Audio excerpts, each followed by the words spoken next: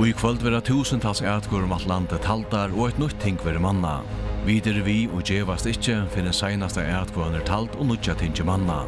Utvarpet sender alt kvölde og I sjånvarpnån leia Jon Sigur, Boje og Johannes okkun jøgna spennande kvöld saman vi okkara donali journalistun og I kvarjun kråk I landenån. Og holdt seg for sigruna fylgja seinast og ætkvövene. Velkvölde kringarpnån og I utvarpnån, sjånvarpnån og heimasøyne.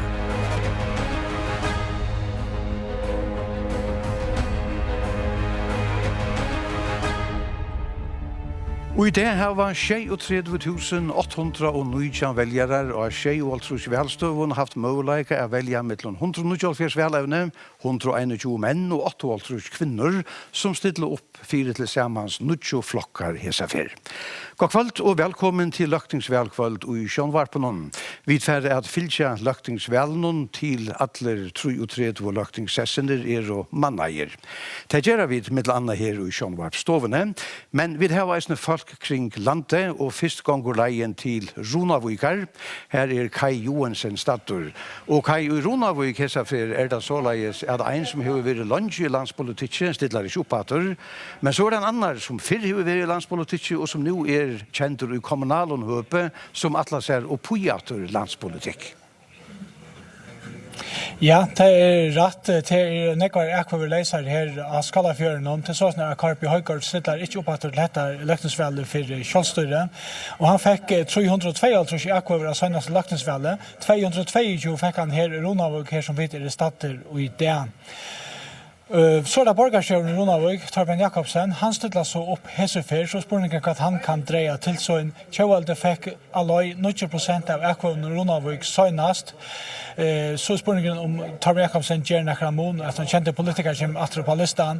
Søgnast av velen I Runavík var det sambandsflokkeren som fikk 30% av ekvaren, og den store stemmeslugaren det var Magnus Rasmussen, som også hever borgarstjøren I Runavík. Og så kan det kanskje lukka skøyt på at vel lovtøkken her klokkan 21 og en tøymer etter hever vært alløy til 40%, og det også nekket det samme som det var I 2015 for 4 år og søgjende. Så det var spennende å følge hver ekvåner færre av Skallafjøren I dag. Takk for Kai. Vi tverre I Runavík sår til Vox, til Kara og Bjarnadøtter Jakobsen. Og Kara, hvordan ahoen for velen og I Vaje? Ja, her møtte fitt av feltet her I skolen I Vaje og I det. Og Janne pratet vi velstårsformannen her, Mannbjørn Tausen, og han sier at her til I det har det vært flere enn for 4 år siden. Så av Taimon 1011 folkene som har velrett her I Vaje, det de fleste som har etkvøtt I det. Takk for Kara. Her I Sjånavstående greina vi vel, så først urslit komma. Boje Gottfried, du har så vant serfrøyngen Tjåkon, Johannes Hansen Tjatar, ikke så vel? Ja, takk for jeg, Sigurd. Og velkommen til hendaparsten av Sjånavstående, og velkommen Johannes Hansen. Takk for Boje Gottfried. Vi færre at med urslitene til det kommer inn, så først det kommer inn, vi hittir at sammantelningen, og så har vi leisende prognoser, og samarbeida vi undanfæren vel. Vi får reisende at hittir at det er velgerkanningen som har vært gjort der, og først og fremst får vi da fylkja vi opptellingene til vel I Eliot. Men Johannes, vi sier om velen nå at det som moderne sier at det en varsledaver. Ja, jeg pleier å si at det en fagnavardaver. Vi fagnar folkereien og tjåkon, og bare ut fra tog som Jan Sigur hørte fra tøymen som kring landet, så det nekk som ikke er vi til at fagna folkereien I Førjon, til øyelig hoalit, og faktisk søgjane Axel Willensson Johannesson og Ølasøke utskrevet vel, så hever vel feber være I luftene, og særlig så sørste vikna.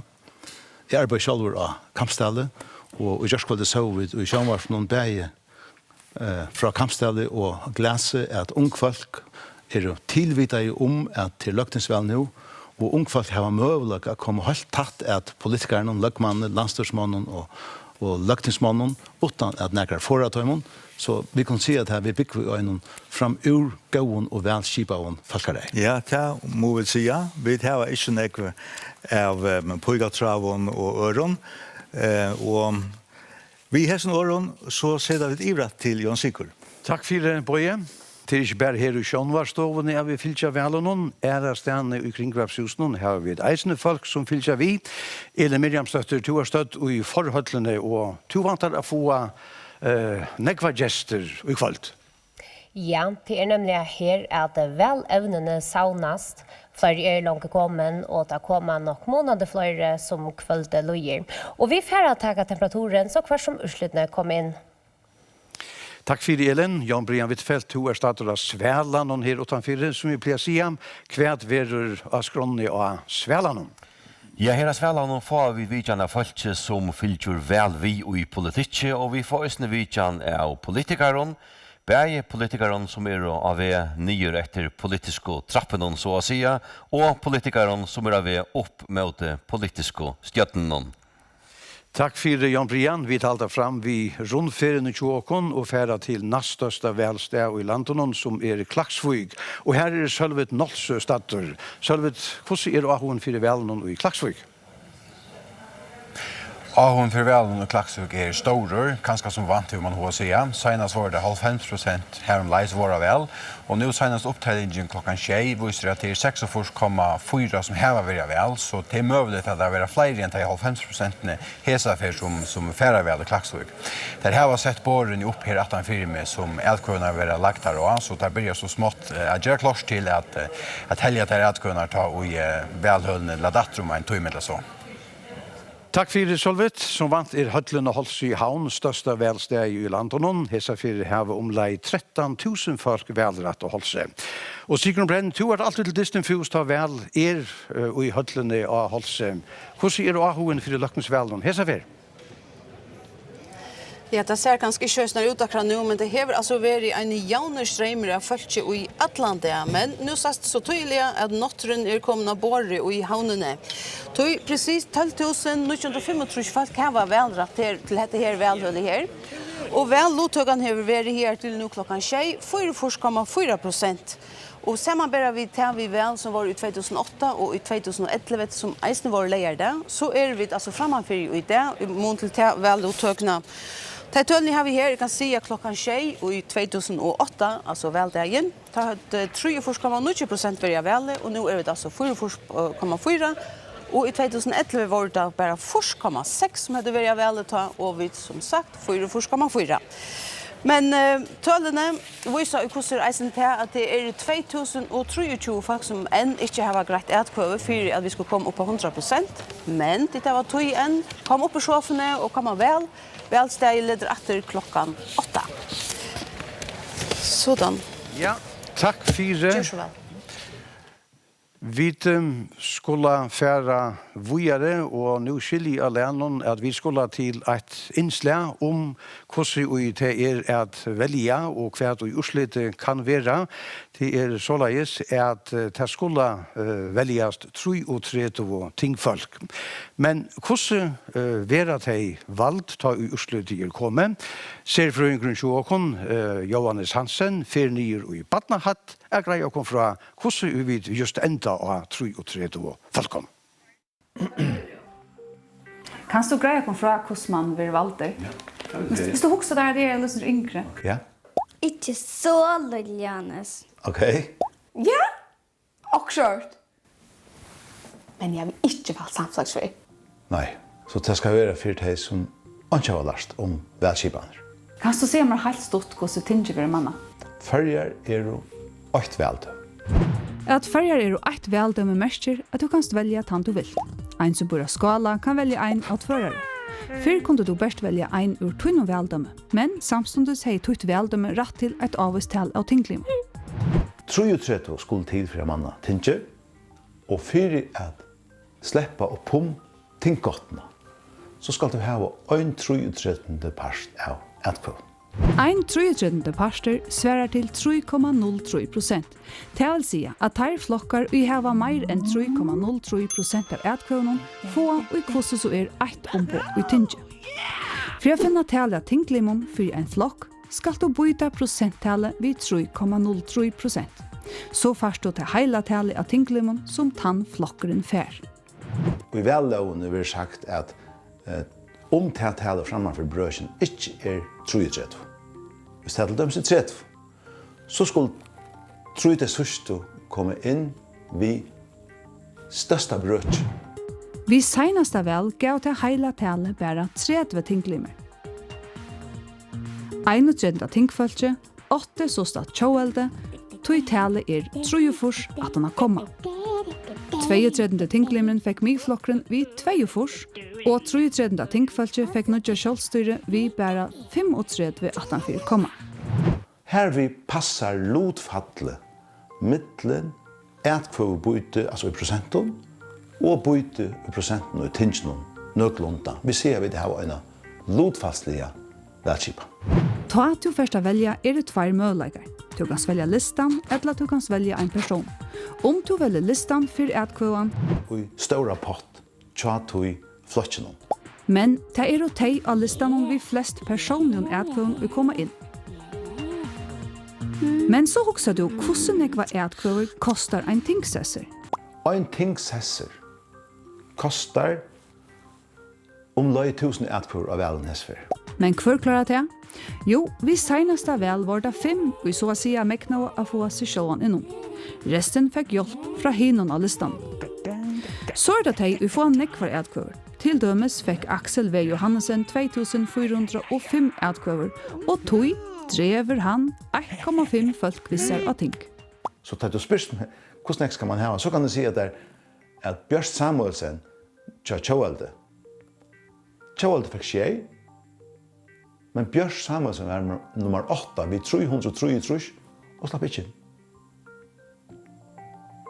Helge Abrahamsen var nummer 6 tja sambanden, 330 slapp ikke.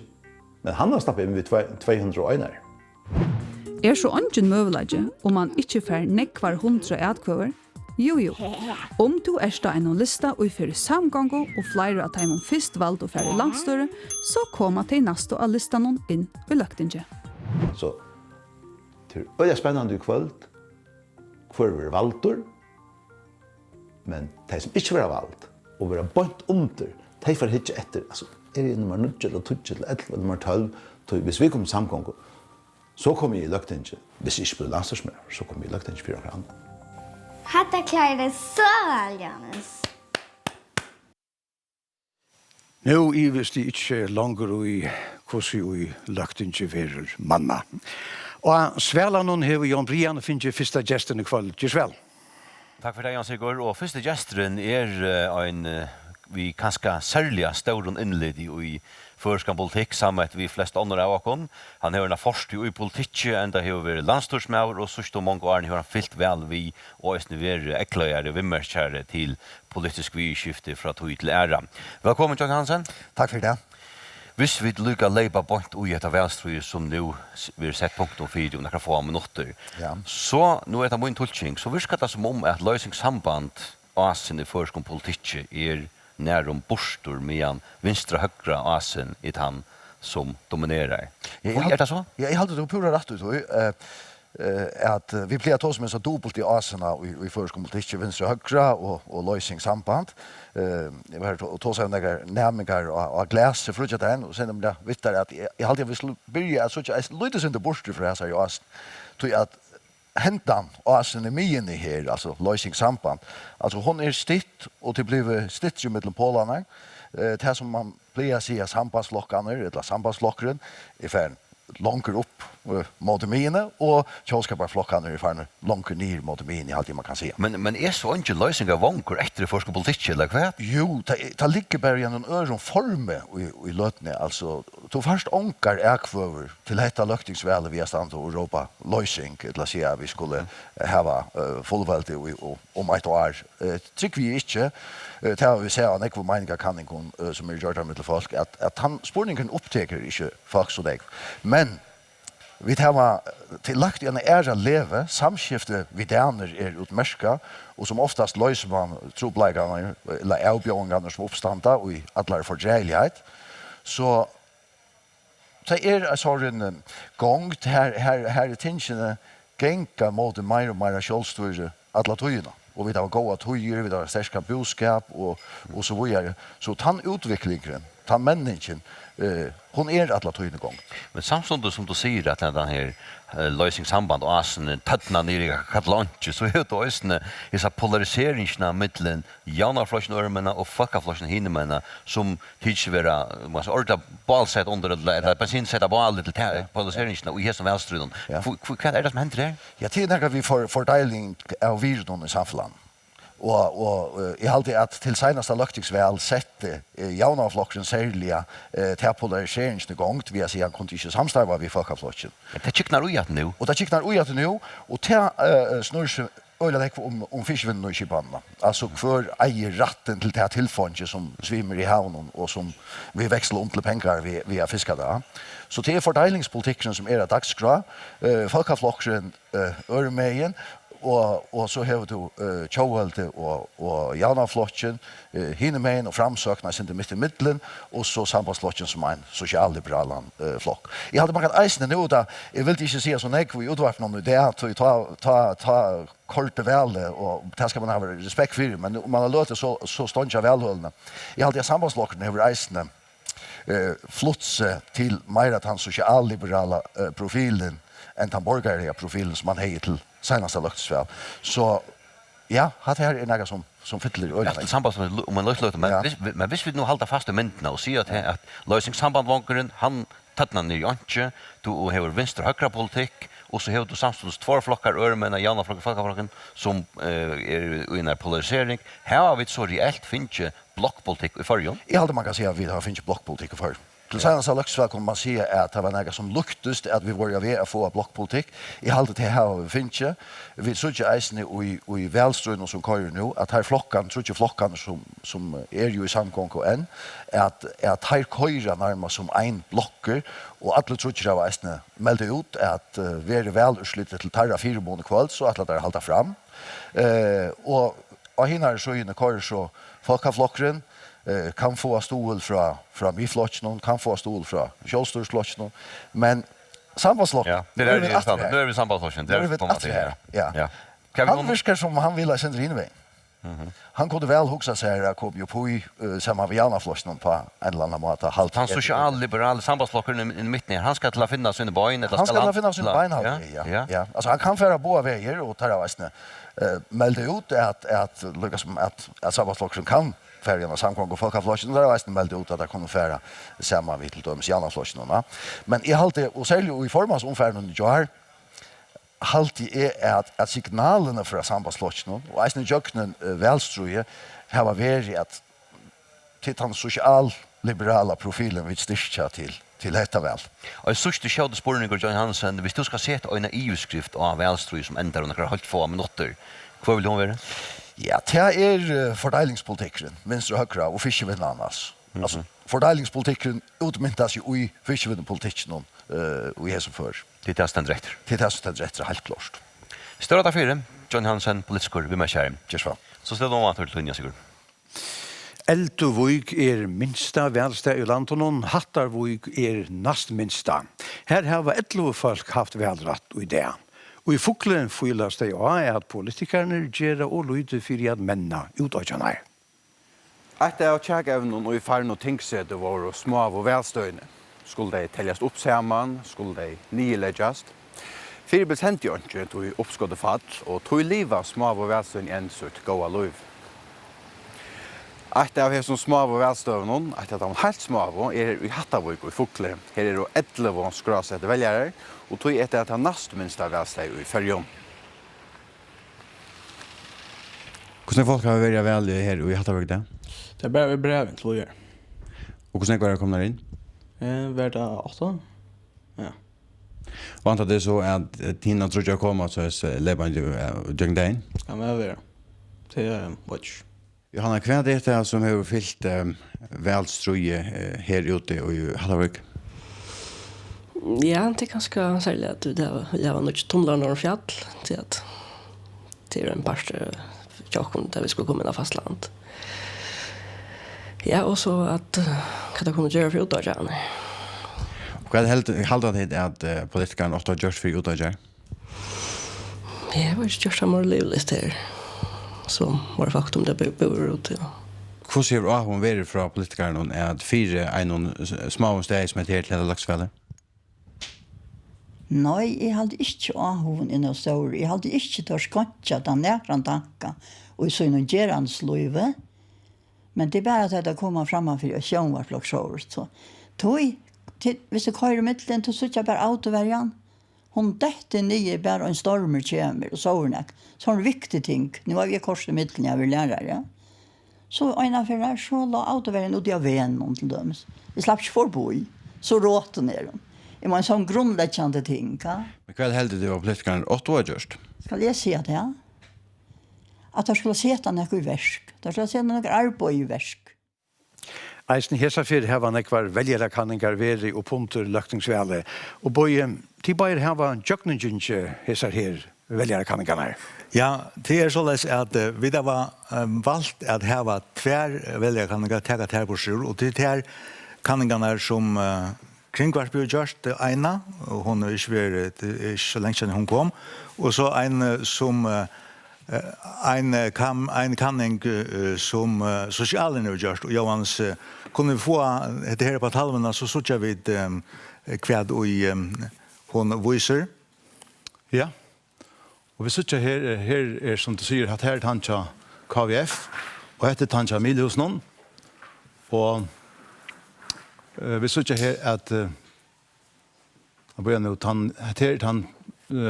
jag hade folkaflockaren hade kanningen så akkurat KVF och hade Tanja social akkurat och så att det är lukar som lagt upp till att folkaflockaren i bakom kanningen någon fär fyra när 8 tinkmän skalt om han vujur och lutsinter här uppe så jag vet och en för vet så har han en 12 tinkmän visste väljer kanningar och så är det lukar som drivs samman och han är nu och 8 och vi sitter här att Janaflockaren nu hörde vi John Johansson tala om jag säger vänstra högra struje att Janaflockaren och det 17 kanningen kommer upp på 8 men han förnyar så Janaflockaren är störst och han är nästast det här så är med till Folkaflockaren är störst det förr och Janaflockaren är nästast och det här att tar stora flockarna fyra tar stora flockarna lite till 20% här loj det är rättliga chans och det vill säga att utifrån kanningen att säga att kanske värda tjej plus minus en alltså det är ungefär 8 och ungefär 6 och hinner för tjej och så tar små flockarna som får 2 och 1 och kanske ta det särskilt den här kanningen som är spännande urslutet till Sjösterflossen att han ut i 17 kanningen till Jamilus någon är nedanför som vi har hört och tinkgottna som är 3,03%. Men ta i hesa här kanningarna är så samtar som där är byte mellan flockarna. Kan du så säga att det eisen är ett präck om att händan väder kanningen är efterfärande och för att visa hur så väl och sitter väl kväll. Det är först mycket att säga. Tror att som vi plejer säga väder kanningar är lötemynter. Gallup har just hesa på kanningarna och säger att detta var tamenten som var galtande tar på DNA då detta var just. Vi kunde ganska spåla 4 år efter tøyna. Vi minnas ta att Gallup gjorde en kanning för Milhuset 13. august. Och det kunde göra den 4 väl var 1. september och det kunde göra 1. august och kan inte säga med annat här att Folkaflocken fick tjej. Väl kom den efter han fick 6. Kan inte säga sambandet fick 6, han fick 6. Kan inte säga att Janaflocken fick 6, han fick 8. Kan inte säga Sjöster fick 2, Sjöster fick 4. Och så säger kan inte att Tjåvalde fick 5 och Tjåvalde fick 6. Och kan inte säga att Miflocken fick 3, han fick 2. Och kan inte säga att Framsök fick 4 och Framsök fick 2. I minsta stod så själva kvällt att nu kommer vi för att diskutera om Framsök nu är i mitten tar stora flockarna och färren från en liten flock. Och så kom urslidet och inte är 17 och var helt örvise en urslidet var och det fyrir kanningen. Och det la till att det skulle bli en borgerlig samgång och det blev en vinstra samgång. Så vi kan inte säga av hästen urslutning kvällt att det är inte spänningar efter vid det var långt konjakt och urslutet. Nej, det kan vi inte säga. Det säger ju ödlung kanningen att nu säger John att vi har en blockpolitik för en kanske en rätt tog, kanske vill det örvise, men det snurrar sig om alltså högst 18, 15, 16, 16, 16, så att det är som en handbollstester som ja, løy framåt ändan och till 8 mål mån och vi får ta stor så säger Maren att det är bara en kanning som teler och till han som blir uppkörd 18 klockan 8 kväll. Ja, tack för Johannes och det vill ju säga att spänningen är självande efter i kvällen och för att för hämta ta och i välhållna ledda åter klockan 8. Jan Sigurd. Takk for voisesankaren Samal Ransfjall hever sunnkje så gjerne oppreisar sinna og trusjene, og røtten hon lovar framvegis klar. Og i det, ta etkoen var greit av Giljanese, sang han attor, og som ikke ena for var Bob Dylan og skromne.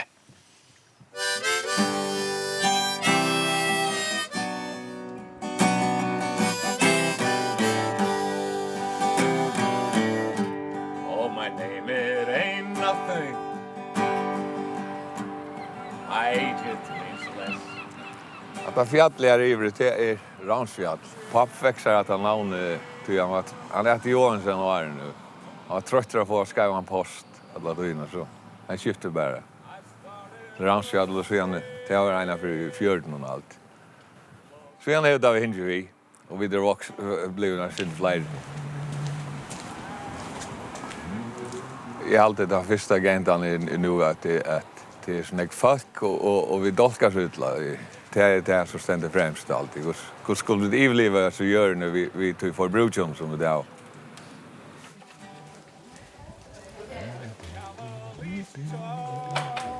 Och nu är alltid svårt att du några russband för ni. Jag var en 12-14 år gammal och short. Det var så lite rusk det att man hej plastik och inpackspapper och allt annat som man gör det.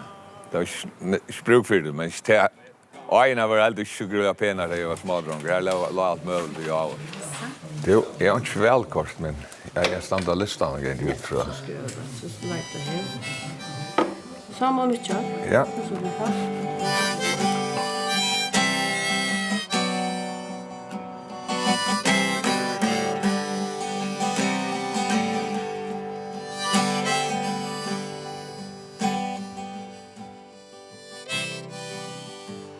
Det det blivit till att flera är bange för muslimer i Utaka Island. Och ja, ta var det russarna som folk var bange för i Truschen. Jag vet inte alltså. Det är alltid det är så nek flera kristna än muslimer. Kui folk är så bange för att muslimerna skulle leva där allt. Det skiljer ju. Jag vet inte hur det är patent på att det god ska bara vara vid en flott så vi inte knören oss. Så det är grejt. Jag måste vara lyckad att det här i Himmelryd i Eisen för alla flockar. Det är väldigt inte ut från.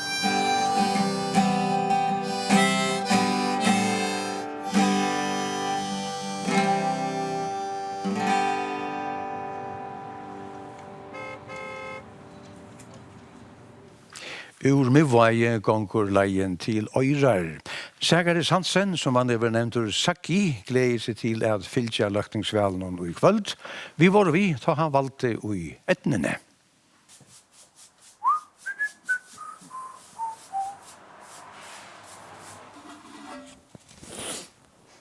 Hugte du etter velsendingen, Gjørskvölde?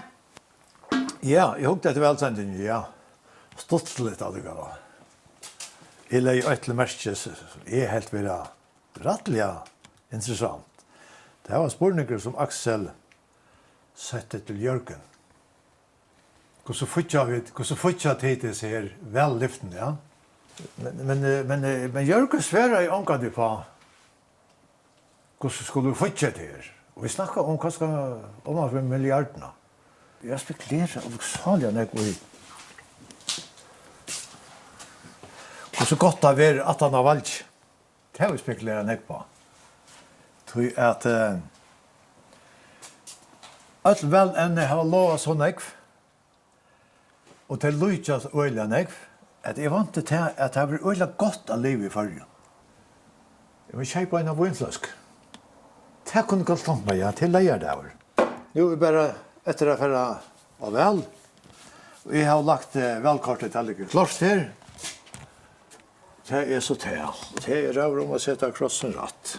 Ja, dette er det rette. Om jeg er i ferden.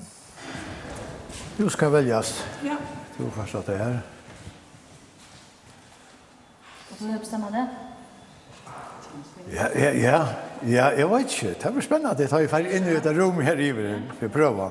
Jeg må lykke som hittar vel etter om det navnet som jeg skal stemme på stendig på her.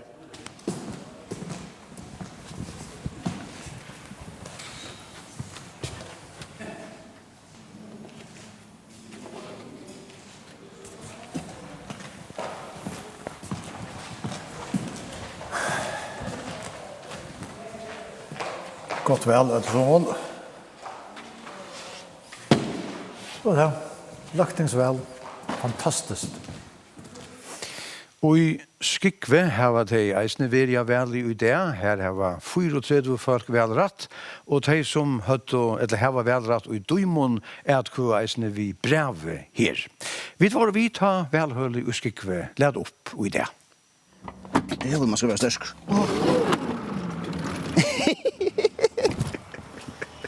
Det er du ikke. Og at de luttlo velstøvene er her i skoe. Velhøllene er jo ikke leten opp til å lete opp om en luttla løte, men vi tar en avtale vi Betty Hansen, forskvinne i velstøvene om, at vi skulle prate med henne. Det får jeg gjøre nå. Burde være her inne, ja. Hallo! Ja. Er du oppe her? Her er oppe. God dag. God dag, god dag. Velkommen. Takk for det. Her velger jeg til skolen. Ja, her velger vi til skolen.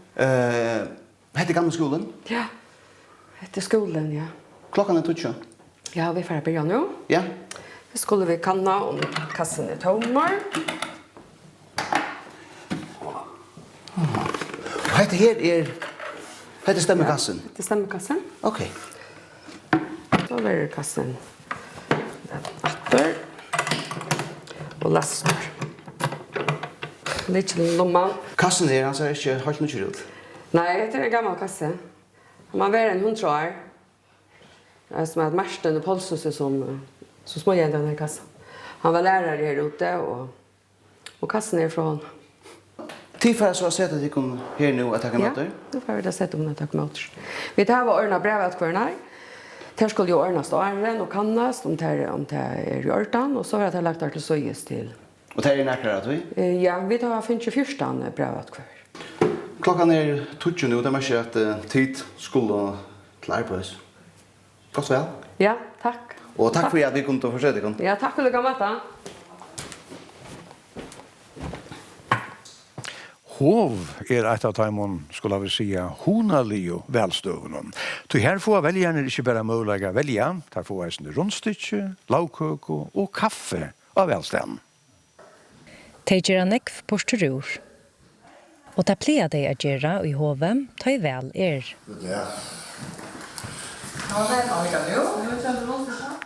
Och titta just klart till det var morgonmöte till väljaren och till lejer där i det så chansen för att folk kommer sitta här en och löte är ganska sin större.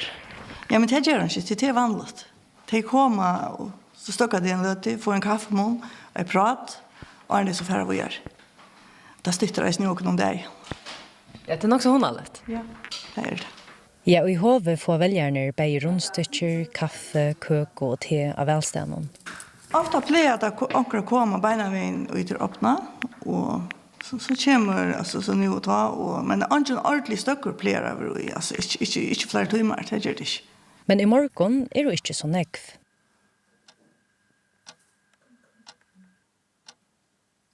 Kanskje tog det leier det over, nata tog, eller kanskje tog sjåarsbyerer. Vi er i 45, eller til hetta vel. I 45 velger. Men de må for å komme. Så hver som velgerne kommer, så vil navnet og data tjån skriva ned her. Så fyller man det ut så kvart som det kommer.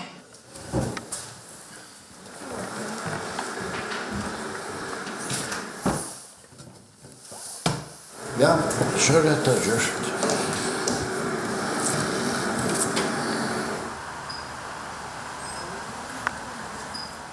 Välluttökan senaste åren har varit sera stor i förrjun. Och just välluttökarna, eller välluttökarna har varit i bara hukt nog såna vetter. Ja, det är ju så att välluttökan i förrjun i mot ärastan är rättliga hö.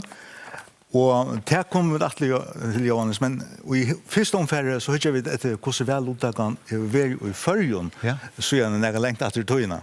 Vi kommer helt till 17. Hansbard, ja. Tar det særlig vis ut førjen, og tar vi vel ut 40%. Og så i alt trussene og kreppene, så får vi nye med 70%. Og så fikk så vi og i sørste halvt trussene og i trussene og halvt fjersene, så får vi helt opp og i møter 45 aksjørt, så kom kreppen, 94, tar for en nega nyer, og så igjen ta fullveldes skøye fra 98 og til 2002, Øljehø, og vi har fullt seg av for nere så sinter nere 45, men av sørste velen som var i 2015, tar vi hun 8,2%. Og det er godt. Vi hukte nå i hovet. Her var hun 90%, så teiler vi under medan hun i skoe. Vi har holdt opp ja 90%. Så vi kunne fekna som en høy veltot. Men det är ju vi tar om välluttög och du säger jag här uppe tar ju i fullväldes landstyr så att ta var luttögan rättligt hö och så lacka en åter. Men hon är framvis så hö att man kan spela kan hon bli hackre och vara hon hackre hese för mot senaste väl. Kvad är så orsaken till det? Ja.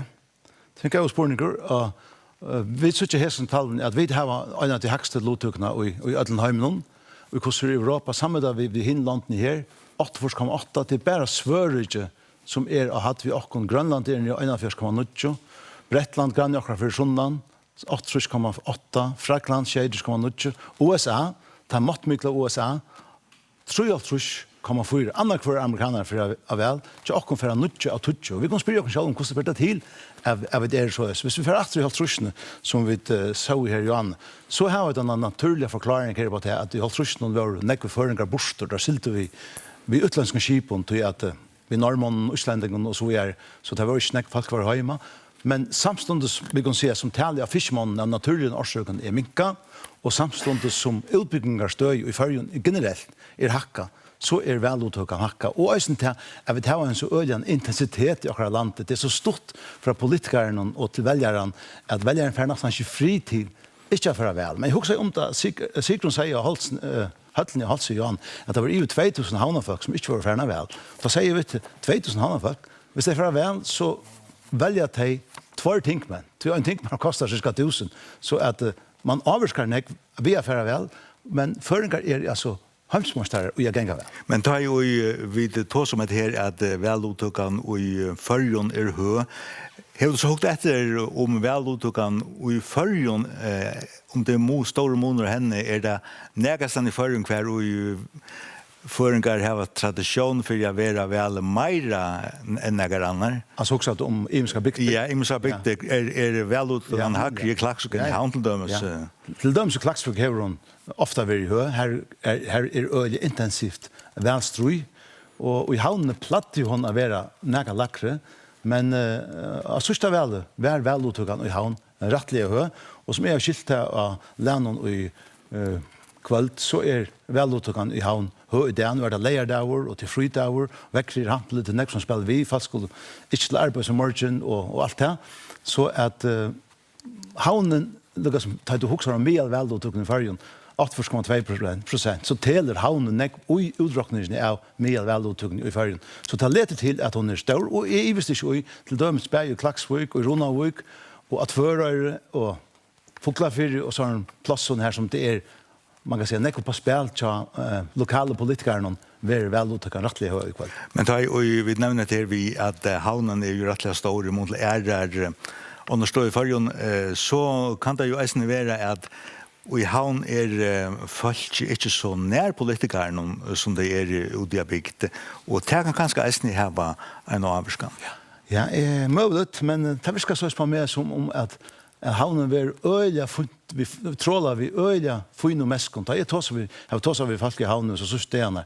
Så var det at jeg kontakta velevne seta seg i sambandet vi folk av Facebook og via SMS-båven og ikke minst vi hadde nesten store plakaten som så store at man vant med i verslene nå rantene, så det godt at det var nye tidser og i kveld Arne Kari innatur.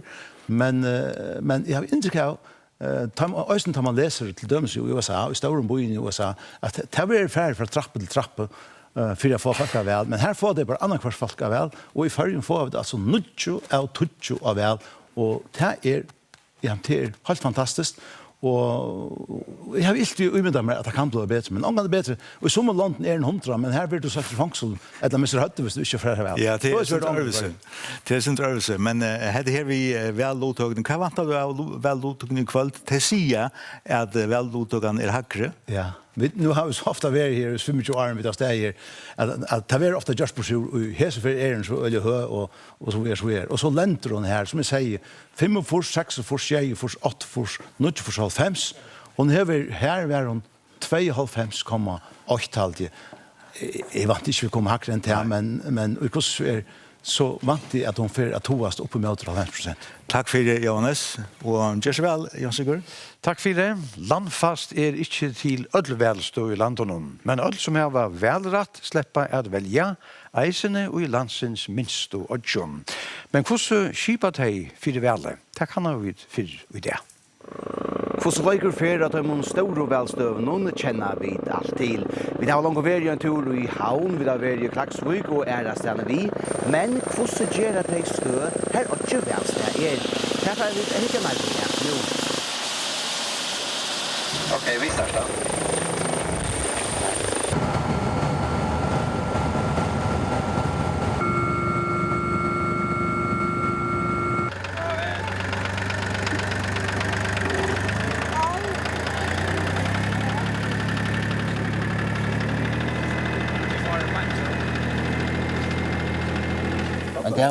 Det är här ute. Vad händer det? Akkurat nu vi hållt vi att partera nötkött. Ja.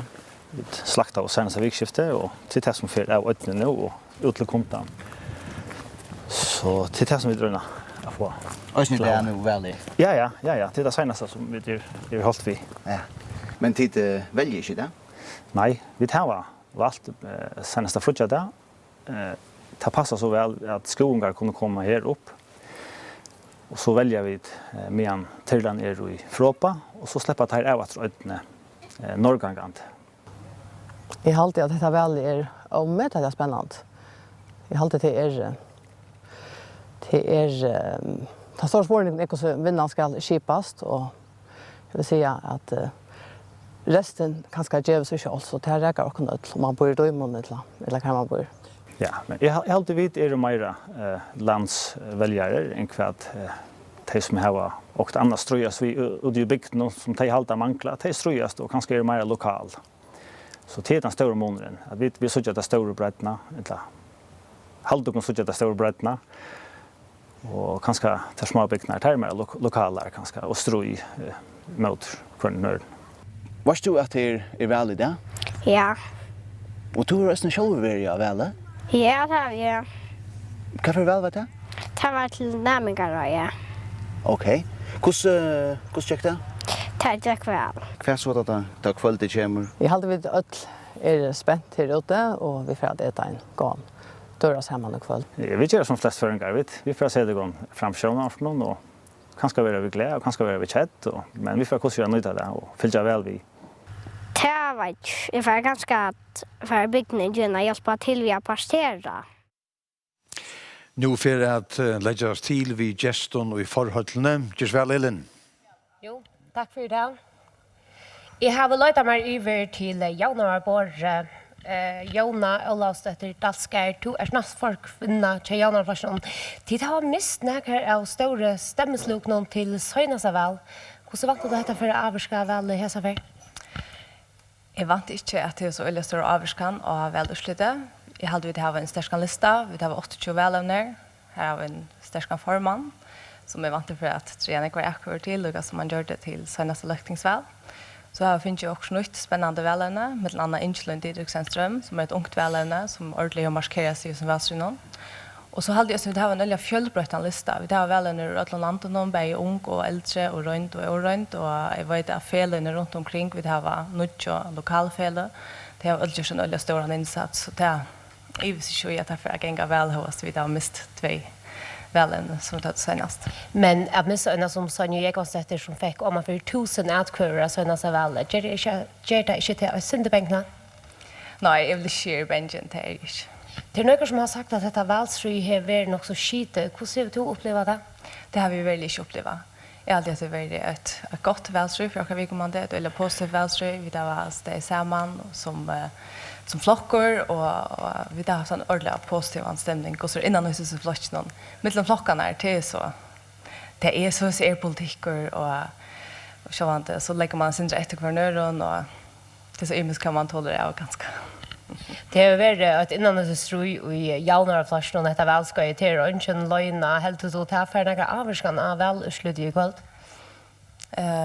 Jag hade inte, det var ett innan det strui ja och vi har just några upplåtningar som är nyår och jag hade nog mycket att höja från till att vi har lagt det att rum och nu standar vi samman som flockor och det är 28 välen som standardlistan nu är 100% januari folk som vi alla kunde standa inför. Annars var det något särskilt vi har så välströnnen att tid och folkaflockren till var faktiskt fyllt av någon kamerali här ur kringkvart någon. Hur ser det här vara? Det var övelse. Det senaste dagarna så har vi haft 3 folk från kringkvart någon som har fyllt och vi har haft mikrofoner och alla tyna som man ska lycka sig efter hur snäck man är och kanske. Men vi har lärt oss om att allt är som det plejer att vara och det är då ordentligt väl att vara flora vägen och jag har alltid inte lärt och det är inte uppförst och örvelse vill säga. Vi har snackat strategi och jag hoppas det var en spännande sändning som vi kommer att söka helst. Tack för det, Jona. Alla så här dalskar nästforskvinna Jana Flashen. Politikker og vel fytla sjálvande nekv i Sørvaie, men Kjafini Hansen, som skipare, hever akkurat lykastauran tøtning som politikker og vel til hevhester.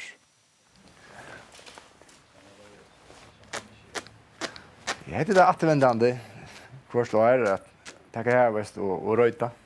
Vi var 2 mans og fink 500 volt rush, så det var nekv. Nek mer än vanligt. Det låg alltid om en 200 här. Och du 300 ganska. Men nu så sagt nu är det färre på 400 och 500. Det är alldeles fejla stått lite det här. Och särskilt att det gott väver och här vi alltså hanta det igen alltså vi så 23 agent och global 2 i agenten och i hela. Det var i heilen fick 2 i agenten. Man kan röjta vid hand. Så röjtar man en 20 man.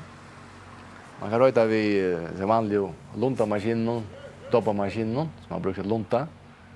Tar en 30 man. Och så är det så här maskinerna här så mycket. Här kör temperaturen upp på 6,5 grader.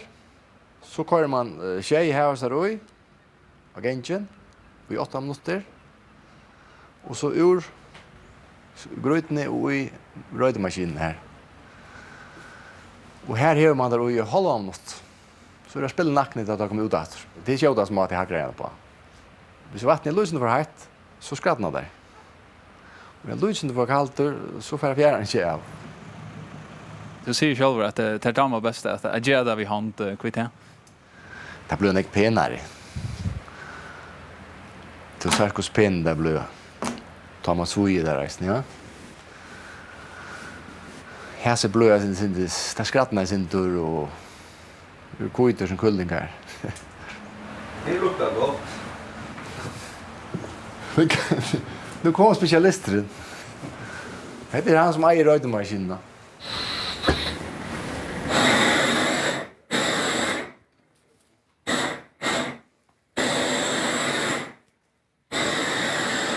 Jag var på alla andra kväll i hukte. Det var guldregner. Och inte skratt nej. Det är ljus i ödel nästan om kvällte, vet du. Alla sitter röjta. Alla, vet du, fräcknast vad det finns, ja. Det var också så spännande i kväll. Det är inte en Champions League-listor som är så spännande som heter finalen i kväll.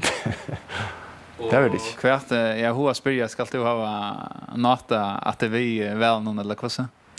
Nej, det är inte George kväll. Det är inte att kväll. Kväll är det rastkött. Så.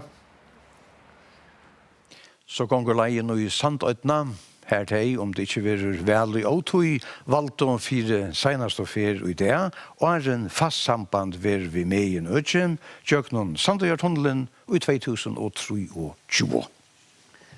En tunnel til Sands, til vi økte av høvus velevnen, senast og monko løktingsvelene, og hvordan så her av Sandøytene. Men den tunnelen han er av ved, og tog spurninggrunn hvert opptekker sandingar i det. Det var det med oss som heter Linjon Kristiansen. Vi tar en avtale ved han nå. God dag. God dag og velkommen. Takk for det. Heter flott bor. Og Torra Grynte. Ja. Så har vi Torra Svartskjaft. Torra Svartskjaft? Ja, smakar øyla godt. Det som ser meg ved Grynten er hun sommartottene. Okay. Grynt som torskas og sommar smakar sånn bedre. Det er oalmyndig god fisk. Hatt her Svartskjaftet, ja, han er nettopp øyla god. Fortell meg, en tunnel til å være fremste innsjø i Nekvar. Han er ved. Kan du säga noe mer? Jo. Ja, tunnelen er jo et låpen framtøyene. Ett er så til arbeid, folk for arbeids og aktivitet kommer enda av veien. Det er så ett, men du kommer reisende få et helt øres vidjenarmønster av feriefolk til såret. Men der kommer du ikke til Sandøyden av stor om bussen. Du kan slett ikke. Men initiativ til kontakt, det er som initiativ feriefolkene her Pibergrøy? Nei. Det er så møtet du en mann som er akkurat stikk motsatt. Jeg hilser ferievenner hjertelig velkommen. Ja, ferievenner er råst. Men hva skulle vi halda om det politiske åreskiftet, den er veldisten? Hva er det? Ja. Jeg halte til at han som har sagt det best, det var Fimpo i Isaksson sinne. Da jeg sier, skal det være ball, så lett det være ball. Og hessen veldisten har vært et stort ball, alt som har vært. Det er utan grenser. Ja. Du vet at det er så sterkere her til å bare gå av tøyer. Ja. Så det har vi også om grannen til åkken her. Han pleide å si for nå er han færen om søgn, hvor betaler. Men det er nesten gode spørsmål hvor betaler. Hvordan velger ditt? Ja, vi bare velger det sammen, ja? Ja. Og resten av husen? Nei, jeg hadde det alt tror jeg velger kursenflokk. Ja, det er alltid. Men det er ikke du ytterst affære? Nei, jeg hadde det er en stoltleik. At du kan gjøre, ta du leder baden ut av husen noen sted, at det er selvstendigt. Ikke til fyrre ut av sted vi er avgjør fra en omme for 100 år siden. Du bygger ikke land for tog. Vi var jo i det eisen i heimbygdene til formannen og i sambandsflotjenen. Her tog vi velfeberen til nekvån spenten veljeren, utenfor i A-handelen og i Vestmanna. Og vi kom til Vestmanna og vi får flytta for at vestmenninger halta om løkningsveldet. Det som er avgjørende til for det første at han flokker som velger kommer vel fra velen til nummer 8. Og jeg halte ikke at onkel flokker som har ganske manipulerer sin til beverlagen skal ha noen stemmer som bare så ikke utlatt på. Det er oppe hvor det her er. Har du vært vel da? Nei, jeg har ikke vært vel den. Atla du er ferdig? Ja, jeg er ferdig. Og du vet hvem du atla er ferdig? Jeg vet ikke. Ok. Jeg har ångat vært sånn at jeg var som er ferdig. Har du vidt av lunsj hvem du er ferdig? Ja, det er vidt av lunsj. Og er det prinsipp, eller har du lett i avvirka her i velstrøyden? Nei, det er ikke en avvirka, det er prinsipp. Jeg velger en kvinne, og jeg sier ikke for det. Nei. Og hvor velger du en kvinne? Hvis kvinner ikke velger kvinner, hvor velger det så? Menn velger kvinner. Det er ikke alltid som stiller opp, men til samme flokken så er jeg hver eneste før, og hest fortog så chansen vi er nødt til vel. Og hva finnes det å brøyde mening gjør? Jeg halte at hvis vi ikke ångte skifta och ge dem unga en chans så vill inte att de släpper fram mat. Ja, jag har valt i havn, och vi är i västra campingplats nu, så vi kommer bara här hugga kom. Är det samband med Lökningsvället? Ja. Vad får dig att göra Vi vet inte, slappa av, vinta och så. Och här var det sjönvarsp i campingplatsen? Ja, det var sjönvarsp. Så det var hon hade? Det var hon. Ja, han som personen jag också har valt är Benchfield han för i samgång vid folkavlösning. Och det är inte en instöva? Nej, inte, nej. Så vånande få onkel Nutsch välevne boje om man kommer in till dögna. Och nummer 2, jag tar som välja föra politik in i lagtingen med av allt rätt. Och resten är sålda på. Gustav förstår att bruka det inne. But nu är för ner och sätta en utlamp upp och så annars så får jag sätta mig framför sjönvarpen och hitta ett par 4 gånger. Det gör också med gå med det och ja, kanske inte att köpa såna bomb. Vi har faktiskt sjönvarp så då lust efter väl. Är det gott? Det är gott. Och kanske akkurat vi gör. För Jason på sjö, för just kväll och ja, hur gott med sånt. Det har gå med. Ja, och släkta ja. Helge Arntorsson hever bo i Färjön i 15 år. Han er oppvaksen i Oslandet, han er oslensk rujusborgare, men 3. august søkte han om dubbeltan rujusborgare rett. Og i det kunne han ta i færa vel som føringur fyrir fyrst og fyr. Helge Arntorsson, du skal ta vel for fyrst fyr og i Färjön. Ja. Når var det vel senast? Det var valgt til lovgivende forsamling. Det var senest i april i 1991. Hva var det? Det var stora skrivstolen i Århus Stiftelsen i Århus. Jag var läsande här nere. Men så jag är faktiskt inte valgt till lovgivende forsamling. Du bor i Färjön i hvordan var det? Ja, det är en god 15 år sedan vi flyttade till Färjön. Och ja, det har börjat. Inntil den velsigna loven om fyrfalda husborgare kom i kjøpt om den 3. august. Og så sagt jeg. Og det gikk heldigvis ikke så nekker det er, og en prekker om at jeg var fulltjent i føringer. Så tyft slipper jeg låta videre. Hvordan kjennes det? Jeg skulle vel i Färjön for første fyr. Det är en fantastisk känsla. Äntligen släppa över fulltjänta borgare i samhället. Man är ju ofrivillig sofaväljare tar man inte rysborgare. Då kan det så mycket bestämma själv om sofaväljare.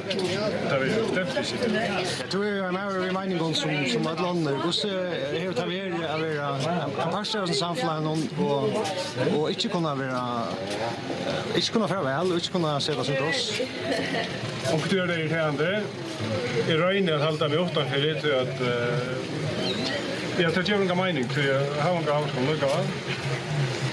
Men man är inte för låta sig mer nu och här finns ju biljetterna till att kunna låta foto. Så det var inte bara rossen, det var ästne. Ja, det räknar vi. Ja, fast bestämt. Ja, men gott väl till dig. Jo, tack. Nu færra velhølene er ledet atter kvarje løte. Klokkan er med å være 8. Og Kara Bjarnadøtter Jakobsen som vær og i vaje, hon er færen norr til Tvørårar. Og Kara, kvært varst du å si om vele av Tvøråre? Ja, vi stand her i skolan og i Trønsvei, og trammer har vi velstårsformannen her, Jean Dimon, og hvordan har vi velutøkene vært til dette velet? Hun har vært øyelig stor. Det har 50% av velgerne vært veldig. Så spenningen er stor rett og slett. Jeg tror at vi har hatt hakk enn det var i fjør. Ja, det var 24,2 hvis jeg minnes rett. Så spenningen er stor. Og det var litt skuffet at jeg brevet skåvene kom i. Det var nesten holdt trus. Brevet skåvene færre, helt sammen. Men det var ikke at folk var oppmettelig vel, eller møtt vel opp. Og nå leder jeg vel høllene søs atter klokken norska startlige. Skal ut i Gørnsene? Ja, kom. Ut av Europa, ja.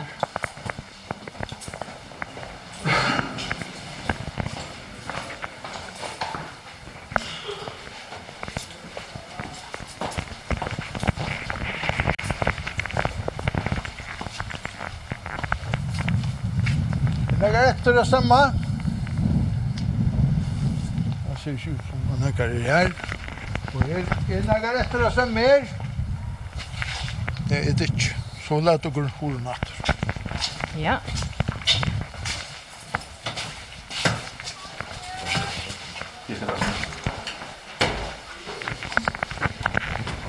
Tu Shania, nu lät vi så nu lät du horna efter här och när väntar du att väl urslitet blir klart här En timme och trycker det. Så skulle det gå vara klar. Och jag får inte hjälp från kvinnorna i banken Natalia. Så det skulle inte skjött. Ja, men så var vi tvånande att om en timme och trycker här. Att det tycker ni har.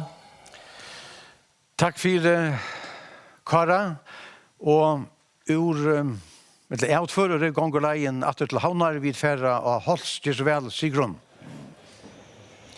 Ja, tack för det. Klockan 8, men välsteg som om det öppet så långt som väljare kommer in. Och här är det några väljare som ska ha välkost. Och vi nöjer så att bo ett tog ju. Det är så snarare till att det är köjrande som man säger rådekassan plus 5 minuter fri vad det är. Men Jan Peter? Hur ser du själv gånger? Skulle vi leta efter? Inte helt än, du vet att folk som ska välja. Ja. Så som vi vill gå på, ja. Men skulle du inte dumma hit om det är näkare vi? Eller boja du till för nu så snart Jag räknar visst utan för. Så lyckas det ja. Ja. Och då klockan hötten lyser inte skjuter några, men ja. Vi ska lyckas jag räknar så ser vi ut. Ja. Men jag kan säga att det här är jag vet inte någon. Här har vi ett eveligt över för eller hur snäcka vi är väl kvantumma. Och nu är klockan asfärna av 8 och vi färd in och i hjärsta av sån här välstånd här vi får in av vet inte finns det nutjaste tölne. Ja, det här var vi säkert eller här sitter kursor onchen. Nej, det här var det inte.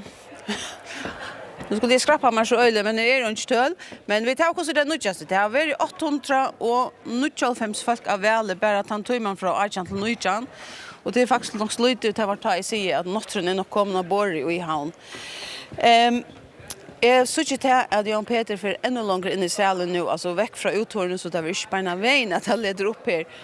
Men börja nu, vi kommer komma hända in. Jag skulle ha den här. Nu var den inte akkurat.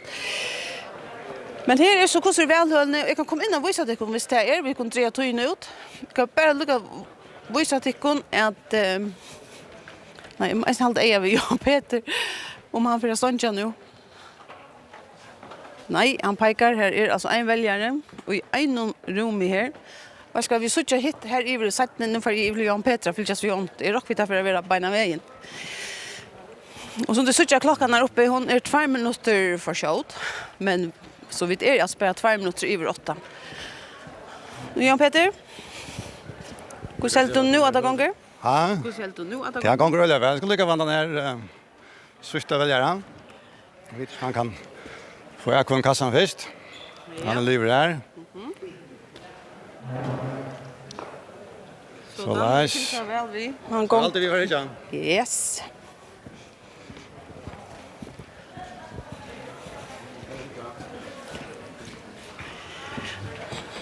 Nu får jag ut och höra att det här vanliga råp i tjonen.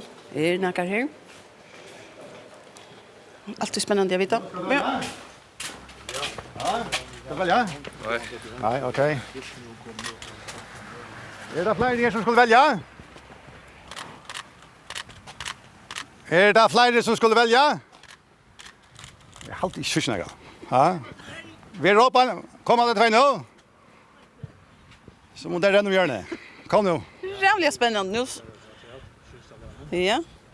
Här är alltså 2 väljare vi boja och spännande, men kanske här var det vill väl och skulle i bilen. Det kan så vara. Är det där? Kom, ska inte gå kväll, ja? Nej, det var väl. Det är tur på innan. Kom, väl i hatten, allt sig livet. Vi får in, stånd ja.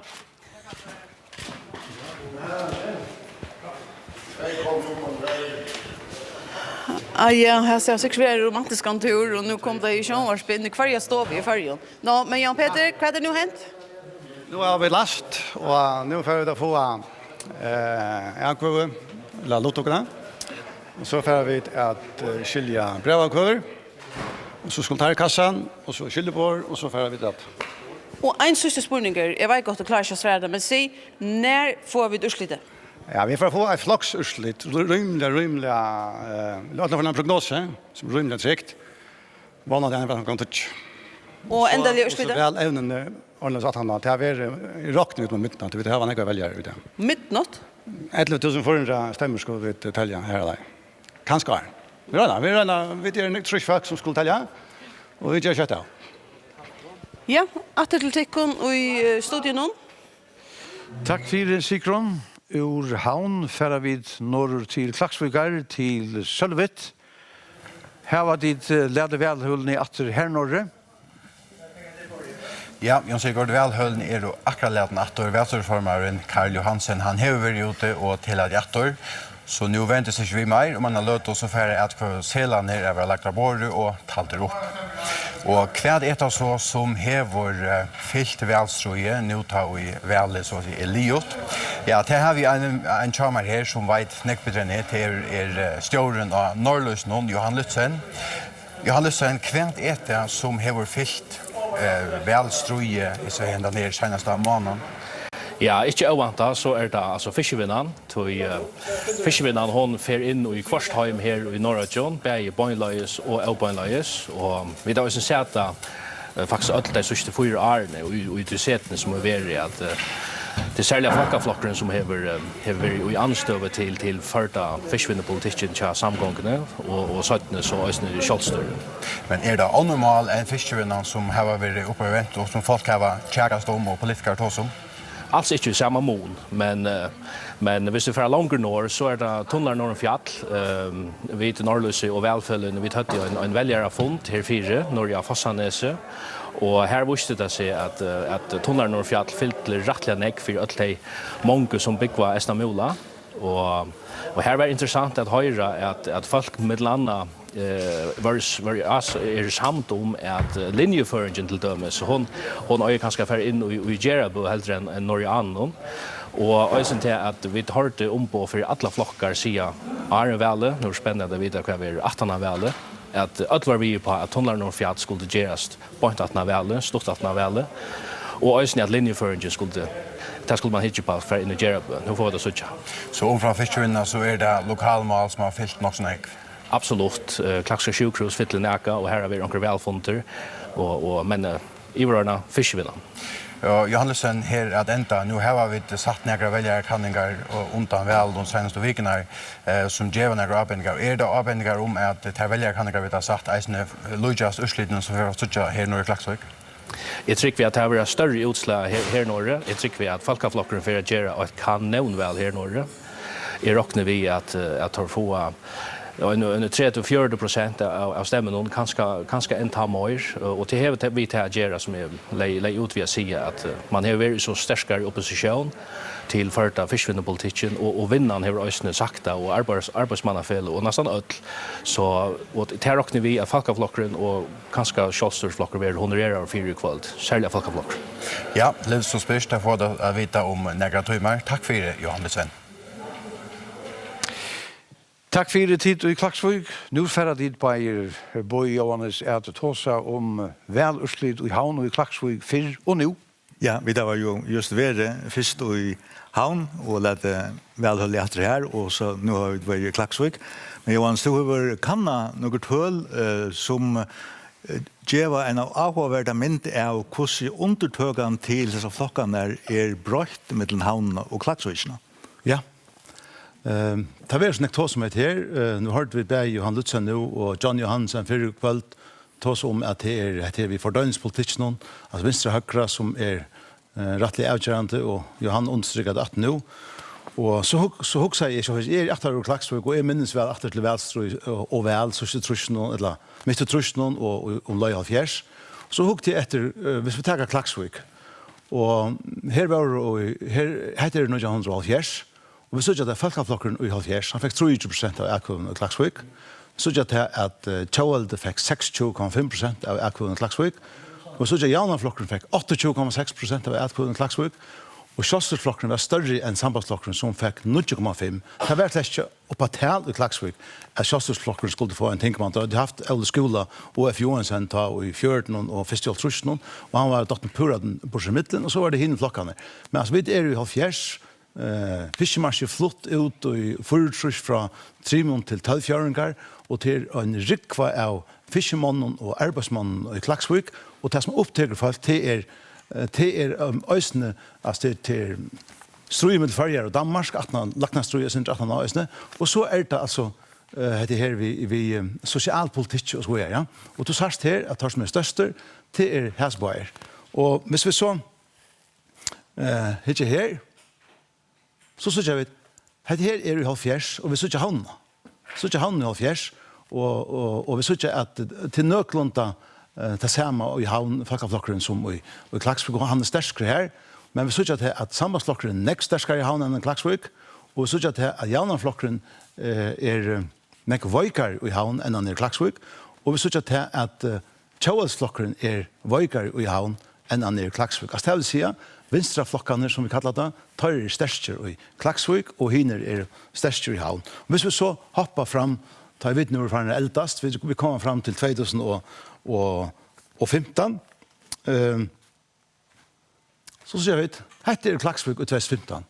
Og vi sier at nå er folkeflokkene altså på 2,4. Og han vil større. Han vil større har jeg ved kveld. Og sambandsflokkene er ferdig fra 90 og oppe med 16.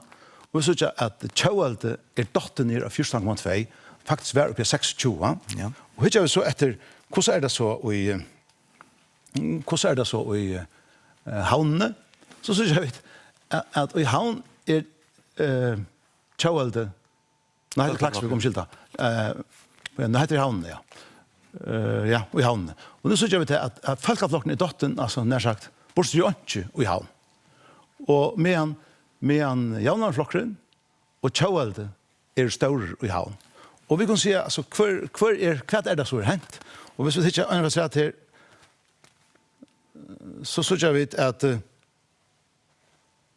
heter det, altså, vi synes at vi ser årene her, er folkeflokkeren vaksen gevaldig nekv i Klaksvik, og vi synes at sambandsflokkeren er vaksen nekv i Klaksvik, vi synes at javnarflokkeren er minkar i Klaksvik, og vi synes at Tjaualte er minka alvorlig nekv i Klaksvik. Og hvis vi så hittar etter havnene, så ser vi akkurat motsatt. Folkeflokkeren er minka nekv i havn, sambandsflokkeren er minka nekv i havn, javnarflokkeren er voksen i havn, og Tjaualte er voksen i havn, og sjåan der småflokkene framsøkene og midflokkene er så valter i havn. Og ja. Altså, måneden er helt tydelig at det er de borgerlige flokkene som ganger fram i Norrøtjen, Klaksvik, og det er jo flokkene Venstreflokkene, hvis vi kunne ta som til, nå tar vi til å finne velferdssamfunnet i Førjar, som er utviklet siden 1904 og frem til 2015, som er jo voksne i hovedstaden. Så det har vi sagt at Tjaualte Meira er våren en mistigarflokker, så er det ikke helt av leie å si at det. Nei, Tjaualte er våren en mistigarflokker, og javnarflokken er våren en mistigarflokker. Færre vi til veldig 1804, så er javnarflokken under gånden velskipene, finnes 2 ting, men i Norrøtjen, hver største flokker. Men altså, nå er han altså nekkminne, og ja, myndene alltid er tala for seg selv hva det som det er, og hvis du spør meg hva det snur seg om, så snur det seg om fiskvinnlovgavene, og det snur seg om viruspolitikken, altså det er som vi kom inn i førskampolitikk til sørste 2015-20 år. Det er etiske målene, ja. Etiske målene, som før var dansk malsøkje, og som nå opptaker føringer rettelig enn. Takk for Johannes, og jeg har fratt at det er første årslitet er kommet. Ja, nå får vi at lese noen årslit her. Hvordan har vi finnes 1 her i Kjøttenvøk. Her har du 45 folk vel rett. Vel uttøkene stor, mer enn 91%. Folkeflokkeren 6,3% til en framgång på 3,4% stig. Sambandsblokkeren har finnet 22,3% av ødlån atkvånen i Kjøtnevøk. Her er framgången 16,5% stig. Javnavarflokkeren 31,6% til en attegång på 13,4% stig. Kjølstøyre fikk 4,9% av atkvånen til en attegång på 3% stig. Kjøveld 22%. Framgången er 0,4. Framsøkten hever en attegångt.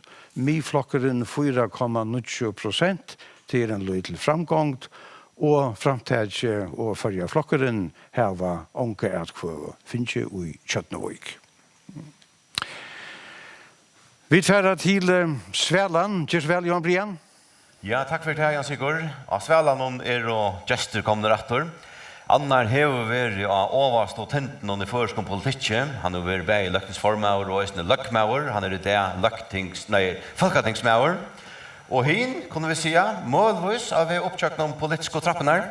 Øtføren velkommen Anna Falkenberg og Edmund Johansen. Takk for det. Takk for det.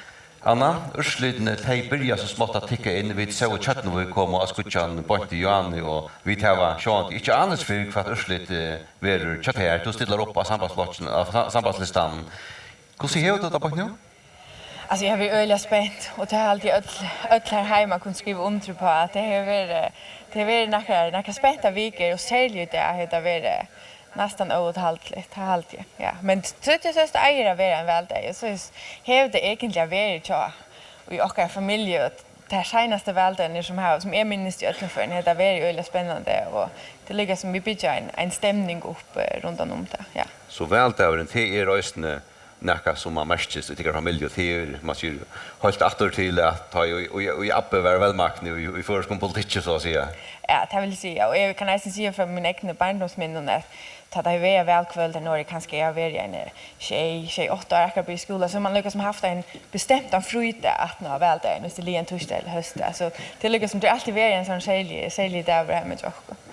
Edmund Johansen, du är folketingsmauer, men du är inte aktiv i förskom politik så att säga. Du ställer inte upp till löktingsvälle, men det är abbadöttren. Hur ser du till rönt att hjälpa henne, avskanna, rikefriarna? Vad har du gjort? Jag lär mig se att det är hon gånger i skola avvedelig av stedmalafrøyngar, hon är bachelor.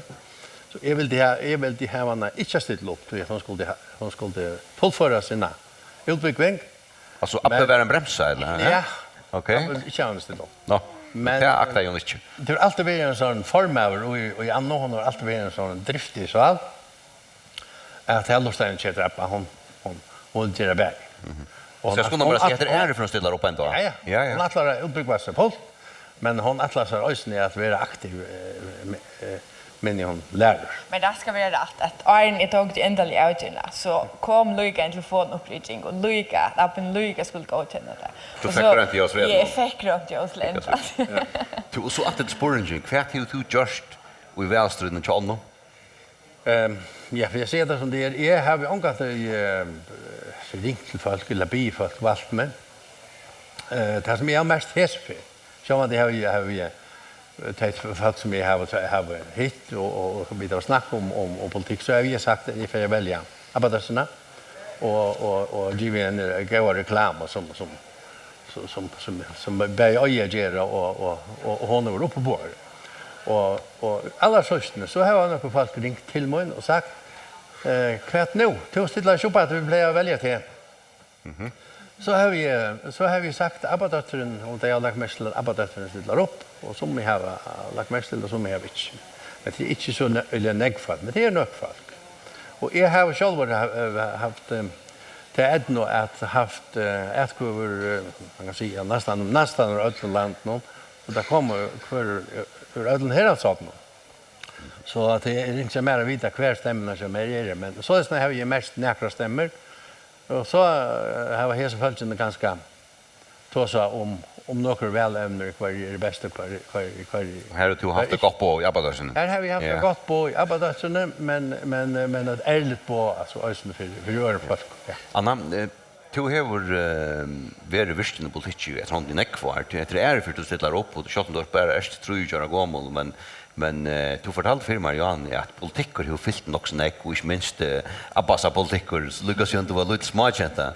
Hvordan til dømes har du avvarsket til en gerans det at Abba var så virken og så aktiv på førskolepolitikken? Altså, jeg kjenner ikke til annet enn at jeg var en Abba som alle kjenner og alle vet hva det er. Altså, han var løkmøver da jeg ble født, 96, og altså, alle mine år, badene år, minnes til dømes. Til dømes vi tar vi unga färdtelefoner hötte, så hötte vi ett fastnättelefon och så ringde telefonen.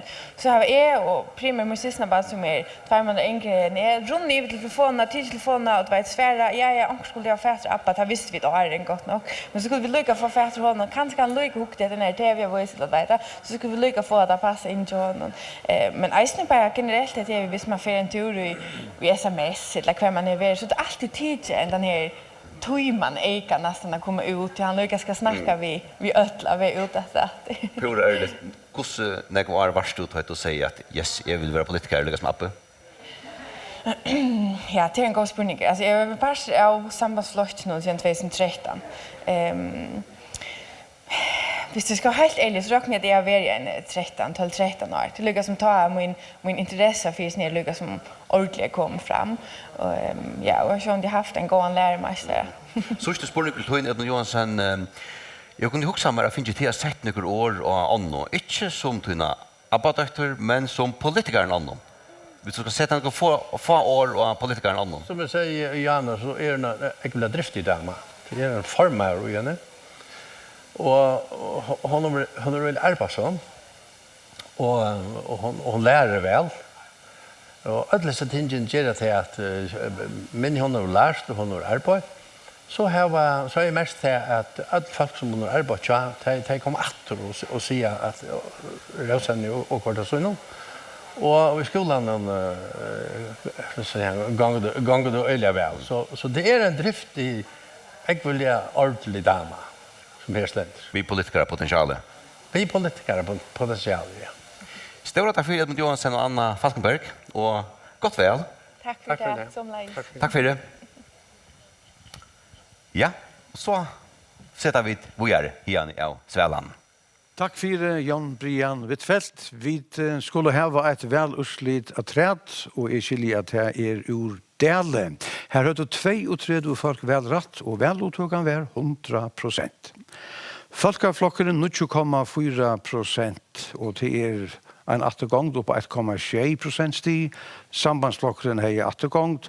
Januarflokkeren fikk 55% av ødlån atkvånen i dele, og det en framgång på 11% stig. Kjølstøyre ikke kommet av Skutjan, Tjåvelde 15,6%, til en framgång på 8,2% stig.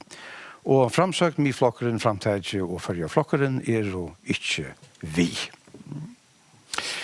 Ja, Bøy og Johannes, her kanskje akkurat hos om. Ja, først, Johannes.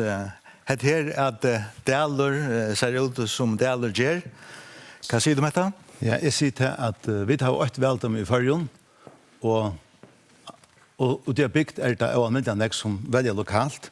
Hvis vi tar Daler her, så synes vi at Jaunarflokkeren får 45% av stemmen, og Jan-Leif Johansen, som bor i Klaksvik, og at det var Daler, skolastjør av Fassanese, og kom inn i Tinge, ta i Jaunarflokkeren skipa i samgången. Han fikk alle 24 stemmene. Johans Dahl og papen, mamman her og sånt, og han altså vi sitter oppe i samtidig veldømme som ombå for Jaunarflokkeren, og han får alle stemmene. Hvis vi så bakker atter og færer til Kjøtnevik, som Kjøtnevik, hva er det her? Og hvis det ikke er Kjøtnevik her, så synes jeg sambandsflokkerfærene og det er større framgång på 16,5%.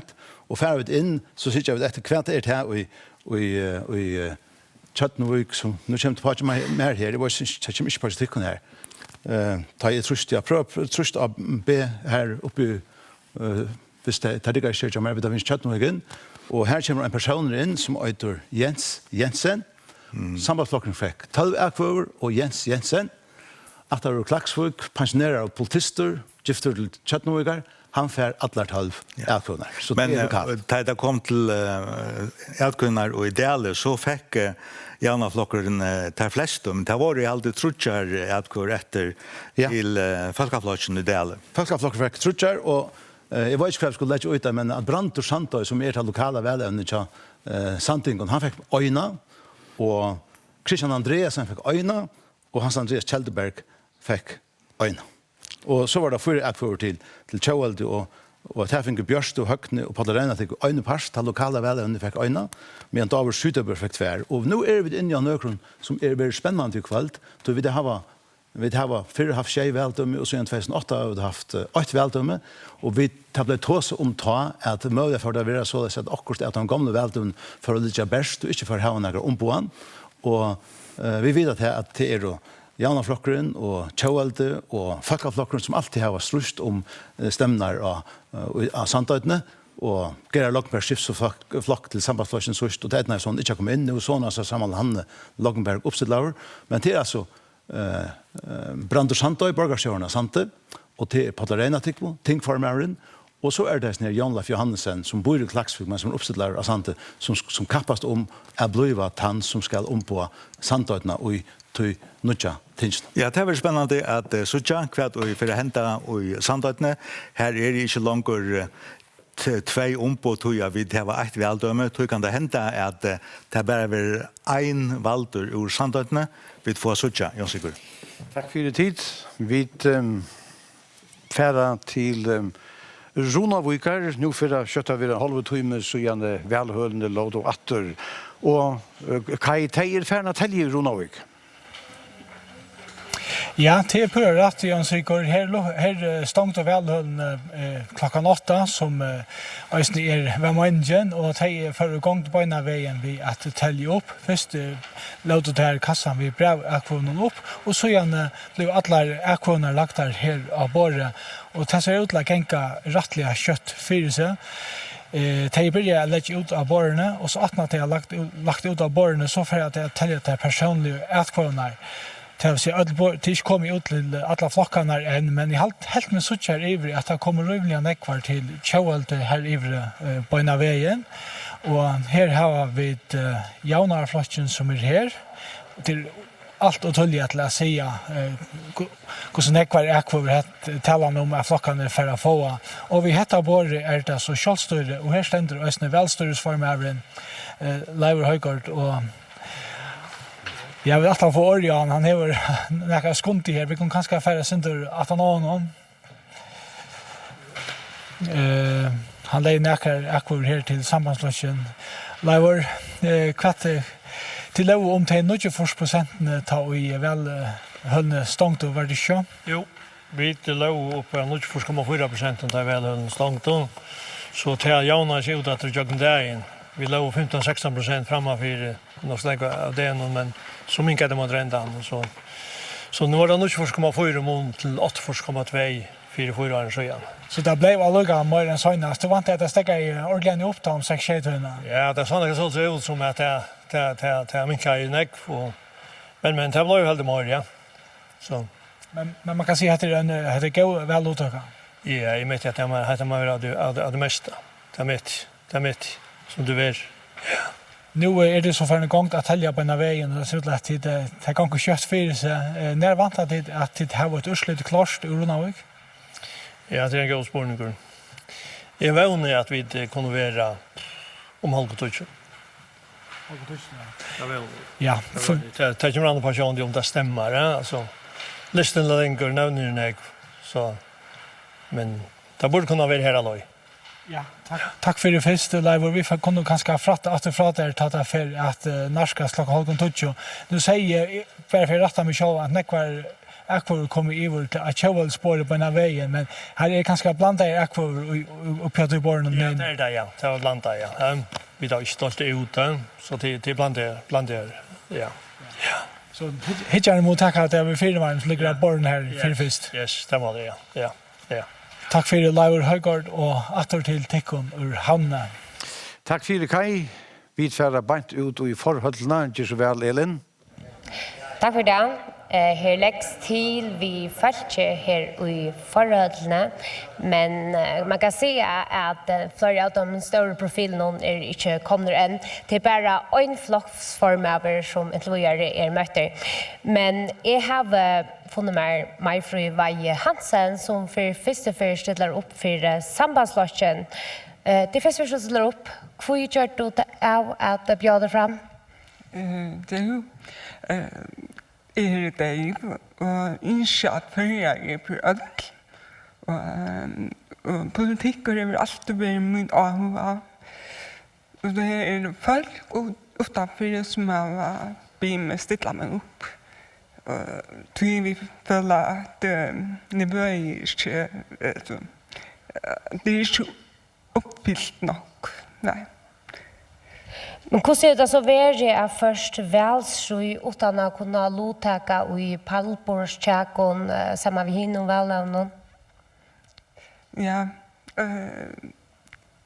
jag kunde inte lotäka i nökron välfunden och pallborstfunden och gastanen på grund av tulk. Det manglar tulk i början och man tulkar inte stor, det skulle de vita, men han tulkar bara och omsätter och det är tecknmål som började i 2016 och det är också spelat här än. Så att jag önskar att fler tulkar kommer och mer pitching som i landet. Jag vet det är ringt. Jag känner inte vid turkar som är utlärda. Till dömes jag kunde vara till Surier vid sabbatsbussen eller till Våvar eller Norrötjön. Ingen turkar. Det är tås på, men jag har bara 5%. Men menar du att det är en demokratisk avbjörning att du inte kan lotäka i välsrönnen av samma stöje som hinner välövna? Ja, jag har att det är viktigt att alla föreningar kan lotäka i samma stöd som ödlånare. Jag följer allt nu att det inte föreningar kan säga. Det handlar bara om att man ska köpa. Jag vet inte vad jag var inte en depel här där är ändvändning och allt. Det dömes CI-brukare. Det manglar en depel som det får ändvändning. Det är inte legalt bara att nu ska du lära att tåsa. Det följs som att vara 8-0 år. Ja. Men hur ser du så först välsröjt att du inte har kunnat lotäka och i tjätje vid hinne välövna? Jag har bara brukt mittlar och ställt plakater upp och ställt sms. Ja. Pröva att ta sig vid folk som är unga turkare. Det är nästan steg som en ducka faktiskt. Ja. Majfri Vaje Hansen, välövne för sambandslösningen. Tack för det. Løgtingsvælet er ikke bare urslit, og i Lutlandskola og i Havn er det et godt høve at lære nærmengar støttfrøye og om folkarei. Her i Høtlen i Holse er det ikke nok bare å sette krossen. Da du kommer dom her, ja, så først noen alvarslige spurninger her fra noen av nærmengene i Lutlandskola og i Havn. Hva er det du spørste om? Ja, hvordan velger og om det alltid har valgt det samme. Og hva skal du bruke disse opplysningene til? Vi skulle tälja det samme.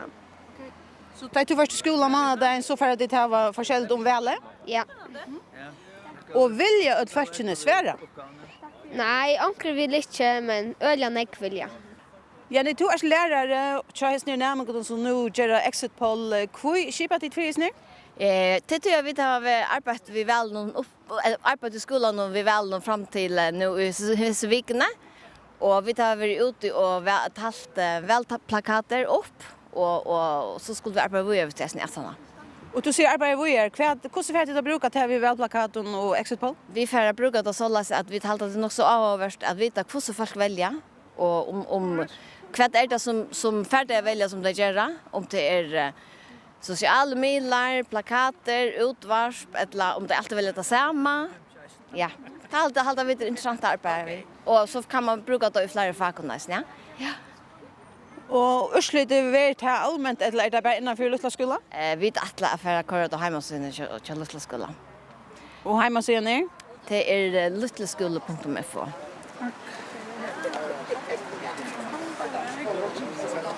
Exit poll etla välstigar kanningar Boy och Johannes hur så efterfärande är det här? Ja, nu så vet här ser botten av skolan här av Velpastam ger en kanning utanför välhöllen.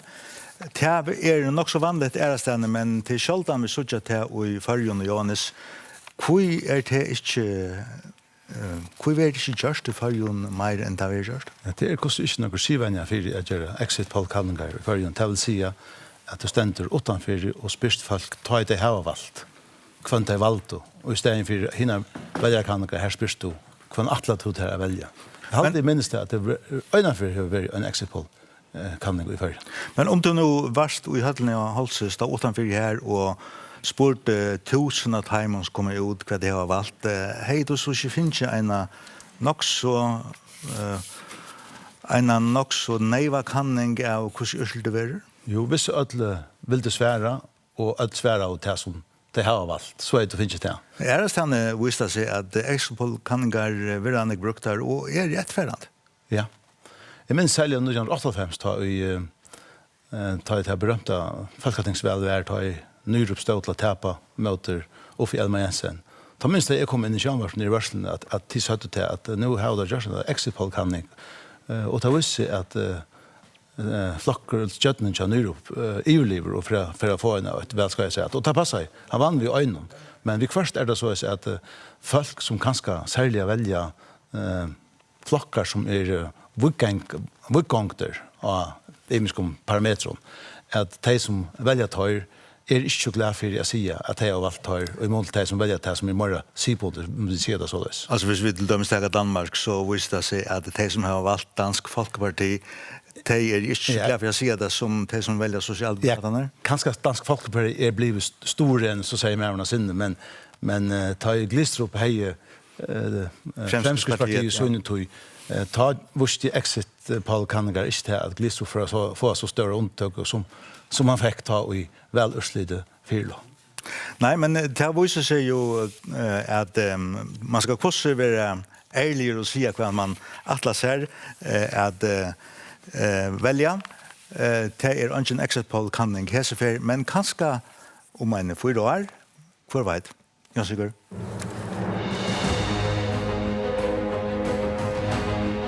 Og i kvöld vil det tusentals ætgår om at landet taldar og et nytt ting vil manna. Videre vi og djevast ikke finner seinaste ætgående talt og nødja ting manna.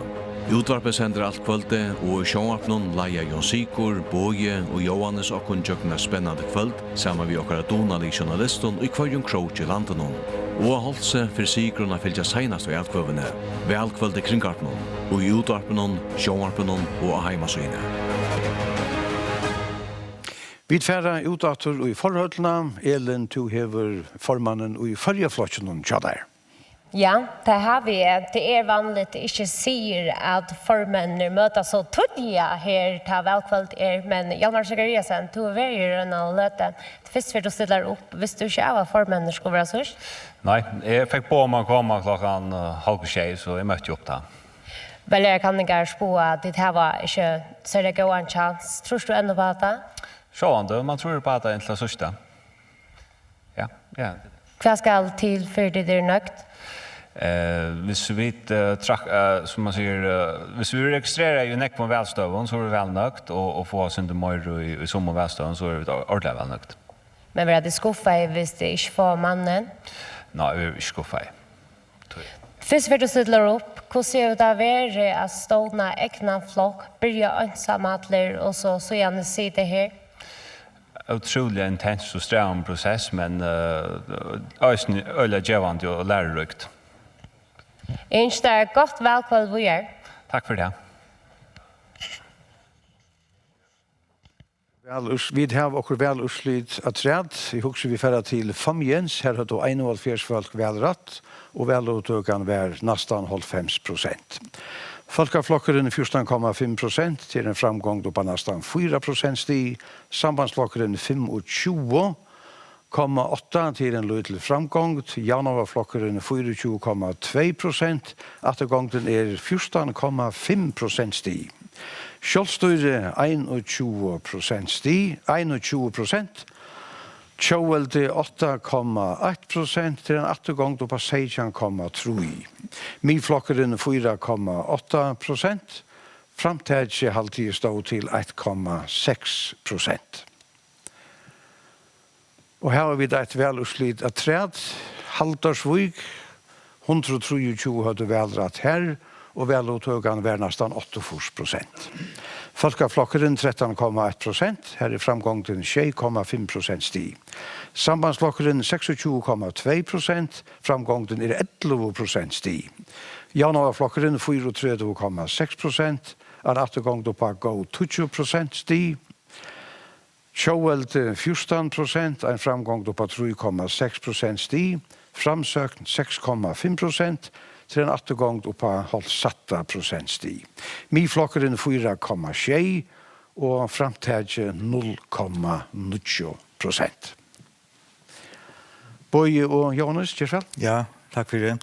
Jeg hadde vidt kanskje kunnet å fære atter til familjens, her til for Ørslitt som vi tatt. Og Johannes, her så jeg vet at her er brøytingar i mån til seneste vel. Ja, og her er perspektiv i at hitje etter tølen.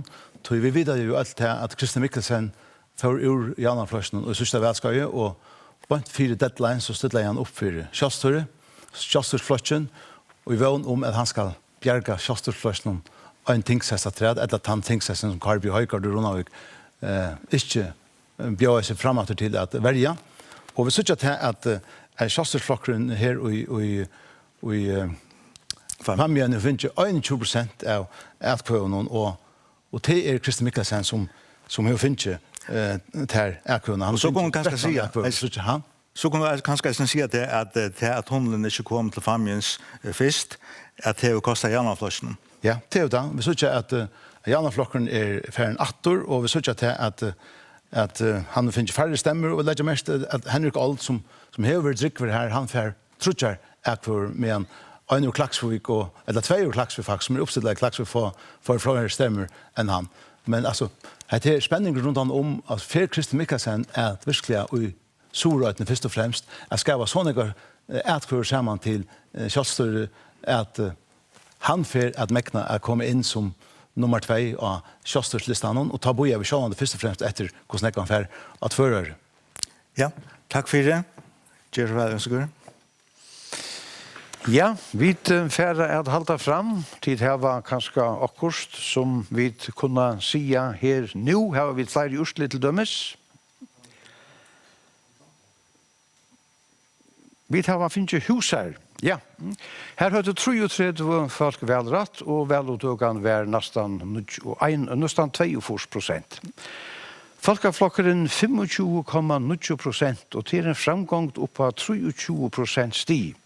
Sambandsflokkeren hei attergångt oppa 18,3% stig. Januarflokkeren hei attergångt oppa 6,8% stig. Kjølstøyre 3,6% til en lydelig framgångt. Tjåvelde 18,5% til en framgångt oppa nesten 6% stig. Og Førjaflokkeren 6,4%. Så för att fundningsfjör här hade 3,4 till vädrat, välutöga var nästan 91%. Folkaflokkeren knappliga 18% til en attergångt opp halv 3% sti. Sambandsflokkeren en lutla framgångt. Januarflokkeren 32,8% til en framgångt opp gå 20% sti i Funningsfire. Kjolstøyre 20,3% til en framgångt opp nesten 6% sti. Tjåvelde 20,3% til en attergångt opp 16% sti. Miflokkeren stender til å få 12,8% og førjaflokkeren eisene 12,8%. Ja, Giselle Boy, Jonas. Ja, takk for det. Og jeg halte at vi færre til Nord-Odjar hittet etter Ursliden her. Her noen kommet, Mikael Daler, Husar og Johannes Kvæde. Sørst til Borstortheimen Ursliden her Norge. Ja, hvis vi tar Mikael Daler først, så synes jeg at Folkeflokkeren har en øyelig større framgångt, og vi synes at Janaflokkeren har en attergångt, og Tjåvaldi har en større attergångt.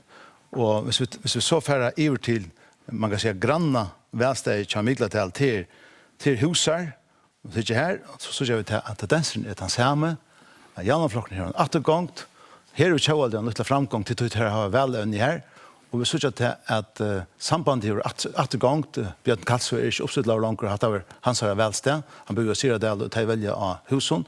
Men vi synes at her er Folkeflokkeren for en veldig framgångt. Altså, Ratje og i Norrøyen er til Folkeflokkeren for en veldig framgångt. Vi synes at hvis vi tar Svine, så synes jeg at her er Folkeflokkeren her for helt alvorlig enn ekvar framgångt. Og vi synes at Janaflokkeren og Tjåvaldi gänga atter, og så vi kunde hilde vi i Norrøyen, så tekkes løms 18 akkurat på samme måte, at Folkeflokkeren får 30% av etkvøvnen, og i 18 en framgang på 8,3, Sambandsflokkeren og Janaflokkeren gänga atter, og Kjøsterganger løsen fram, og Tjåvaldi en større atgang. Så dette her er en øyelig grøyer tendenser i Norrøyen, at Folkeflokkeren, man kan si, han vålar, og samgångeflokkene gänga atter. Men nu er det små velstå, men heldig til at dette her er en tendenser som for at halda fram i Norrøyen og kanskje kulminere i Klaksvik? Ja. Fimbo i Isaksson sal, nu ender det han øyne han platt å si at det skulle ikke være nekk velstø kommet inn før du såst hvor tendenseren var, og vi har råknet vi at i Norrøyen særlig for Folkeflokkene være halvt større, og alle sier velstøen som jeg har nevnt nå, de understryker at såleis være til, hvis vi tar Hattarvik inn i Øsne, akkurat på samme måte, Folkeflokkeren 41,8%, en framgang på 31,8%, og Janaflokkeren og Tjåvaldi den gatt. Kunne vi råkna vi at Folkeflokkeren var så stor at han får et på et tjete ur Norrøyen? Det er nu er farger et veltømme, og Jakob Mikkelsen og Elsebeth Mercedes Gunnlagsdøtter har sittet jo at ikke for man kan si ombående Folkeflokkeren og bosidende Elsebeth og i Klaksvik og Jakob Mikkelsen og i Svine. Ja, vel tror jeg for. Jo, og til ligger som i luften er Beiner Johansen for å komme inn, og så er det en klakksinger som bor i Gøtt og som er oppstedlaver som tar vi råkna vi for nekva stemmer. Men hvordan nekva er akkurat han for? Det var det ikke, men det er altså Paul Hus Selvstøyen i Tosjum. Men hvis vi sier at dette er tendenseren og at Folkeflokkeren for at gjøre et så godt vel, vil det lettere til Folkeflokkeren at gjøre seg altande i samgångesamrøringen om det er så at Folkeflokkeren får så gå omboen? Ja, lad dere nå boja og så at vi får en forsøk med sagt om man ikke lenger tog. Og jeg har sagt at tjej pluss øyn og minst øyn og kanskje 8, vi tar bare øyne for 700 og for at og nødjar tog haft mer enn 8 tingmenn, og det var da Janaflokkeren i 1905 sier, «Tudjo, hei farger vi i 8 veld, hadde farger tar vi i 8 veld, så har jeg haft 9, men Kannegan har sagt 8, men tendensen i Norrøyen, altså, og jeg her, og det var råkna vi, han skulle bli større her, det var så helt grønt at han har en helt større framgang der. Takk for det, vi setter til Jon Sigurd. Ja, det ser ut til at spenninger er langt i luften, jeg har vi bare har noen få velstø, og som ikke er så stor. Vi tverrer opp av Sveland til Jon Brian Wittfeldt, som hever gest Tjasser. Gjør vel. Takk for det, ja. Det er tåsa om nekslo av forsøtten, og 8 slag av forsøtten, som man kan kalla, Aldors fortsätter. Kan man säga till om det och ge som välströn Sakarsvank? Det vet jag inte. Jag vet inte hur gamla hinner som sitter upp. Du har inte skattat upp med hinner 184? Nej. Det kan inte när omgången gör. Jag kan säga för en auto att du fyllt en 184 självor i mitt i välströn. Ja, det passar. Hur var det att fylla 184 och samstånds för välströn? Det var dåligt. Hej, du tog inte alla föringar det att du skulle göra räka? Nej. Vi tog det helt roligt. Och jag har ju hela tiden släckt rik. Jag har skrivit grönar och så har vi också fonton. Men det är vi att för att bia folk om att stämma på mig. Det är något som jag ångat till att göra. Okej, kvise? Och jag vet inte, jag kan inte komma med till det. Okay. Jag har alltid hildet till att folk skulle själva göra vad det stämmer. Och jag har sett upp och du finner rätt att fitta alkohol. Och till alltså tog jag att folk har hildet till att det var värsta det alkohol på mig. Man kan säga att du har ju inte en drickva sov i förskon politik, men för 4 år sedan i avfalkatingsvälen, ta gör det då att släva en politisk comeback, du har fick av 8 flocka listan och 345 ätkvöver till rax och gott nog inte för nere denna ting. Men det är lika som gör det, lika som håller checken också väckna och skapa ett här en pall till en nutja politiska karriär och en helt nutja flotche som du ställer upp för göra sin idé. Och det var ju Kjolstorflotchen då. Och Kjolstorflocken ber mig om att ställa upp. Och jag måste säga att det har vi varit öjla glada för. Och på en måte har vi lika som folk till att det kommer hem. Okej. Hatta måste du ute på sin närde. Tog jag att det visste till att ta i för att kanna virusgiften i Götlaren. Det visste sig till att det som att åkra rättarstöv är så lös. Att självstyre, det betyder inte till att självstyre som danskarna vill ge upp. Men det betyder till självstyre som vi hade haft i norska ryggen år 1914. Och domstolen här säger det att det självstyre hade vi rätt till. Och tog den danska domaren i domstolen här under vi i 1933. Och det självstyre, det betyder till att vi har rätt till samma vid Grönland. Har vi rätt till åka egna stjärn. Vi har rätt till åka egna hervald. Vi har rätt till åka egna högstarätt. Vi har rätt till åka egna lagregler. Och det självstyre är det som vi har rätt till. Och det är det som självstyre gånger in för. Så man kan säga att om du har en drickva först i ärastan i öre landslån i förskon politik, så är du nu av gammal aldrig kommen hem politiskt. Jag kommer hem, ja. Ikke så ikke? Allra skönast i Sakarsvank, du är så nett, 94 år, ver du valtra tänk och ver du 4 år skoj, så ver du 3 år gammal ta och det ska väljas nästa fyr. Kvui tog mitt att bli vi? Ja, inte varit när det var och vi vet att det skulle dodge. Men vi kunde se att i USA är det inte längre sedan det en senator som var 100 år gammal. Och jag bara säga, samtidigt säger vi att ojna ambitioner med en liv. Och hon är blivit den äldste tingmäver som kom in i ting. Och jag har hukt efter tingmannatalen. Och det visste till att den äldste tingmäver som kom in i ting, det var Bocci Nörsiapol. Och han var? Han var Jakob Notsu, handelsförvaltare. Hur så gammal var han? Han kom in i ting som 3 år gammal. Ikke så ikke. Så hvis det var fallet att tro 4 år och jag stod upp, så skulle det passa akkurat och jag får en vinna. Hatta tärst på stora tack för Sakarsvank och gott väl. Så sätter vi här. Ja, vi færre er gjerne rent inn av Skalafjøren til Runavíkar. Kai gosse gongst vi opptellingene?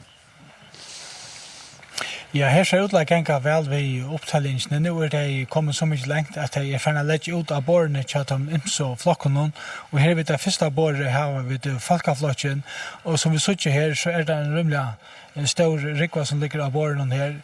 Det kan ska halvtid, och så tullar jag också när för ut och hitcha efter att man personliga atkvånen. Det är så den stora bunchen här som en vanklar att bliva sortera vår och så färra till det personliga atkvånen långt ner i båren. Hvis vi färra flytta kon över till ta nästa bår här så jag vet att sambandslockren har en rimliga stora bunka och isni alltid vi kunde säga och som skilja länder så plejer sambandsflockren att vara den största flockren här inne i Runavågsne. Och vi heter här bor här i Ivre. Här så gör vi så att detta är både tja jaunarflossen som hessen här bunchen ligger och vi kunde färra 8 bor långt i vår. Jag hade inte det kommen allan väg runt till ödelborren i att sortera ut till flockarna och här är det så kjallstøyre som øyer heter her borre og heter her etkvåner som ligger her.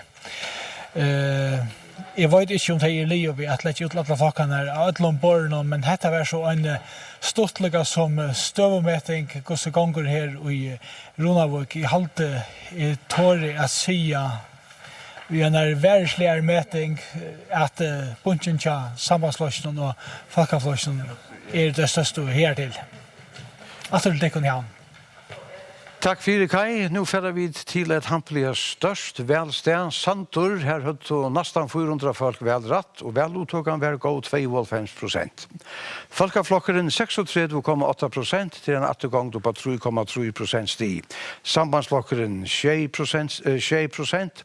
Januarflokkeren 16,4% til en framgang på 6,4% sti.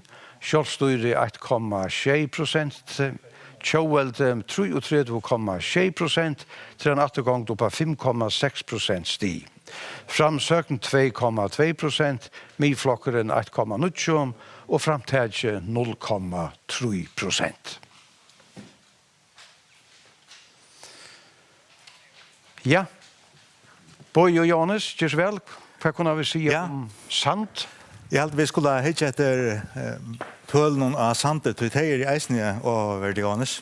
Ja, nu sier Johanni at i Norrøgjen var det helt en grøy avbending om at folkeflokkeren gikk nekk fram og at det større samgang flokkene miste. Og tar vi nu hitt etter Sandøyden, og det så fyllt nekk færre folk og i Sandøy enn det i Norrøgjen, men Klaksvik så ikke kommet enn, og her råkner vi en større framgang til folkeflokkeren. Men hvis vi hitt etter Sandøyden, så det den motsatte gangen som det i Norrøgjen. Til dem som vi tenker sant nå, Jan Sigurlæs sant, så gjør vi til at sambandsflokkeren ganger 8, folkeflokkeren ganger 8, og jaunaflokkeren ganger fram, medan tjåvelde ganger 8.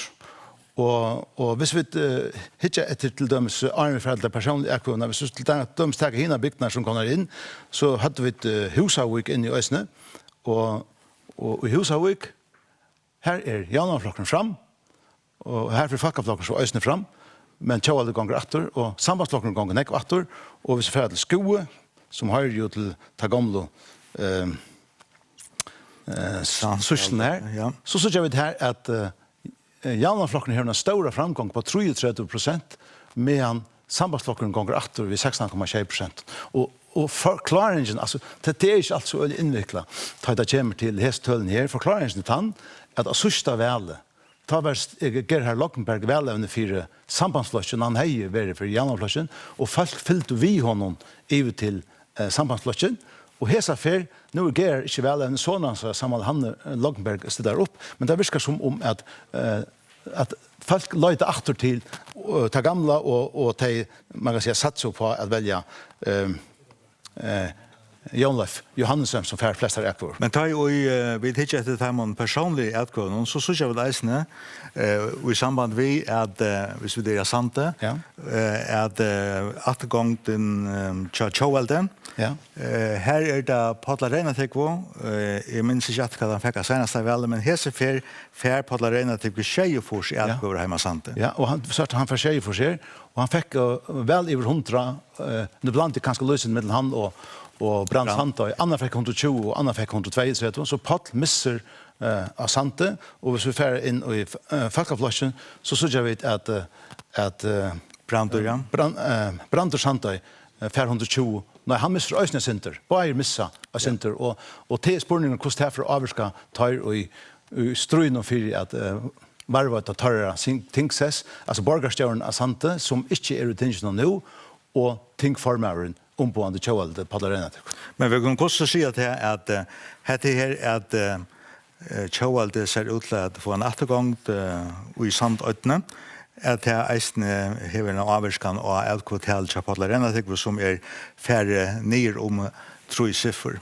Ja, alltså och man kan säga tjåvalde gånger 8 i Norröjön och tjåvalde gånger 8 i Sandötne på en stövn med en janaflockren helter stövna Sante som man inte tids till halta i Norge väl. Och det här att janaflockren helter stövna Sante, det kan vara som jag nämnde för där young life effekten.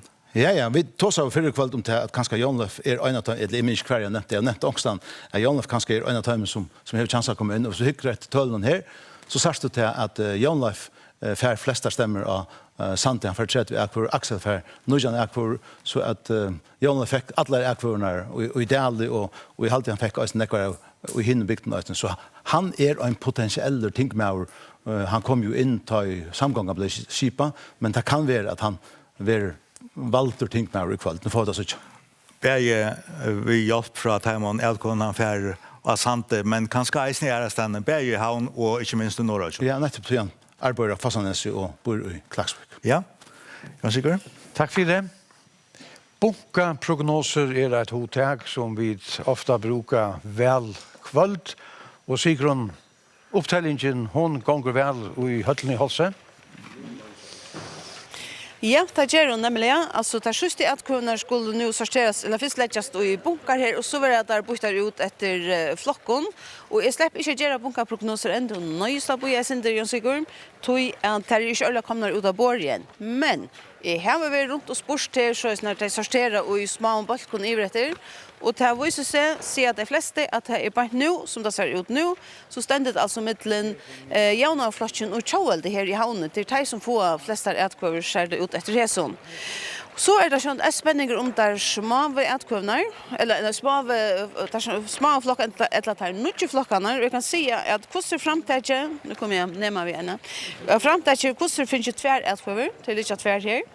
Men färjaflocken är inte något här, men det var en ära som var alltså eisen ätkvöver till färjaflocken. Så en är akkurat som, ja, en är förtölja att trusta några bunkar till det inte alla kommer ut av borren, men jag ska nog se att det kommer från att vi kommer här till att det kan släppa att trusta några bunkar. Att det är tunga säkert. Ja, tack för det. Vi väntar att till tickara och i mellan Hölln i Halse sättne. Så har vi kvalpa, här har 404 voltrus välrätt, välutögan var nästan 55%. Folkaflockaren nästan 40%, en framgång på 5,4% stig. Sambandsflockaren 16,3 till en lydlig återgångt. Januarflockaren 24,4%, återgången är nästan 5% stig. Så är det kjølstyre, 6,3%. Här är en framgång upp på 0,5% stig. Tjåvalde 6,5%. Till en återgång upp på 5% stig. Midflockaren 2,8% och framtidje 0,9%. Ja, här har vi eisne när vi kjølstyre som hever framgångt. Boy och Johannes. Ja, det är den samma framgången som vi såg i familjen till kjølstyren.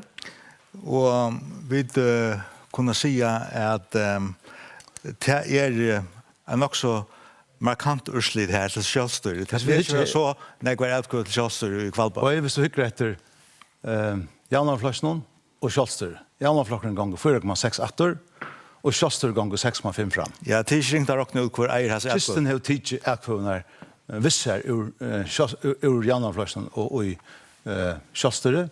Och vi såg ju att han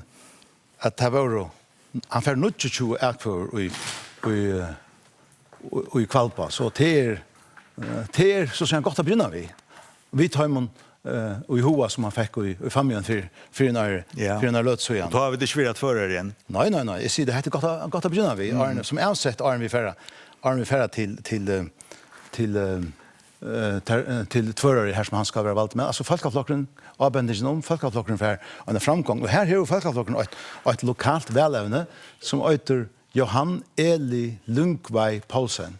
Och han är en ung man och han gör ett kanonfäll. Han får 145 personer ätkvör och så kör han till Östne Jakob som gör det gott. Men så vill jag säga hever folkaflocken haft gott stöd i Kvalpa. Så vill jag säga Kvalpa han bygden och Sora som han vad kan man säga mest folkaflockslia. Ja. Så så jag tror och Henrik Alt han placerar till att han driver alltid center i Kvalpa och så det här nu så jag vet att han är alltså toppscorer i journalistan i Kvalpa vi 36 med en Axel för 26.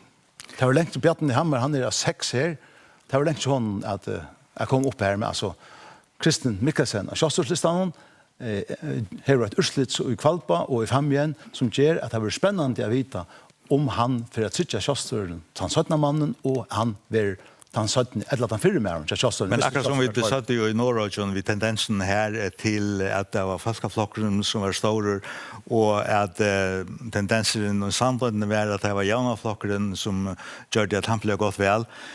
Så kan urslit i Kvalpa kanske inte brukas på samma måte till Sora att detta som du säger och han folkaflocken häver steg starkare Kvalpa så vill jag säga men att förare häver jaunaflocken steg starkare och långt Sora. Ja, och det är det samma lokala fyrbrikt som så och sambandsflocken var stor sust tog agerar affären ur jaunaflocken och i sambandsflocken och nu minkar det på självatter men nu är det i Sora att Kjøstor vinner och så sen och Kristen Mikkelsen gör hålla check. Så vi kanske kunna se att det här vi att folk är flockstrygg att det kanske inte är så negaldande och i imsonstöven kanske folk har större alit av personer. Ja, det särskilt lista att vi är mest som borstar till de allra flesta vi att vi till personer. Och det skiftar näck mer mellan flockar än det har gjort för.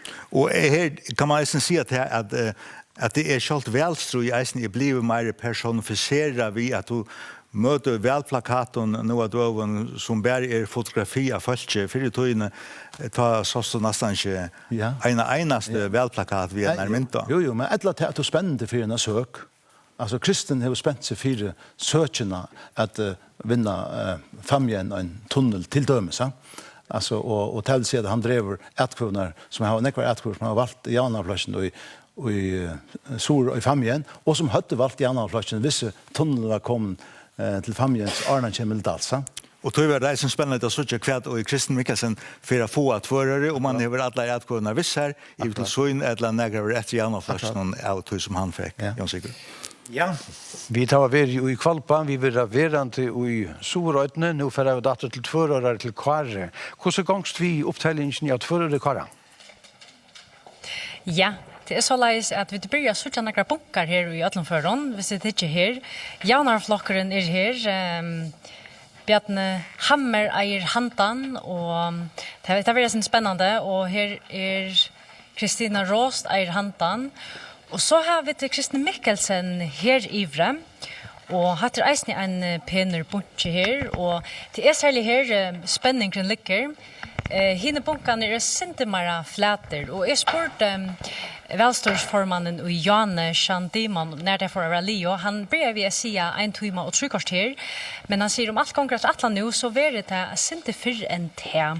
Så jag vet inte, det var kanske 20 minuter att säga också rätt, en halv timme, så skulle de urslitene vara klar här. Så jag vet börja i spänningen. Tack för Kara Bjarnadötter Jakobsen av tvörare. Vi skulle ha ett urslit och jag skilja till ur Husavik. Skulle vi inte ha Høsvik, var det stedet søtte? Her. 238 har du velrett i Høsvik, og velrett kan være gå 51%. Folkaflokkeren 14,5%. Det er en framgång då på 4,3% sti. Sambandsflokkeren 26,2%. Framgången är nästan 8% sti. Januarflokkeren 25,2 til en attergång då på 6% sti. Kjølstøyre en attergång upp på 3,4% sti i Høsvik. Kjøvelte nästan 23%. Framgången är gå 4% stig. Framsökn 3,3% till en återgång upp på nästan 6% stig. Miflockeren 5,1%, framtidje 1,9% och förra flockeren 1,5%. Ja, Bøje og Johannes, hva kunne vi si om Høstvik? Ja, Johannes, du har en talve her, Østligt i ordet Høstvik, og her det samme tendenser, bortsett fra at Tjåvaldi har finnet en framgång der. Det är säkert också lokalt fyrirbryggt. Alltså, vi ser att Tjåvaldi och finns en framgång, och det är en onkel med ur Høstvik som heter Rekve Nybo. Han var under utbygging i Danmark, og har vært skriver til Tjåvalds tingmannen av Kristiansborg, Falkatingsmannen av Kristiansborg. Han kom hjemme, stiller opp for Tjåvaldi, og han gjør et godt vel i Høstvik, og man kan si at annars så och det är liksom så lokalt fyrirbrygte som förklarar tagångna, men hvis vi tittar så generellt efter Høstvik så jag vet att här att Falkaflockren har framgång på 4,3, Sambandsflockren har framgång på 6,8 och Janaflockren har en återgång upp på 6,8. Så det är just man kan säga hinnon vill lägga mest till att väluttryckan är 51,2%, rättliga hög väluttrycka i Høstvik, og vi hadde i Kjøtnevik, her var det tog parten av førjen, så var det det samme som vi hadde her, og hvis vi tog til dem til Haldarsvik, hvis vi ikke her Haldarsvik, så synes jeg at akkurat det samme, Janaflokkeren en ettergang på 2,2, Falkaflokkeren en framgang på 6,5, og Sambandsflokkeren en framgang på 11,0. Men jeg som lett til matches, nå tar vi hadde Høstvik inne, det var det her at vi da var ikke nevnt der boar minst flokkene, eller der boar 90 flokkene som har stillet opp, framtidje og førjeflokken. Ja. Men framtidje får altså 4 utkvøver i Høstvik, og førjeflokkene for ena. Ja. Og det her var ikke vært sånn ekvar, og bare så i hver bygde for at det her spør flokkene. Og jeg hadde at det var ikke vært om man for tinggottene, som er jo 3,03%, og nærkere er och nökna ursliden som har varit så att jag alltid att det är rättliga större visst så tar jag säga till att kvörst annar eller hin är att ha mycket flocken för att få på han och tension. Men nu tar ju vid stande här så kan det kanske inte se att vi börjar efter att få en prognos hon skulle välja vi och en prognos är en försöken här och naga räkna in som skulle ge ett urslit som är bättre och mer efterfärande än en sammanställning. Det börjar vi efter att få och så kunde vi komma in och ta som det här. Ja, tack för det Bøje. Vi skulle ha ett välsteg att träd till Fossanes. Här hade 303 folk väl rätt och väluttågan var gå 2,5%. Folkaflokkeren 34,8% till en lydelig återgång. Sambandsflokkeren 6,9% till en återgång på mer än 6,4% stig. Janavaflokkeren 9,9% till en återgång på nästan 9% stig. Kjolstøyre 0,6%. Tjåvaldi 6% til en återgång på nästan 8% stig. Framsøkn 0,6%. Miflokkeren 22,5% til en framgång på nästan 18% stig. Og framtidje 0,3%. Førjaflokkeren 9,3%. Ja, tjus vel, Johannes. Ja, Johannes, du säger att du har att säga akkurat om Fossanes. Ja. Och Fossanes har vi där. Ja, nu har vi ett av oss ner dömen att så här så här lokala ursliten som bråtar fra. Vi lägger mest till att bäj sambandsflockern och folkaflockern har återgång sambandsflockern, nej folkaflockern och Loyal och folkaflockern och ju framvis mer än 10 för jag på av Fossanes som snurrar sig om bygden Kvannasund och Norrtøple och Deple så att sambandsflocken för en återgång på 6,4%. Schalt som tar av kvinnligt väl i här Janaflocken gånger åter och Tjåvaldi gånger åter och Kjolstøyre gånger åter och Framsøkn gånger åter och förklaringen ligger här i 22,5% til Miflasjen.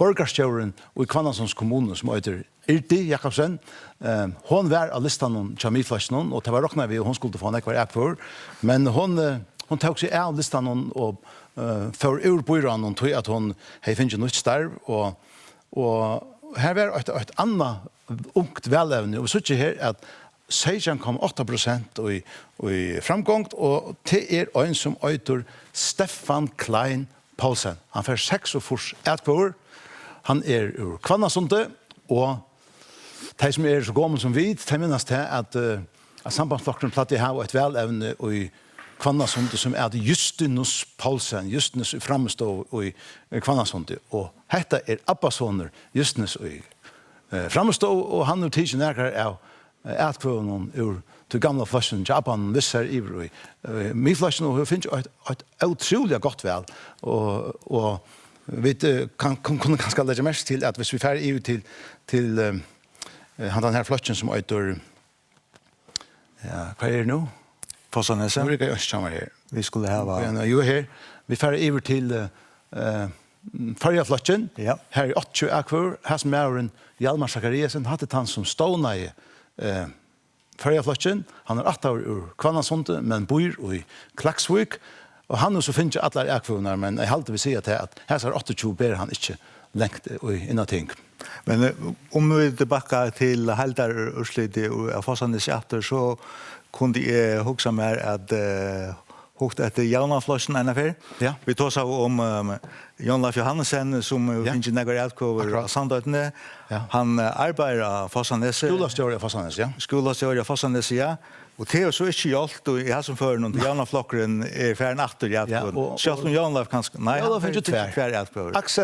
Aksel finnes det som det meste av det når. Så han var for å gjøre øyrefigur til han til skolen med det. Ja, så Jan var perfekten, altså ikke kommet når av Fossanes, jeg sikker. Nei, så det kan ta svadje atter og fram vi sånn her tølen. Nå får vi en tur atter til Ronavvikar, gjør så vel kai, og så ganger vi opptellingen her nå. Ja, nu börjar man att söka kvar färre så här personliga aktioner. Det kommer så mycket längt att det döljer ut till personliga aktioner. Och man ser tydligt kvar bunkar är stora och kvar är smajer.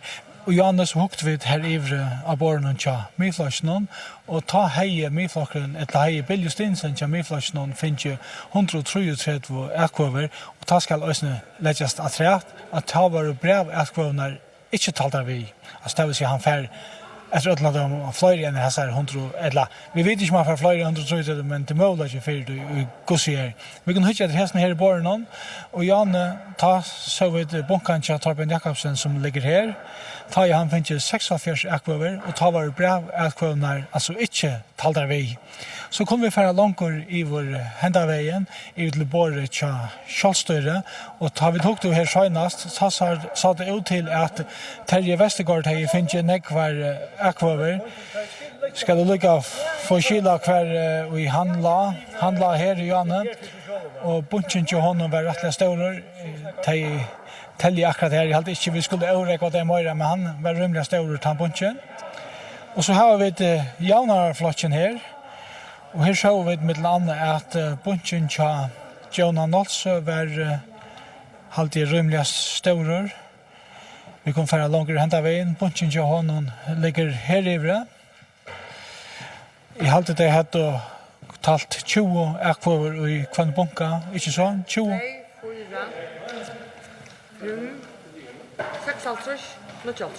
6,5 akvaver til Jonah ligger her, og ta alltid bra akvaver her og ikke vi. Og så synes jeg at bunchen til Axel Johansen ligger her ivre. Og her er 20 og hver en stor bunka her på en.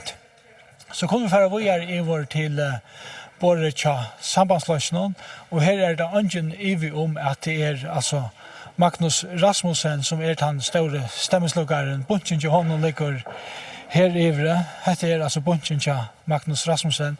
Nå halte det lykka etter hitja alle sjelene til honom om alt er rett talt opp i hæsson for noen. Vi får vujar över till Borricha Falkaflosjen som efter ödla döma har finns nekvar akvaver. Under Rasmussen ligger här först för han är väl trutjar bunkar av 20 i kvarjon. Vi flyttar oss långt över. Jörgen Niklasen är här. Och så får vi ett långt över hända vi in. Helt med Sucha och Jan i Ösni att Bjärstor Nått så har ju finnit nekvar akvaver. Han bor här i Ösnon. Detta är bunchen till honom. Här är det inte alltså lagt upp i 20 bunter av gengen. Beiner Johansen är här, unga stjärnskottet som man kanske vantar för nekvar akvaver i Klaxvik här alltså finns nekvar inne i Runavicen i Ösne. Och det är lika som hette är den stövmynden som är ur Runavik och Lötne. Takk fyrir Kai. Nu skulle vi ha 2 urslita träd och i skilja länderna vi färra till Porscheris. Vädrat hötte 224, välutögan var 55,1%. Folkaflokkeren 20,9%, det er en lydel framgång. Sambandsflokkeren 13,2%, det er eisen en lydel framgång. Januarflokkeren 24,6%, framgången erholdt 2% stig. Så det kjølstøyren som har finnet 6%, til en framgång opp på 5% stig.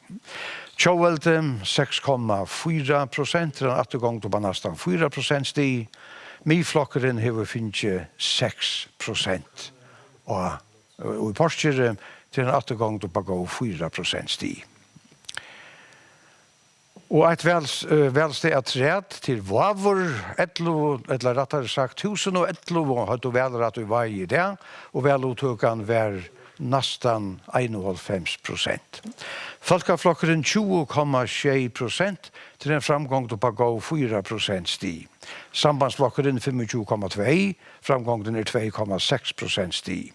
Januarflokkeren 26,8% til en attergång opp på 3% stig. Kjølstøyre 0,9% til en lydelig framgång.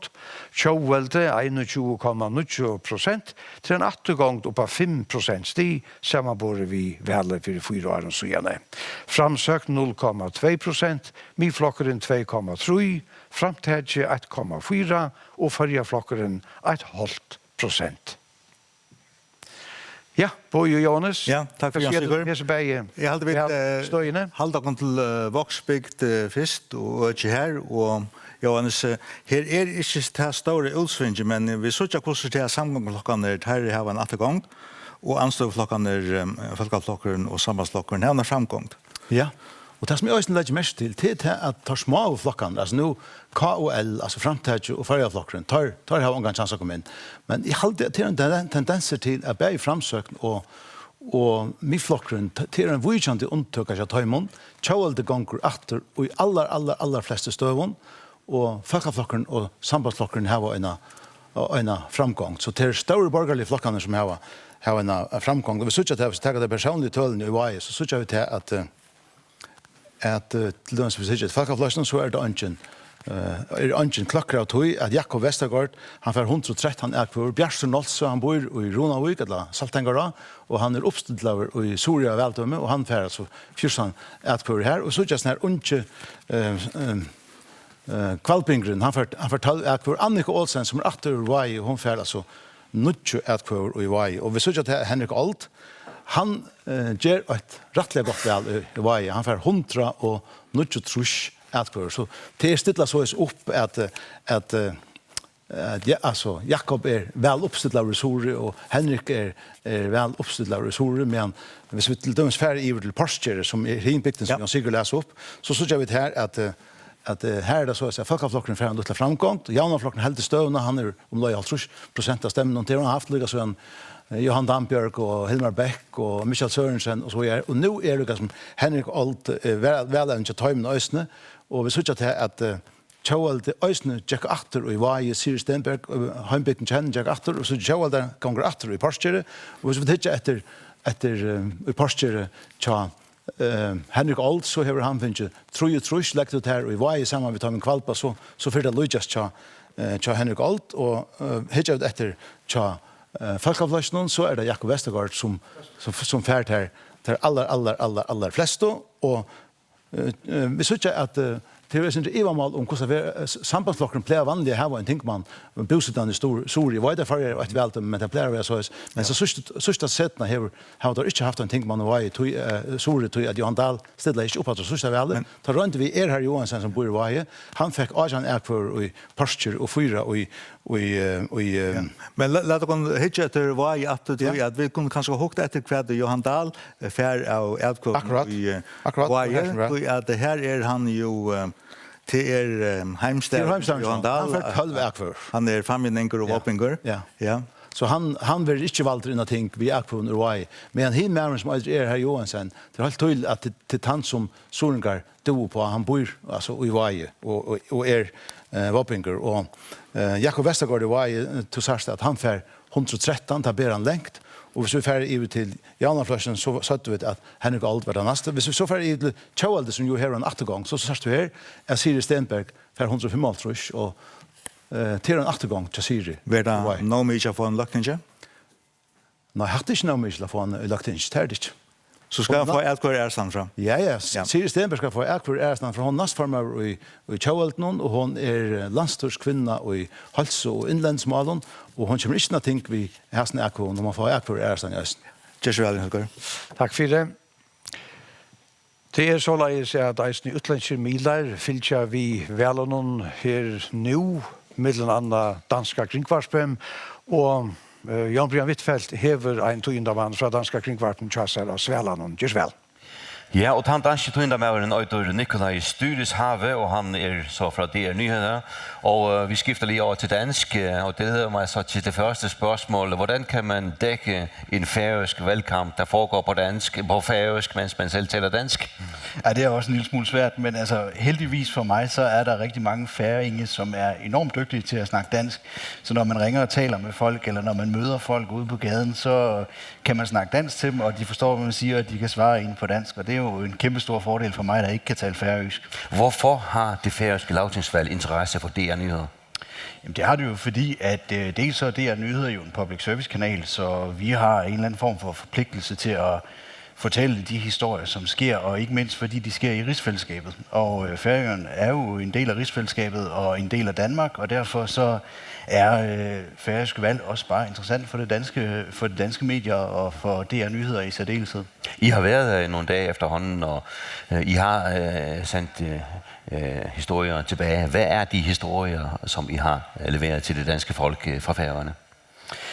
Altså noget af det, vi sådan har prøvet at fokusere lidt på, det har været de lidt større linjer, de lidt bredere historier, altså noget, hvor man kan sige, det er en mere almengyldig historie. De helt små historier har måske ikke så meget interesse, men jeg er ligesom gået ud fra at tænke, at hjemme i Danmark, der er der rigtig mange danskere, som måske dybest set ikke ved forfærdeligt meget om Færøerne, så kan jeg nu lige fortælle nogle historier, som rammer bredt, og som fortæller noget om Færøerne. Og så en af de historier, vi har fokuseret meget på, det har været økonomisk opsving på Færøerne her hen over de sidste stykke tid, de sidste mange år. Fordi det simpelthen er en historie, som vi kan fortælle i Danmark og fortælle, det går rigtig, rigtig godt på Færøerne, og det er der måske en del danskere derhjemme, der faktisk ikke rigtig er klar over. Ja. Så er vi her fra helt fremme ved valgaften. Optællingen er i gang, vi kan se det på skærmen, og hvad er det, som I kommer til at lægge vægt på, når I skal sende jeres materiale, jeres historie tilbage til Danmark i aften, eller ud på natten, eller hvornår I bliver færdige? Ja, det er klart for os, at det mest interessante, det er jo det samlede resultat. Altså, det er jo klart for os, at det måske ikke så interessant, hvordan det lige er endt ude i en meget, meget lille by med få stemmer. Så for os, så er det samlede resultat, så bliver det noget at gøre med, om den siddende regering kan bevare sit flertal, hvordan det går med Folkeflokken og Sambandspartiet og så videre, altså de store partier, og hvordan det kommer til at se ud. Altså man kan sige noget omkring sammensætningen af lagtinget allerede i aften, eller i hvert fald måske hen over de næste par dage. Det er det, vi holder øje med. Ja, det store billede, kan man sige. Så det får danskerne at vide morgen tidlig senest, eller i nat? Ja, altså, jeg er klar over, at det nok bliver lidt svært, men vi får i hvert fald afklaringer om regeringen kan blive siddende, og om hvordan den kommende regering skal se ud. Det er måske blive et spørgsmål om tid. Super. Tusind tak, og fortsat god arbejdslyst, Nikolaj Styrishave fra DR Nyheder. Tak skal du have. Tak. Og vi sidder jo her af Sverland. Ja, og av svellan ungefär en tur til Nølsier at lese Ørstlid, velratt høtte 176, velutøkan var 92%. Folkeflokkeren 12,3%, til en attergångt opp på 1,2% stig. Sambandsflokkeren 6,8%, attergångten gå 3% stig. Januarflokkeren 6,8%, og her attergångten gå 21% stig. Kjølstøyre 4,3%, framgången 3,6% stig. Tjåvelde 9,1%, attergångten Tjataimon 8,0%. Framsøkning har vi gjort det godt velunelse, 48,1%, framgången nesten 32% stig. Miflokkeren har finnet 2,5%. Så vi til Kuivik, velratt 402, velutøkan 46,1%. Folkeflokkeren 9,5%, framgången 20,6% stig. Sambandsflokkeren 26,5%, og her framgången nästan 5% stig, som man borde vi senaste vel. Januarflokkeren 21,8%, attergången nästan 8% stig. Kjølstøyre 0,9%, Tjåvelde 23,8% til en lydel attergångt. Framsøkn 4,1%, til en framgång opp av nästan 6% stig. Miflokkeren 2,3%, framtidje 0,6%, og fargaflokkeren eisne 0,6% og i Kvivik. Nu færer vi til en forsøken til første og i kvöld. Og hun bygger av 35 velstø, og ta mette overvisan nästan 4% stig, og hun bygger av nästan 14% av opptalten kvøvun, 5.223. Folkeflokkeren 24,6%, til en framgång opp av 4,6% stig, sammanbore vi senaste vel. Sambandsflokkeren 16,2%, det en lydel framgång opp av nästan 1% stig. Januarflokkeren 9,1%, til en attergång opp av 3,3% stig. Kjølstøyre 2,6%, til en lydel framgång. Tjåvelde 16,3%, til en attergång opp av nästan 5% stig. Framsøkt 11,2%, til en lydel attergång. Miflokkeren 6,4%, til en framgång opp av 1,4% stig. Framtidje 1,1%, og fargaflokkeren 1,3%. Ja, hva sier vi om sånne ikke forsøkene? Ja, Johannes, en forsøk som bygger av 35 velstø og nesten 14% opptalt, og nå tar vi altså om en forsøk. Heter ikke en sammentelling. Her noen ting løgt inn som skulle gjøres til at dette var mer etterførende enn en sammentelling. Ja. Jeg vet ikke hva disse tølene her nøytjansen her, pluss 2, altså det må være, altså vi må inn i det her stendt til at Howard, ja. Jeg har ikke mandatbytte. Jo, jeg har kurset mandatbytte. Jo, her. Du sørst her, og lag mest til, mett overvisan 3,8%, vi er oppe i 13,9% av avkvøvnen, og som vi har snakket om i alt kvöld, så det helt grønt at folkeflokkeren har en framgång. Han fer fra 6 tingmann og opp i 8, og hvis vi ikke bakker etter her, så ser vi at framgången 4,6%, og da vi sier at en tingmann 3,03%, så det her i midten, og han kommer altså opp av 8 tingmenn. Sambandsflokkeren fer ikke til vel som kanskje som jeg drakner vi. Han vil standard til 6. Jaunaflokkeren misser 1, og i mån til, jeg vet, altså i mån til at han hei 8 av sørste velet, enda jeg 6 år en vel skal være livet, men samtidig utslitt av sørste velet her. Og så det sjokkerende utslitt som stender her, samtidig hese kanningene, at kjølstøyre kommer i behøver ikke inn. Først jeg kan skåre ham etla Kristian Mikkelsen etla nækar samtidig hese kanningene, Tjåvelde misser 1, og framsøkning hever gått vel, og nå stendte framsøkning til å få 12-4, som der stod i kanningene Jamilhusen for en år siden undan velen, og enda var 2. Og miflokkeren helter bare var det synet 2. Vi synes til at hvis vi er atterlig ivelig, så synes vi til at framsøkning oppe i 11,2%, og det rettelig trygt av fyra tingmann. Eller här då, ja. Men för att till byte av tingmannen ja. Och göra ankra spekulation om samgångo, samgångo anstöva. Vad kan du så säga om till döms den samgången som är väldigt mellan Tjovald och framsökn och Janaflotchen hur hon grann kanske hålla fram? Det som är avhörst kan ni här. Alltså Folkaflocken går fram. Han vinner 2 tingmän. Men alltså tar det utgångspunkt i dessa här mandattalen här så lägger vi samman 8 plus 6. Det här var förstånd i skola. Och här var ungen och här var ungen och här var 2. Det här var nu blir 16. Och lägger så 4 plus 6 plus 6 samman så här var samgången 16.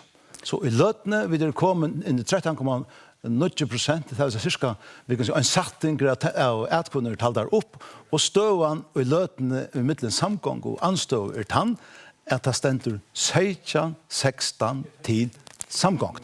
Ja, och det vill så säga att vi kunna säga att händan här framgång som Folkaflocken har haft att hon kanske inte för att geva att ha urslit i att Folkaflocken kan skibena samgång vid ödlon synon stora framgång. Jag vill säga att det har valtas öarna hatta tal här. Alltså här ständer 2,6% till Kjolster. Och skulle det hända att Kjolster kommer upp om spärrmarsket som vi satt i 3,03%. Så bröjdes spoilat. Och som vi säger i Kjellmarsen och det i Vik och Gjørskvalde, det var nevnt det stora utsvingen i mandatet med flockarna, men ett lite utsving i mandatet med flockarna kan skapa möjligheter för en helt ärare samgång. Hvis vi så hittar ett mandat och tåsa om, vi har tåsa nekk med frugeri mellan sambandslösen och jaunaflösen, så ser vi att tar skulle hava 13 och tar klara sig inte vid miflösen att säga. Tack för Jonas. Jönsiker? Ja. Vi färda en tur till Klaksvíkar vi tar på sig i start vi uppträdningen i här. Solvit. Ja, man det är en timme efter det så egentligen allt är lejot, men här är då några flockar som nu börjar vara lejot upptalade. En av dem är Tjovald, han ligger här. Här så gör vi att han som har funnit flesta ätkvöver Tjovald här nu är Banta Löve. Hon finner Nudjo Fors ätkvöver. Högne Höjdal finner Nudjo Tretevå. Och så igen är det Olva Klettskar ligger här. Hon finner Fors ätkvöver. Vi heter både är det så kjolstøyre. Her er det færende telja ætkunnar til Jekvann Skårheim omaftor. Men firebils tølen i ødleføren som så Johanne var at Jekvann Skårheim har finnet 119 ætkvøver i Klaksvøk. Men til så var det firevarnen til å telja det til ætkunnar omaftor. Her ligger det så ætkvøver til Jaunarflotjen, og her er det særlig 2 som har finnet nok som ekvar ætkvøver. Aksel V. Johannesson han ligger her. Det er ikke for å telja opp hvordan jeg kan finne. Og så da landstørskvinnan i Almannamalen, Eikon Samuelsen, hon ligger her til så teis bæg som har finnet flest her ætkvøver i Klaksvøk og så til.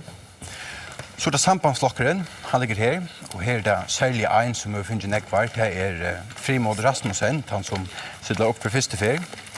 Her kjenner 220, er det samlet? Jeg kjente firebils 220 ætkvøver til Frimod Rasmussen, men det er jo ikke helt liv å telja til oppe enn, så her kommer nok nærmere til. Så er det at han, nek største flokkeren, kunne vi si, til i Klaksvøk, til Folkaflokkeren. Han ligger her. Hette her er Beiner Johannesson. Det er telje en ætkvøver til honom, så det er ikke å si hvordan nekker han finner, men han finner helt nekker ødelføren. Jeg halte nå man kan staffe som også rolig at han ser ut til å få nekk flesta i Klaksvøk. Hette her er eisen en bunch av Beiner Johannesson som vi taler opp her. Elspeth Mercedes Gunnleis dotter, hon ligger her. Eisen finner nekkvar ætkvøver. Og så er det at han tre en annan tinkling för Folkaflokken Jakob Mikkelsen. Han ligger her. Det ser eisen ut til at han finner rettelig fitt av ætkvøven. Og Paul Hus Holsten her i ser eisen ut til at finne rumliga nekvar, men til ikke talt opp en. Så firebils i ødelføren ser det ut til at Folkaflokken verer nekvar største flokkeren i Klaksvøk. Takk for Solvit Nolse. Vi hadde ta først om prognosene for Lødes og Gjennom. Og Elin, du hever akkurat gest ut i forholdene som kan gjøre vimerkinger til første prognosene. Ja, jeg har funnet Bjørs Samuelsen fra Tjåvalde, og Bjørs ser ut som om at de misser en sess. Hva har du en månedene om at få kjente mannen? Ja, det må vi se om det vågna. Det ser ikke så godt ut bare nu. Det ser ut til at vi tar en ettergång som kommer å koste oss SS. Men vi vågna at han osäkerheten som i disse forsøkene at det får vise seg at vi har det kjent. Du sitter og leser disse tølene grundiga. Hvordan ser det ut her personlig? Det ser helt hamplet ut. Altså, nu gjør det godt folketingsvel. Og nu tar vi 13 av listan, nu vi 34. Så ser det lokale velevne, til betur, til å få en ekvar akkuver. Men jeg har framveis akkuver rundt omkring landet, og det ser helt hamplet ut alltid. Ta ettergången som 80 vært at det var så nekv velevne kring landet? Ja, det så det. Det kommer an på at vi kommer til resten av førjen om sterk velevner kunne dreie noe inn. Så vi har utrolig gode velevner alltid. Og her vi eisen rettelig her kapping med velevner. Så vi får suttje. Men det er som det ikke er velfyr, og andre suttje utlader ikke mindre velfyr. Helt du det fiskvinnerskibanen som koster? Ja, det er dottene i norranfyrjas. Vi gjør ikke noe godt vel norrparsen av førjen, og det er hemlet, det er sånn det. Det er som ikke kanskje helt kommer ovant også. Til sørste vel så fikk Kjøvelde tjej tingfolk. Du var nummer 8 listan, du manglet tjej at for å komme bøgnløs inn. Så faktisk falt du, men så kom det så i landstørre, og du så sitter i løktisjon så gjerne. Hvordan er den kjenslen man får til man tjej at gå fra, altså vinn? Ja, det var sånn harmelig til at ta ergrammen seg sånn, at man ikke har rikket sånn herre, kanskje ikke han som rikket alle herre, i mån til, altså jeg ringer ikke til folk, og skriver ikke til der og sånt, og ta ergrammen er det har man ikke engang. Til vi kom i landstyr vid 80 eisende folketingssessen, så jeg visste langt velkvalitet at han som ble nummer 8 til åkken for å varveide løkningssessen, og det ble så Så jeg gjør det godt vel, men jeg mangler ikke etkøver, og det er greit med lunch. Tunne Ørsle så jeg bedre ut hesa for eller hvordan du som kommet inn. Har du ikke bedre et lett av alle enn senest? Jeg har vært engasjeret på henne sin arbeidsmåte, ja. Jeg vet ikke om jeg har ikke sånn mer, men jeg har vært rundt omkring, og det er omkring små bygder her. Jeg misser mine ekøver, det er jeg alltid kjent om. Men det går vel i sommerbygden, og det er om medtale feien om. Det er godt å ha etkøver alle stedene. Takk for Bjørshamnesen. Så får vi at lese noen urslit at rett. Vi av Tofton, velrett hadde 1944, og her var veluttøket nesten 95%. Folkeflokkeren 21,6% til en framgang på 6% sti. Sambandsflokkeren 34,2%. Framgången 1,3% sti. Januarflokkeren 0,1%. Den ettergången på nesten 3% sti. Kjølstøyre 6,. Ja. Januarflokkeren var 0,1%. Det en ettergång på nesten 3% sti. Kjølstøyre 6,8%. Kjøvelde 20,6 til en lydel ettergång. Framsøkten holdt 2% sti. Myflokkeren 6,2%. Framtidje 0,6%. Og fargeflokkeren 0,2% av Tofton. Vi får iverom fjøren til Strentur. Folkeflokkeren 23,9%. Framgången nesten 12%. Prosent sti som det heter. Sambandsflokkeren 36,6. Det en lyd til framgång. Januarflokkeren 13,4. Til en ettergång på 15% sti. Kjølstøyren 4,6%. Kjøvelde 2,3. Til en ettergång på 1,6% sti. Framsøken 2,4. Myflokkeren 8,2. Framtidje 0,6. Og fargeflokkeren 0,1% av Stronton. Og i Sørveie hadde 824 velrett i det, og her var veluttøkene gå 94%. Folkeflokkeren 33,6% til en framgang på 5,6% sti.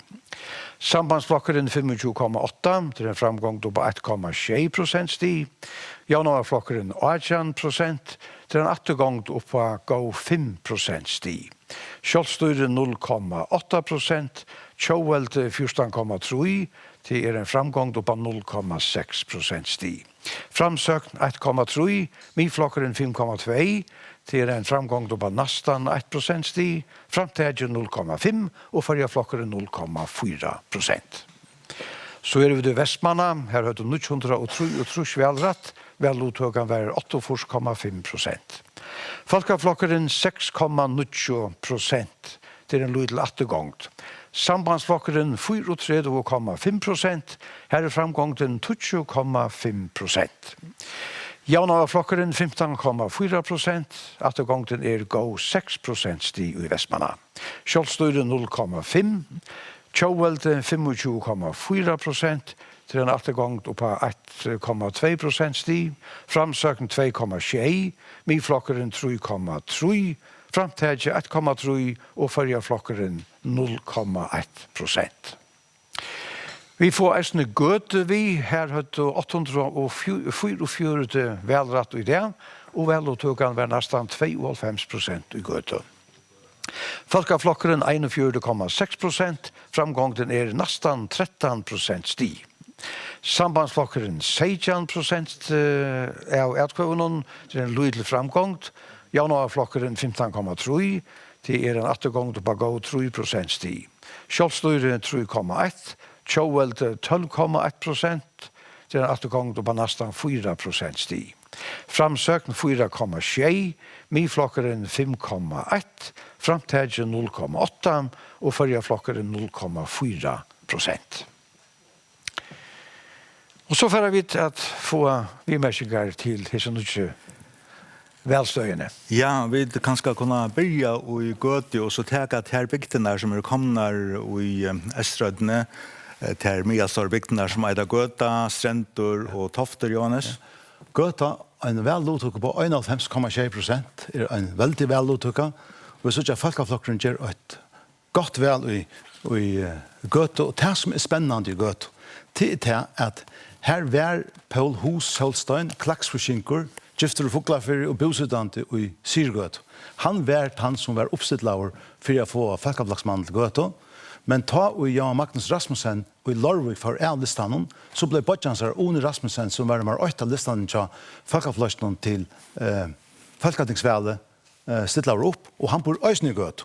Og hvis vi nå hittar etter listanen, så synes vi til at Oni Rasmussen har finnet 121 ekvar, og Paul Hus Holstein har finnet 45, men jeg kan ha lesen har 4, og Jakob Vestergaard, man kan si makrelmæren til Tøymne Gøto, har finnet 45 ekvar, og Beiner Johansen har finnet 20. Og så er det langt ned i listan, vi synes at Christian Andreasen, som er råknet over høvesvelden, han får 4.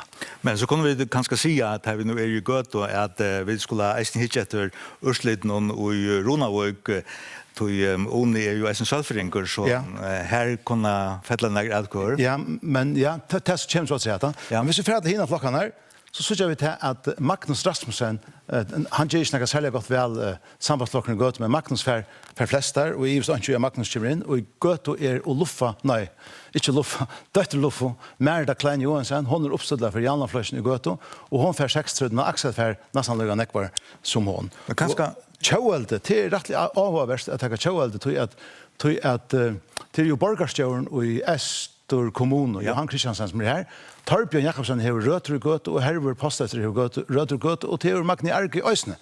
Så altså man kan si her er det, Sinde Bøyt med, altså han får ikke godt vel i Gøte. Nei. Jeg vet ikke, skulle vi fære til henne bygden her nå? Ja, det skulle vi kanskje, ja. Takk Tofter. Takk Tofter, ja. Nå fære vi til, jeg husker jo om disse her tradisjonelle sambandsbygden her, som er bare med en skala. Vi vet at det er akkurat tog, så 8 Tofter og en tinkmann som var sambandsmaur, og Strenter 81 tinkmann som var sambandsmaur. Hette sørste velskøye, har Tofter ikke 8 tinkmann, Alfred Olsen fattelig var velen, for 4 år siden til Magnus Rasmussen og Lamba var valgtur, og Helge Abrahamsen av Stronton var ikke valgtur, han fikk 330 personer men rakk akkurat ikke noen ting godt, men det er jo trutcher tingshesser av sambanden som skulle mannes av nødtjon, hvis sambandet for 6 tingmenn, det er Bjørn Kalsø, og det er Edmund Johansen, og det er Magne Laksafos. Og hvis vi nå hittar, ut av Tofton, så synes vi til at vi synes at jeg kan ha lært toppscorer av Toft. Christian Andreasen 8 år av Toft. Och han får alltså inte nekkar ätkvar av Toft, han får 23. Och Sumi Jansson så Hansen som gifter vid en Toftadamo och bor i Rona och går rötter av Toften, han får 23, ungefär 20. Och så får ett samband. Nu var det spännande. Så vi så att sambandet har en återgångt. Vi så att sambandet har en återgångt. Och nu är väl en samband i Toften, ja. Toften till Jasper Langkort. Och han får 106 äkvår. Och så till Magnus får 6 trus. Häsen i Mären som ska bära sambandstesten 8 till Tofter. Ja. Det tidigt som om att han får avera. Och så stort. Helge Abrahamsson, Hinmannafjörn, han får 30 äkvår. Och det är gott att säga att tar man bor Hinmannafjörn och hyggor av Tofter. Men det ska Magnus Rasmussen och i Lampa vara bänken om Svinsess? Det är skilt. Det är inte. Han får flere äkvår av Toften häst för en han fick hust. Och hvis vi får ut till Janaflaschen så gör det till Axel. Och Tjauvalde alltså vi så att Tjauvalde har vanliga vara den nästaste flocken av Toften men Tjauvalde alltså minka allvarliga nekv i av Toften till att vara skulle ta stort strandrösne och till här och det som är allra mest spännande här till att hitta hur väl det är sambandslösning men vi såg att han som gör det bästa värdiga stronton till folkaflocken och men samband helt törnastron. Ja, samband helt törn och Janaflocken öjer borgarstjärnan Stronton Astrid Johansen men han har inte gått väl och Anita Frysmörker att Stronton och Tejer helt inte gått väl mitflocken gånger åter hittar vi så efter så nu får in här så ser vi det är helt mest svärst att han som färder flest och äkvånar kvar nu han som färder flest och äkvånar tja folkaflossna Stronton till Jekona Lätjene och Beiner Johansen som får 60 äkvårpast och så nu får vi Helga. Ja. Hur kommer han upp här? Nej, han kommer inte upp. Han kommer inte upp här. Men Helge fär 103 och fors ätkvöver av Tofton och i möjning att han har sögnast 144. Han manglar några få år i sust. Det vill säga att det är gott avsett till Helga Abrahamsen till att vara Walter innan ting. För vi så är det Tjauvalde så såg jag att Anita Frysberg för 20 ätkvöver. Det var inte borna att tänka. Tack för Johannes. Kör så väl, Jan Sigurd. Ja, vi har haft flere stor välstå nu. Nu skulle vi ha en annan forsøkning for jeg vite. Hon är inte klar, men tid kunne kanskje gjøre några vimmerkinger. Gjøre några vimmerkinger til dette her urslitet.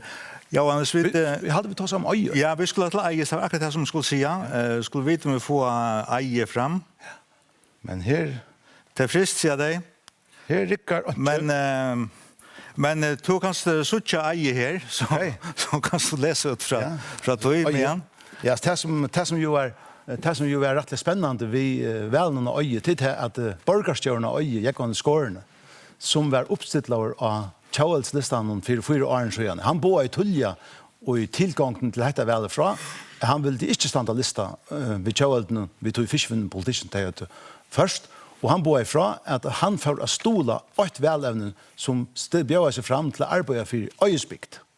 Ja. Han som så bjør seg fram til å arbeide for Øyesbygd, det var Tartur Niklasen, fyrværende tingmauer for Midfløtjen, bosidende i Øye, nå pensjonist etter å være løyer av Edlesøymen og i Ronavik og Nekvar. Og hittar vi etter her, så synes vi at han får 15,2% nå, og til en framgång opp av 6,4%. Tartur hever i 1998 haft iver 130 ätkvaver og Øye, og ble vi nå nye og hittar etter hvordan nekkar ätkvaver han hever nå, så hever han nå 8,5. Så att han blir inte nummer 8 och 2, men hemmen kan han alltid hoppa på att han blir nummer 3 hvis flocken för samgång. Men vi ser att Øye att han stora sier här när Øye omframt midflocken så för 6,4% fram. Det är folkaflocken. Fram 5,5%. Och här är välevne som en som heter Rekve Egilstoft Nilsen. Att av Sandavai sonur legendariska Torsten Nilsen tillvaran och matchuttan 12 september 1905 och i Landskrona. Og han toppscorer vid 32 akvån. Han man kan säga en samlingsfigur här norr till han besträmar med. Besträmar jo öje och allt sånt där. Och det vill räkna vi han ösnen för att få akvår och Gillian is. Men alltså med markant helt stort till sist det att Joel det ger inte några särskilt väl nu. Nej, Joel det har väl av öje småter Olaf Friheim, han får 22 akvår, men flokkeren gonger achter vi heil 6% stigen og i gamla bygden til Peter Reinersala, så at Tjåld har det ikke godt. Takk for Jan Sigurd. Nå skulle du haft noen forsøk, Norge. Nå sier jeg til at vi har finnet en forsøk som bygger av 46 velstøen, og her det 22,5% av atkvånen opptalter, og til 11.126 av Øtlandheimon 23,9 som vi i det. Folkeflokkeren 23,8%, framgång opp av 5,6% sti. Sambandsflokkeren stender til å få 18,8% til en lydtil framgång. Januarflokkeren 19,2 til en attergång opp av 3,4% sti. Kjølstyre 3,3% til en lydtil attergång. Tjåvelte 18,4% til en attergång opp av 3% sti. Framsøken stender til å få 90,2% til en attergång opp av 1,6% sti. Miflokkeren 5,6 til en lyd til framgång. Framtaget fær 0,8 og førre flokkeren fær 1%. Så fær av det hitje etter tingmånen utfresen her 46 velstøvene som forsøkningen bygger av. Folkeflokkeren stender til å få 8, fær 2 tingsesser av 3. Sambandsflokkeren varveider synar 6. Januarflokkeren misser 1 og fer ned av 6. Kjølstyret stender nå til å få 1 tingsess. Tjåvelte stender å misse 1 og fer 6. Framsøken stender til å få 1 av 3 og fer 3. Miflokkeren varveider boar synar tingsesser. Ja, Johannes og Boje. Ja, det som jeg halte med Sucha, Johannes, det at nå så Kjølstyr kommet inn at vi en tingsesse, og letja vi til sammen og via anstøve mot samgången, så det Kjølstyr som kan velge om Kjølstyr vil fære i samgången, vi tar verande samgångsklokken her, eller Kjølstyr helt vil fære i samgång vi Folkeflokken og Sambandsflokken. Ja, metta øvelsen i hese her, forsøkene her, nå nere av 2,0%. Det vil si at øvelsen nek minne enn hver Johanne, og hver Iver Tro og Johanne, så det her mer avlutende enn utslitt vi enn fyrre forsøkene visste. Vi så ikke enn at Folkeflokken gjør ta veldig vele, og vi så ikke at som du sier, hvis vi tar samgången alltså hvis vi tar A og B, hentor han kjær? Nei, godt. Hvis vi sier A plus B til 14, og så tar vi midflokken så 16, og så det Kjølstyrsflokkeren. Så nå det koppa, til at Kjølstyrsflokkeren hei vi så ikke at han kom opp av 3,3%, og 3, vi satte før kveld at tinggotten 3,03, så han 0,2 cirka omanfyrir tinggottna ta ein av dem inne om du gjerna eller til kristen. Ja, nå det jo det som avverst og i samband her tog at det kan jo hente at det lukket vel ved Kristin Mikkelsen som for ombå Kjølstyr som det at det var Jekon Skårheim. Og da var det altså Kristin Mikkelsen som skal gjøre av man fer i sånne gamle samgånger sammen med Janaflasjen, eller han skifter og fer i samgånger sammen med Folkeflasjen, Sambandsflasjen og Miflasjen. Ja, nå kjenner vi ikke tøllen i Ørtlem. Jeg helt mye høyre av tog som har sagt ur Klaksvik. Jekon Skårheim hei nærkere 130 akvar halvtid hørt. Og minst det ikke skøft, så har han 300 forskjellakshård av vel noen for 4 år siden. Så det kan bli ikke spennende om Kjølstyrs Haborgen flyter og Klaksvik og så til førere kveld. Og jeg kan fortelle der at hvis Kristin Mikkelsen var eneste tingmauer som var valgt inn for Kjølstyrs plass, så får han ikke samgang med Janaflass. Nei, så var det Sinter Arvese, men i ødelen omstående det således at Kjølstyr som Kjøsser nå stender i mån til henne flokkene her, hever en liklasstøv og i samgång og samregning. Ja, men alltså du kan också se att en borgerlig samgång vi A och B och F, alltså det är så hon gör rösten säger. Ja, hon gör rösten säger. Ja. Tack för Johannes, Jan Sigurd. Sambandsflokken stender altså i løtene til at varveita sånne 6 tingsesser. Og Elin, du hever et velevne tja sambandsflokken og tjatar og i forholdene. Gjør vel? Ja, jeg har løyta meg over til Borg her. Sambandsflokken sitter Eitis Harsman Niklasen. Du gjør jo et kanon folketingsvel, og ut fra tømtølen her så stod til en tingses, hvis det taler vær om et løgtingsvel. Hvordan er det utsatt nå? Nei, det er ikke lykket så oppslå beint nå. Jeg ligger beint omafyr enn 30 stemmer. Og ja, det ringte å si hvordan det er for enda. Har du noe vei når man kommer inn? Ja, det har vi, men ja. Jeg har alltid å si at det er onkerstø som jeg fikk sin stemme til Folketingsveldet, som jeg ikke får så noen stemmer fra nå, onkerstø ikke nærkere. Men det er nok det er et annet vel, og man stemmer ikke mer lokalt nå. Og hver kommer så tøyne lokale atkvøver? Er det Sorøtene, eller er det Vestre? Jeg vet faktisk ikke ordentlig. Det kan være at det er her Sore Center, og nå er det fører til stedet hva jeg fikk sin senest, men at nå det er et annet slags vel. Man stemmer mer lokalt. Torsdagen var reisende, og jeg fikk en løsning til Arjon, og så fikk jeg også vel her Vestre Angelenese. Takk for Eitis. Jeg kunne huske meg flott med å Center. Det er rettelig spennende her vid Kjøsserspåret. Jeg vet ikke om jeg bjør seg frem, kanskje at her...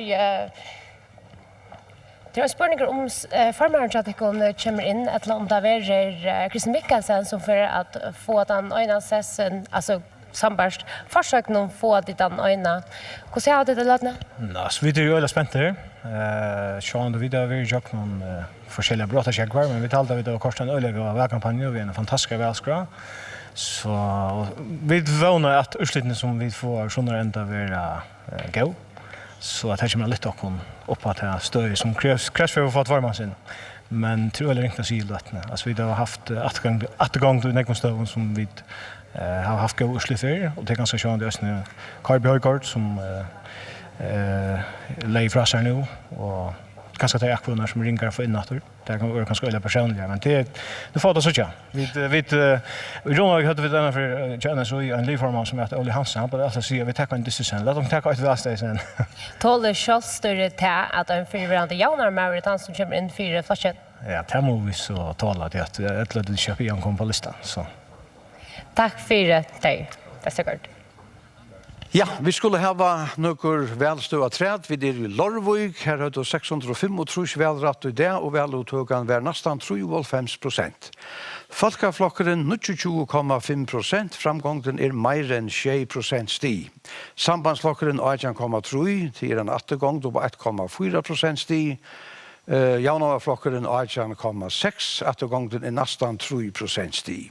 Kjølstøyren 4,1%, Tjåvelde 20,6%, til en framgang på 0,8% sti.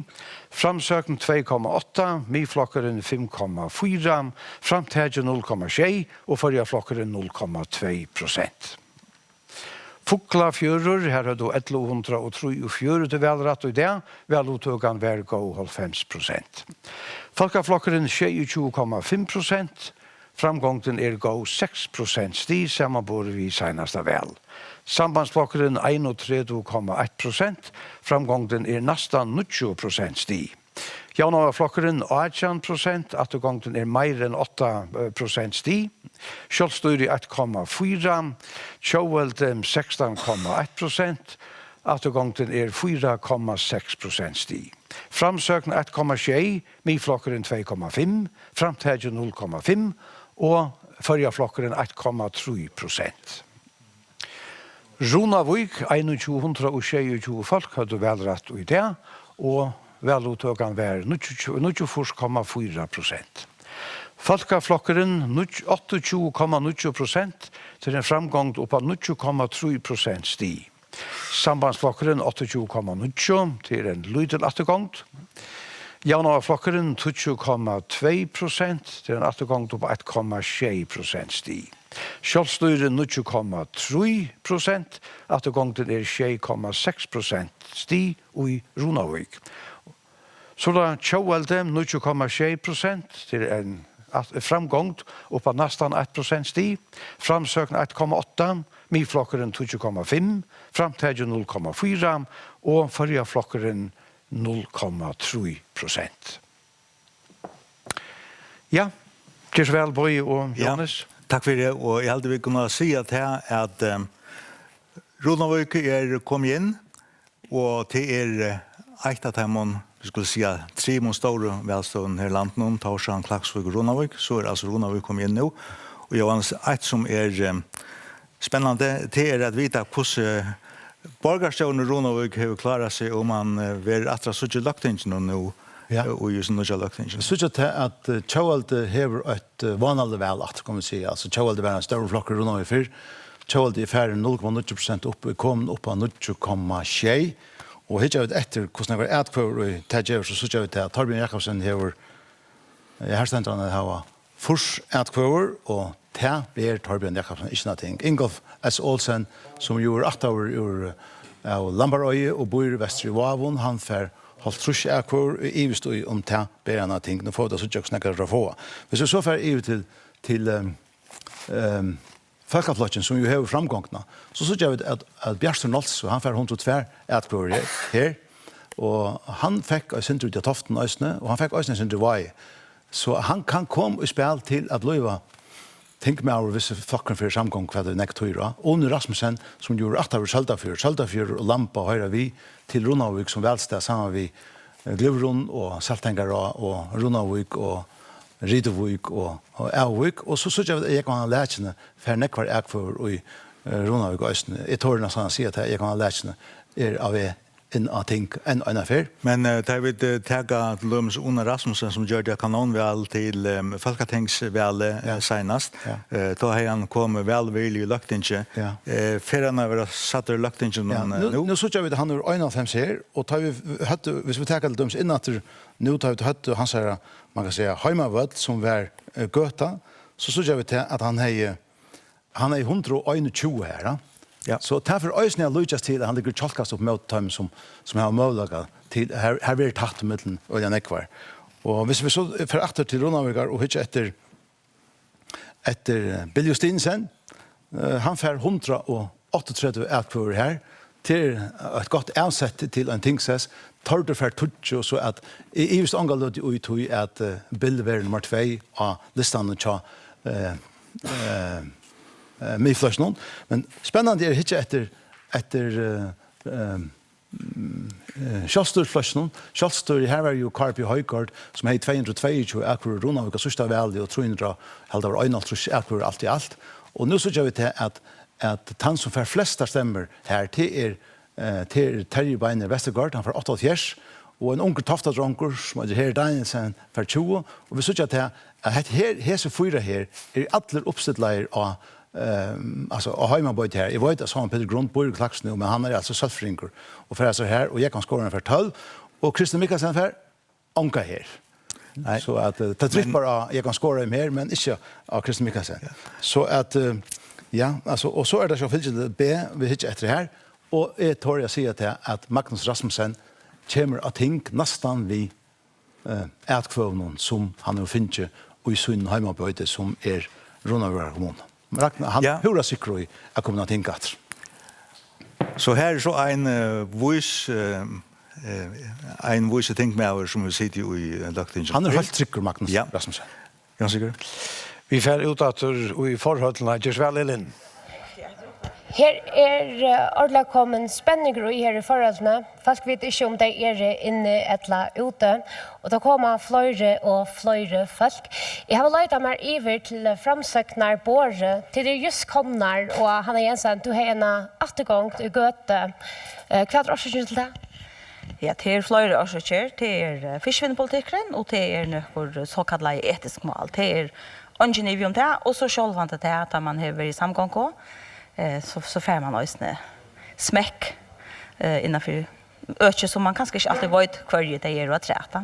Så det koster å si det vi valgte for det? Det gjør det, og det koster oss at velge teka några kamper som man faktisk fra man undan vet at har vært herrer og i næromkvarn. Annars så stannar jag så försöken hon visste att framsökning för trutchar tinklimer tåra dit att trycka upp att långt nu. Nej, det gör vi inte.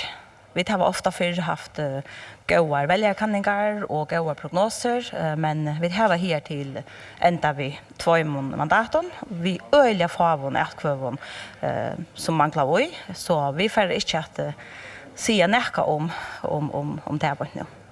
Men väljarkanningarna det har hinner inte varit så goda så att det kan hesa för till det steg till att få att få ut de flesta och nu vi ser försöken att en annan kan det här den senaste 48 valsör talt upp att framsökning ständer till att få trutchar och till det kanske en hauna flocker är så goda för att det få att mannen eller kvinnorna.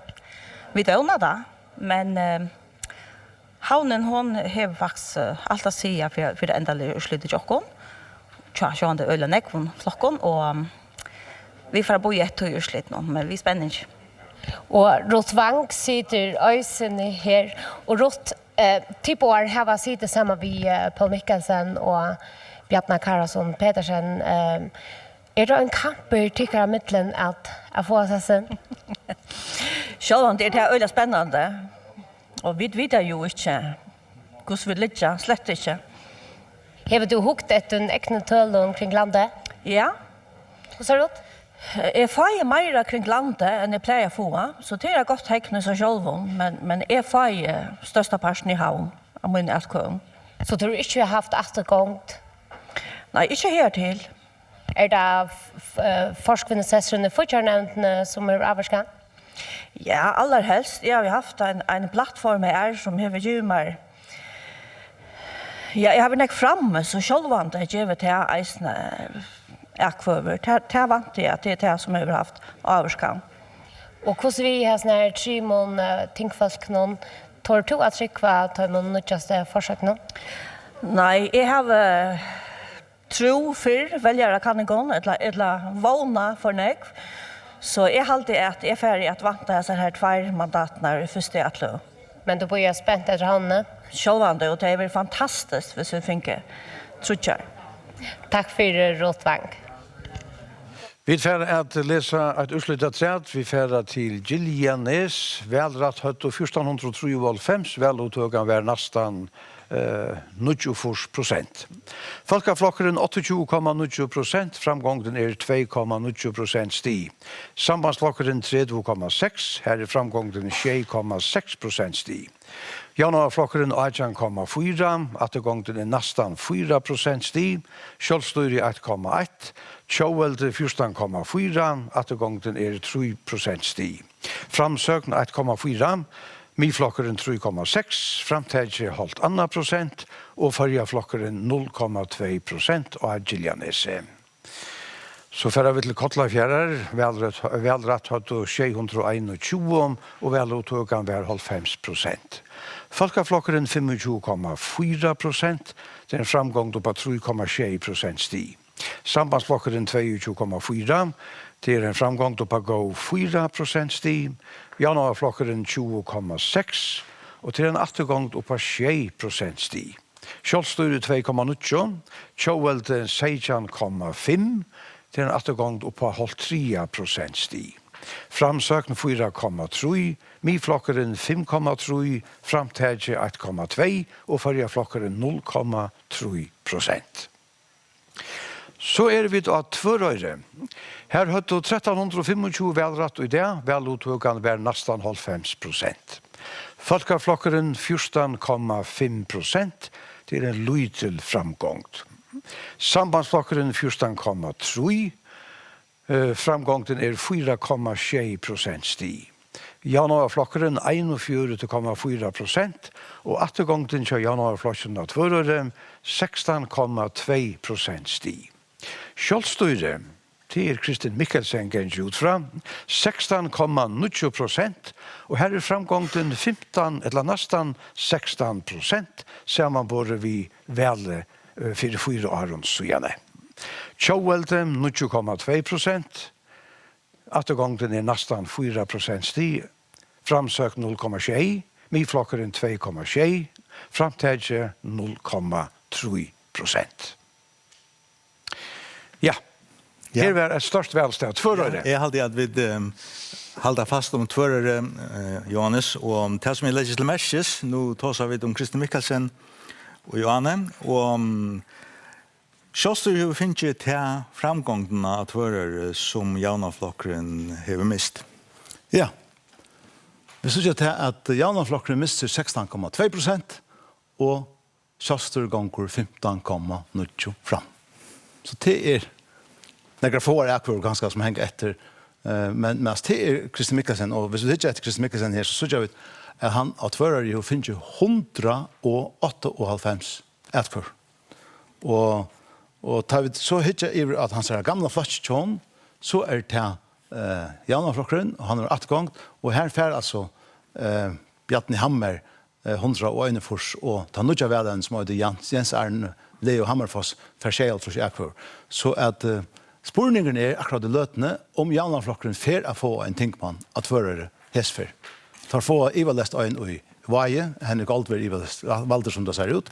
Men spurningen är om att få en tinkman att förare hästfär. Och det är alltid en rättliga och avvärder spurningar. Och tar vi så hittar efter urslutningen till folkaflösningen som har ju större framgång, så är det Jakob Westergaard som är här och färd till här så är det Alve Mortensen som är den nya välen här som vi har här och är Johansson för Sejan så Eitis som ju är borgarstjör i Voa kommun och hon har rötrat för hon för Etlo Akvar. Johan Dahl för 4 Akvar och tvårar. Men det er jo, jeg vet, hittet at sånn her utslutningen av tvørere, så er det sjålvan det eisende og vært av suttja at for jeg tager atter i Kristi Mikkelsen til 200 som han færre tvørere og til som han annars finner ikke her sjore og ærestand.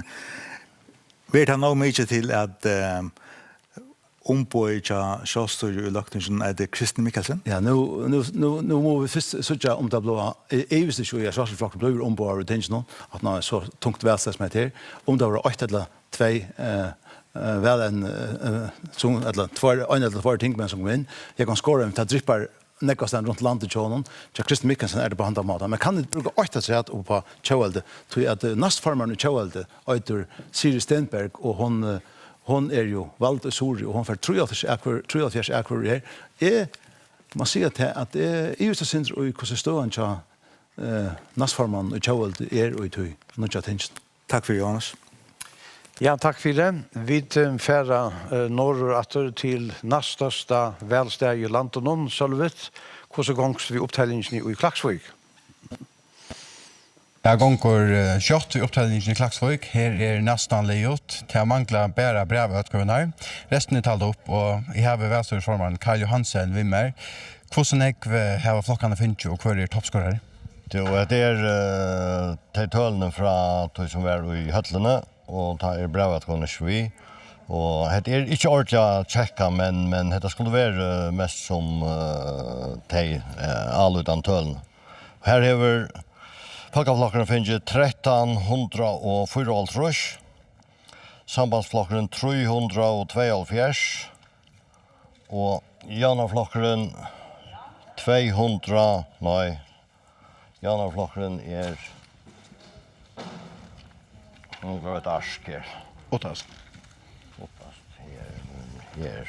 Janaflokkeren 400, Kjølstor 202, og Tjåelde hever 5, Framsøk 22, og midflokkeren hever 144, Framtætje 19 og Føyaflokkeren 4. Och kvar är det här som är det toppskorare av tamningslisten? Folkeflokkeren som har finnet nekv, de fleste utgåvorna här hever Beiner finnet 492, Jakob Mikkelsen har finnet 333 og Elisabeth Mercedes 270. Og tja sambanden har Frimod Rasmussen finnet 238. Og Naster bara støy vi 31. Og tja Janaflokkeren her har Axel V. Johannesen finnet 212. Egon Samuelsen 125. Og tja Kjolstøyri hever jeg var skåren for 119. Samuel Peter Grund 38, Beinta Klakstan 20.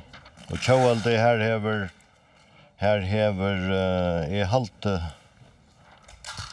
Beinta hever finnes flest der, hun finnes Nutsjo Fors og Olof Kletskar Fors. Og tja framsøkten her 22 atgår i nok kjent fordøyld der. Karl Hansen, hvordan var brevatgår det som manglet rett? Det ligger om 400 og halvt ruskjelde her aløy. Og når vant du så endelig urslitt være klart? Det endelig urslitt være om 2000 rakser. Takk for det. Vi ser alle havner herfra. Ja, takk for det, Solveig. I Høtlene og i Klaksvik færer vi her til havner og i Høtlene av Holse. Kjørsvel Sigrun. Ja, takk. Jeg kan si at vi tar ikke en samlet tale av eller byte av etkønnen, men jeg kan si at 54,6% av etkønnen som kommer til er talt der, og det er så 4 utslitt, og det er nærkere, altså flokken noen 2 som mangler altså brevetkøver. Men hvis vi færer ut til bårene, her er det så blir at byte ut. Dette her er folkeflokksbåret, og her skjøtter vi, jeg kan fære til største bunken på denne veien, og det er tydelig at man ikke renter ved, at det er her som bunken her, det er Christian Andreasen. Og så stendte det annars, hvis man hikker her, ja, i midtelen, Annike Olsen, hun er her. Og så, her var han nå, gikk man av lærkene her, faktisk. Og, ja, Jørgen Eisne, ja. Så det er de 3, så at altså Christian, og så hese her 3, så er det et bunken av døma. Så får vi her til sambandsbordet her. Her har vi tar Kai Leo her. Jeg vet ikke hva fotograf som han var her. Kai Leo er her. Og så er det barer som er her. Og tar nå det ferden av det buntet. Det tar altså en større bundt her, Jan. Hver er på bunten, og han er her i nå. Men barer hever altså største bunken av sambandsbordet nå. Så får vi her over til Jana og Flotjen. Her er det Angenive, Axel V. Johannesen er her. En risa bunche her. Faktisk den største halvdelen jeg ser her i kveld. Og her Mortensen er her. Ikke lukka store bunche, men nå lukker han eisen hans, men her er eisen en bunche til honom. Men ja, så jeg skal ikke skje til for er større til at nå vet jeg ikke snakker her i det. Og så er det Christianna Vinter Poulsen som eisen finnes jeg ikke, men ikke nærmere Timebauen, altså Heine og Axel. Her er 20 skål i reisene, men heller ikke nærmere, som nå er altså. Så får det til Tjåvelde, nei, over til Kjølstyret.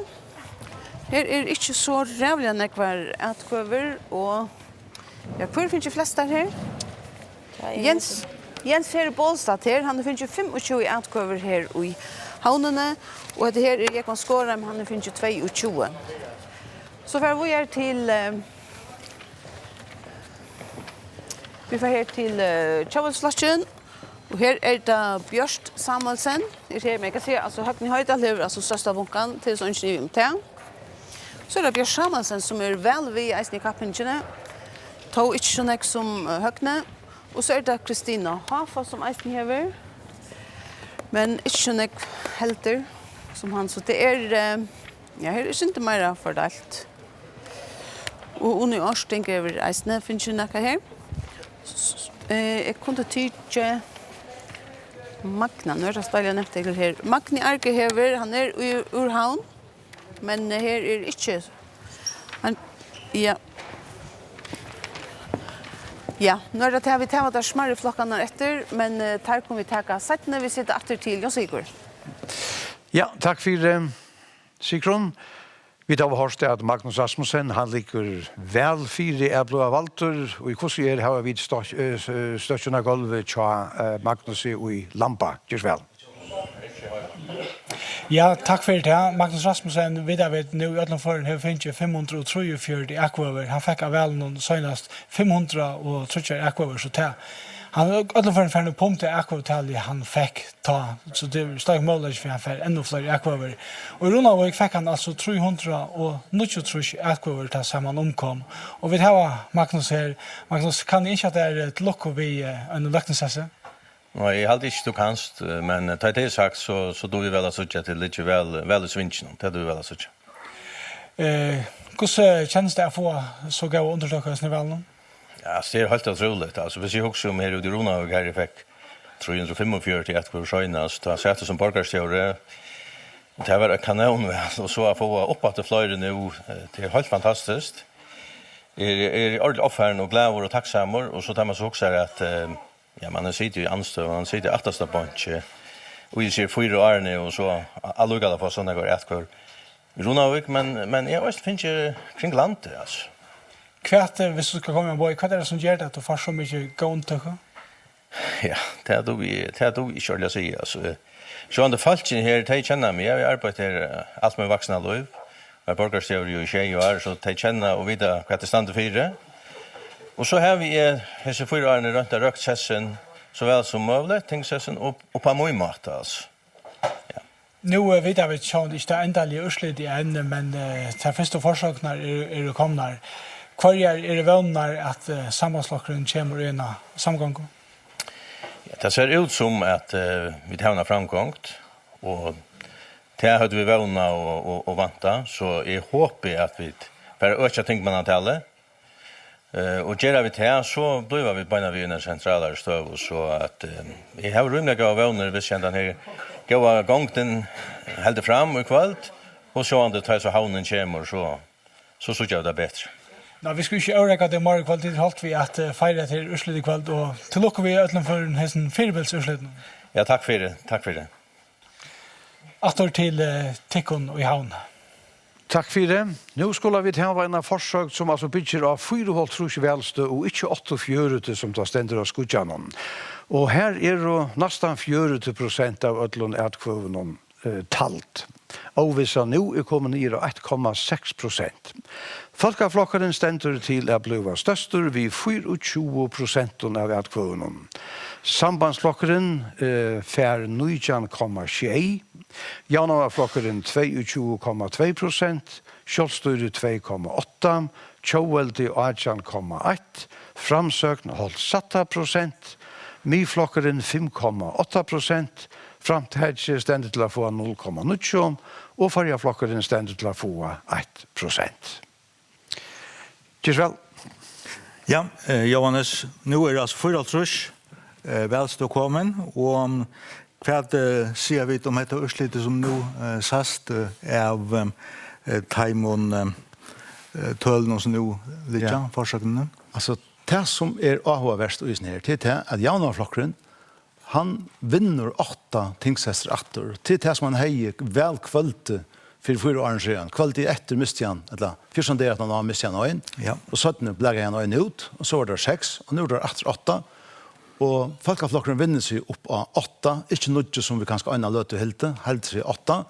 Og nå Magnus Rasmussen tar seg om han vågner jeg tar for å vinne en tingsrett, og vi synes at jeg tar her vunnet en tingsrett. Og det som øyelig avverst, det er at nå altså kjølstøyre ute i atter ur tingsen. Det vil si kjølstøyre, jeg halte hvis vi tar hukte etter forsøkene her, hvis vi ikke etter ivliten her, så synes vi til at her passer det ikke. Hur är det ute?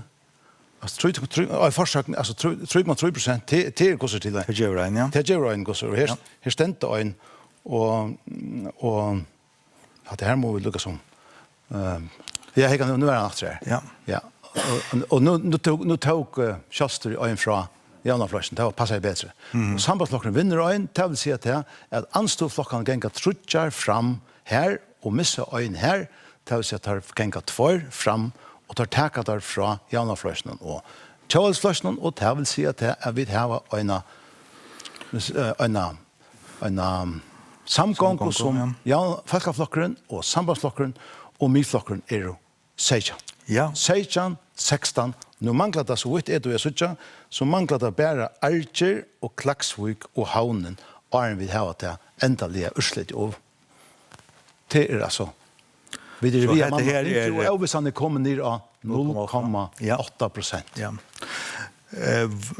Tai og vid så urslite tja Kjostor i Klaksvik og urslite tja Kjostor i Sorøtne, så var det vi for at jeg var stå i kvørdan og verer som for å omboa Kjostor. Ja, og det var Kristin Mikkelsen eller... Og i løtene angenive. Altså, i løtene det såleis at han som hever det beste personlige veldet tja Kjostorsplasjonen, det Kristin Mikkelsen. Og det vil si at det var ikke Egon Skårheim som for å si det i lagtingen for Kjostor, men Kristin Mikkelsen. Altså, så som jeg tror jeg leser tøllene, så det angenive til. Ja, og det vil si at oversann 0,8 og det etter telja som etter telja kväll så? Ja, alltså jag fick inte alla vid ta Sigrun tog sig om till personliga aktioner i havn och hur snäckt det är. Jag kan skåra för näkrar att säga att jag läste i havn mer än kristen. Men kristen är sant för han till att 8 och Kjostorsplocken gör det inte ett gott väl när det Klaksvik som skulle vara stäger. Vi kunde också komma till en stå på en väg och säga att färre Kjostor ett ombo i lagtingen så kan det lika gott vara Kristin Mikkelsen som jag ganska. Ja, och i lötene ligger anstøvan, den samlade anstøvan, alltså Folkaflokkeren och Sambandsflokkeren och Kjostorsplokkeren och Myflokkeren. Tar här tillsammans trutjar av 18 och medan hinner trutjar här tillsammans 6 plus 6 till 13 plus 2 till. Så här är en samgång om där annars kunna sämjas om ett samgång i Kjell, Sigurd. Ja, takk for det tid på Vi fer ut i høtlene. Januarflokkene stender til å missa en tingsess, og Elin, du hever omkring januarmann. Tja der? Jeg har funnet Hei Mortensen og Hei en samarbeidsnødjasse forsøkning, så stender du ikke til å få en sess, men havnen er så ikke kommet enn. Du fattelen, eller? Nei, jeg vil se på tannvallen at det nok sjelden i fornøyke ekkur utenfor havnene. Men sjående feie nærka, og vi bor sjående til havnen kommer, og det det som kan være mye retninger med eisen til flotsen. Hva kjenslig stendt du vi på et nå? Nei, jeg halte selv at januarflokkene har mist fornøyke rundt landet. Etter det gode politikken vi har først nå senest 4 årene, men det så väljaren som har talat men jag bor ju framhalden efter till havnen kommer och i sån löd ju att det kommer lite om månande mer upp. Tanutjasa forsøkningen, hon sier at det anstøvan som fer Møyrelotan. Heldig du at havnen klarer å flytta det? Jag vet, det kan gott hända, tror jag att havnen har som att ivraska fyr och det kan eisen göra att det kväll. Det är ju såna löd ju. Godt velkveld, vi Hei Morsen. Takk for det. Ein bjergingarbater i Kvalpa ble bjergingen ta Eitis Eiteskort og Eion Augustinusen brottliga våre stranda og i Sore og ikke slå av vel og i havn. Nu är vi till Gamleratt, törsten är vi ur Sandötne till Gamleratt och vi där så kvar skulle vi Till vi får efter mamma Munne som var så öppen att komma för sent till Smyril i morgon. Hon hade inte fejlat för att landa. Så nu är hon sett allt i verk för hon ska släppa till havna och släppa väl. Så vi får nu ha ett efter. Ja, vad har hon sett i verk för den krossen här? Hon har ringt forskjellige sportkos Tyrland, Flej och om Tyrland inte kunde komma och ringte kringkvart för jag vet om kringkvart inte skulle ha en politiker av norr och allt för jag vet om hon inte kunde släppa norr, men det är det inte. Men så ankrsväcknar hon finns ankra män i Kvalpa som arbetar vid Bjergingabaten här att cykla sig sår till Sands. Och för så gärna har plakat av ankra som hon släck känner till skåpnar. Och så kommer hon vid testan. Så allt blir till, alltså.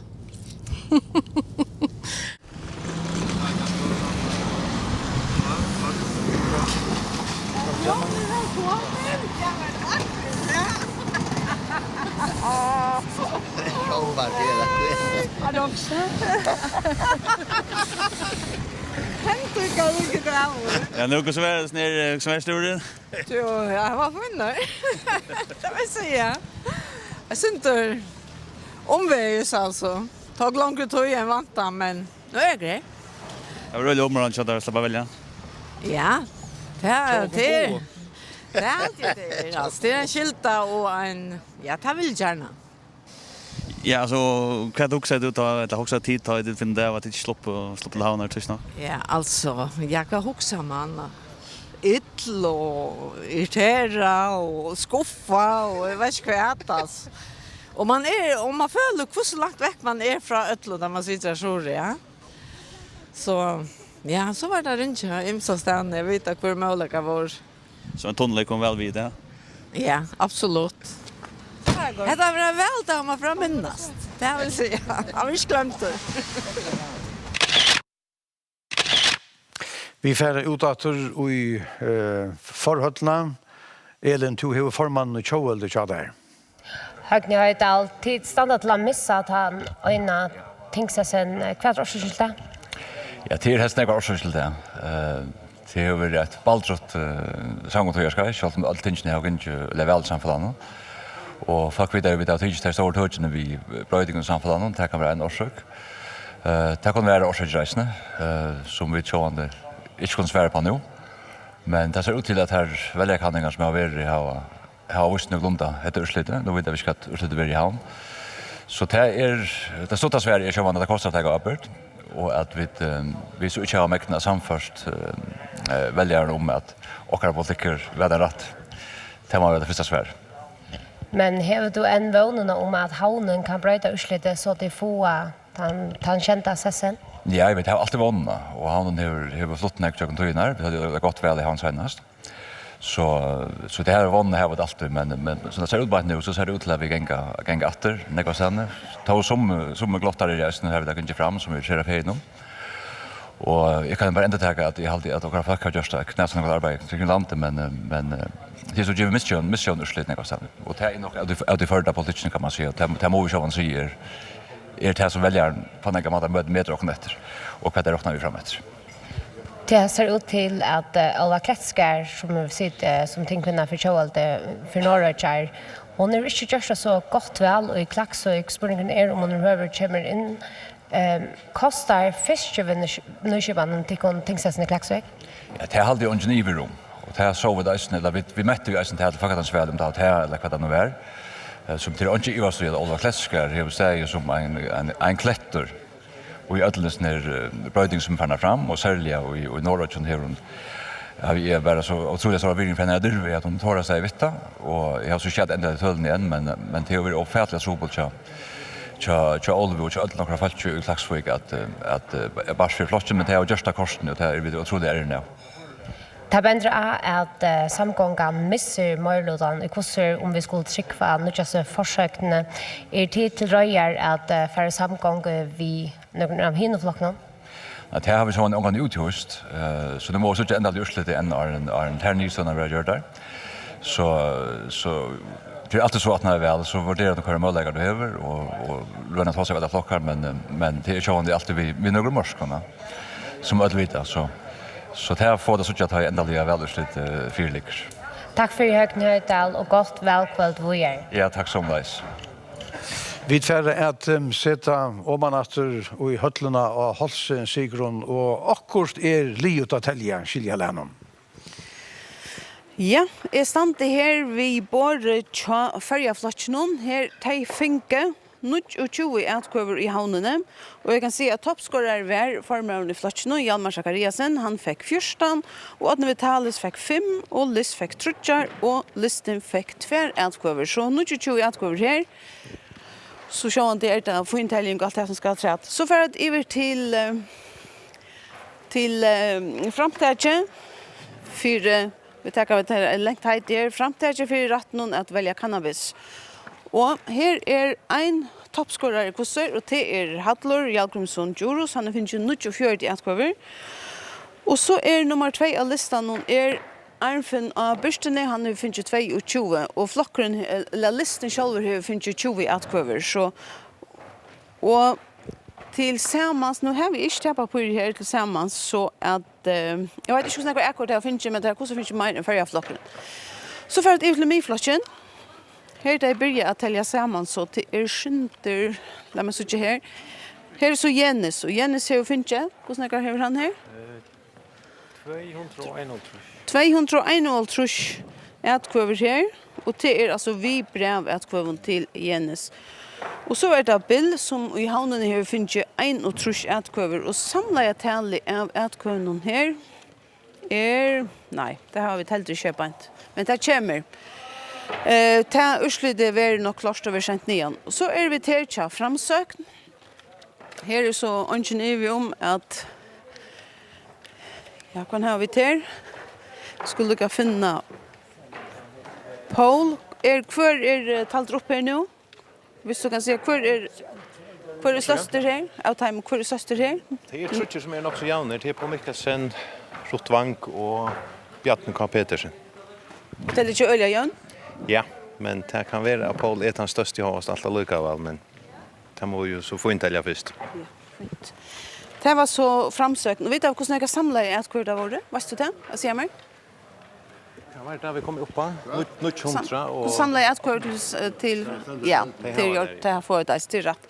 Og så har Jan Peter Henset, så det altså noe som til vi atkøven der giltar, skriver man for nekva, tekner du hjärsta eller skriver du och LCD stämmer för en cross så det ogiltar.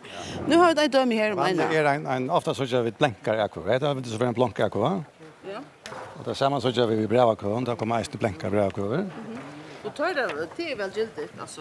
Ja, det har talt vi, Och så har vi där som här man väl är krossa alla flockar av dömes. Det en ogilto akvar. Här är syndra av Max, ja. Och så är det. Kan eisen hvis man tecknar i mest. Här är en teckning som ganska så pen. Ta. Jag måste känna. Ja, jag kan inte ordla visa men tar det framärske som kan vara ett känne eller man kan kanske söka för det som behöver valta. Så ändan här reisen ändan vi reisen avskilta. Man kan så säga att här så kommer så alla vi att i fundelningen att i laktusvaldenten här fundelning så väl alla så bitcher där. Man ska sätta Jerabok så när man kan alltid Kanada. Nu klockan jag för en av halkon 11. När helt du att ändligen urslutet var grejt? Ankre flockar vi är klara, men här är några som den här flockar som står där. Vi ska nog längt, men det visste för att komma helt kört. Så det här borde cha höga flash det skulle vara nästan det gjort. Så det var det. Så det var en låta åter till Tönjon Sigurd. Takk for det. Vi har et velsted at rett. Vi er i Arjun. Her høyde 1634 folk velrett i det, og veluttøkene var 94,5%. Folkeflokkeren 19,1%. Framgången holdt 15% stig sammenbåret vi seneste vel. Sambandsflokkeren 20,1%, og her var framgången eisen holdt 15% stig. Januarflokkeren 24,2%, attergången 3,3% stig. Kjølstyr 1%, Kjøvelde 20,8%, og til en attergång på gå 2% stig sammenbåret vi seneste vel. Framsøkn 8,4%, til en framgång på gå 3% stig. Midflokkeren 5,6%, framtidgen 0,8%, og førjeflokkeren 0,1%. Kjørsvel? Ja, takk for det. Og Johan, så det ganske samme tendenser som vi da var se nå i lenge tog, og Archer sier det samme at anståflokkene der står, der har en framgång med en samgångflokkene få attergång. Ja, vi synes at begge folkeflokkene, hvis vi råkner i tingmånen, altså jeg vet det vel, at vi kunne ikke ta et ønstak vel sted, men altså, folkeflokkene 4,5% fram, sambandsflokkene 4,5% fram, javnaflokkene 3,3%. Atter og Kjøvelde 2,1% atter og framsøk 3,1% atter. Nå vi i høvestaden, og vi kan si at dette vel, man vil saktens være til som lyser havnene mest, og gongen til han at tar større og anståflokkene få større framgång, kjølstørsflokkene for attergång, framsøkene for attergång, midflokkene for attergång, javnaflokkene for attergång og Kjøveldeflokkene for attergång, så vinnerne jo tar bare her i A og B, og så få tar oss ikke, men vi råkker ikke vi tar. Og ettersom vi så nær havn, skulle vi så hytte hver tømmes toppskårer til Falkaflosjen? Ja. Og Christian Andreasen toppskårer, altså han fer 2-3 akkur og Arjun, og Jørgen Niklasen fer Arjun. Borgårdsteren i havn, Borgårdsteren i havn, Annika Olsen fer Arjun akkur og Arjun, men til dømes jeg kan ha læsene som jo bor i Foglafer, og Beiner Johannesen, som støttenskåttet til Falkaflosjen og bor i Klaksvik, for Øysten 13 akkur, eller 5 færre enn Borgårdsteren i havnfär. Ja. Och här har vi det sambandslösning till rätt avvärstøsne. Så sitter vi till att Kai Leo för 35 akvararchen. Og bare rast, han står toppskåren, men han legger mest til at Helge Abrahamsen for 23 og vel sagt hans for at norsk har en ting sessi av alvara, og til ikke ovant ut at av Arjun det Axel Johannesson for 113, men hei Morsen bare for 33, og fer vi iver til det, og til kanskje her jeg kan skåren skal bjerga seg sessen, men han får trutjar jakvar. Ja. Og Kristen får trutjar jakvar. Så men, det er alt som bender at Kristen vil tenke mer. Vi avtaler av eisen og vi kommer opp her, vi skulle hitte etter støvende i Vavon. Ja. Her kan uslite av Gillianese og i Sørvøy sier kunne sindre om hvordan støvende formannen i Falkaflosjen. Akkurat.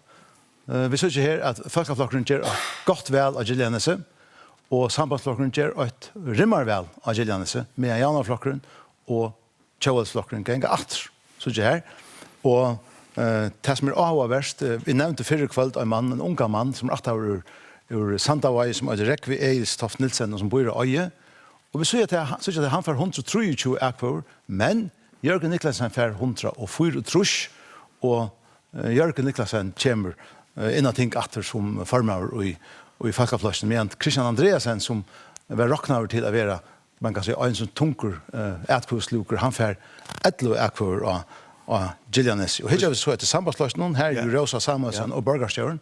Rosa får flere stemmer enn Borgarstjøren. Rosa får 124, men Borgarstjøren og i Våa kommune får 95. Og her vi i Sørvøy etter støven til Jørgen Niklasen. Hvis vi så får til Sørvøks, så synes vi til at i Sørvøy, her gjør Falkaflokkeren øysene rimmer vel, og her gjør sambandsflokkeren et godt vel, og Kjøvalde ganger løsende fram, men altså Janaflokkeren ganger nekvatter, og hvis vi hittar etter hver det og Kjøvalden som får akkurner, Jørgen Niklasen gjør et funnet vel til Falkaflokkeren.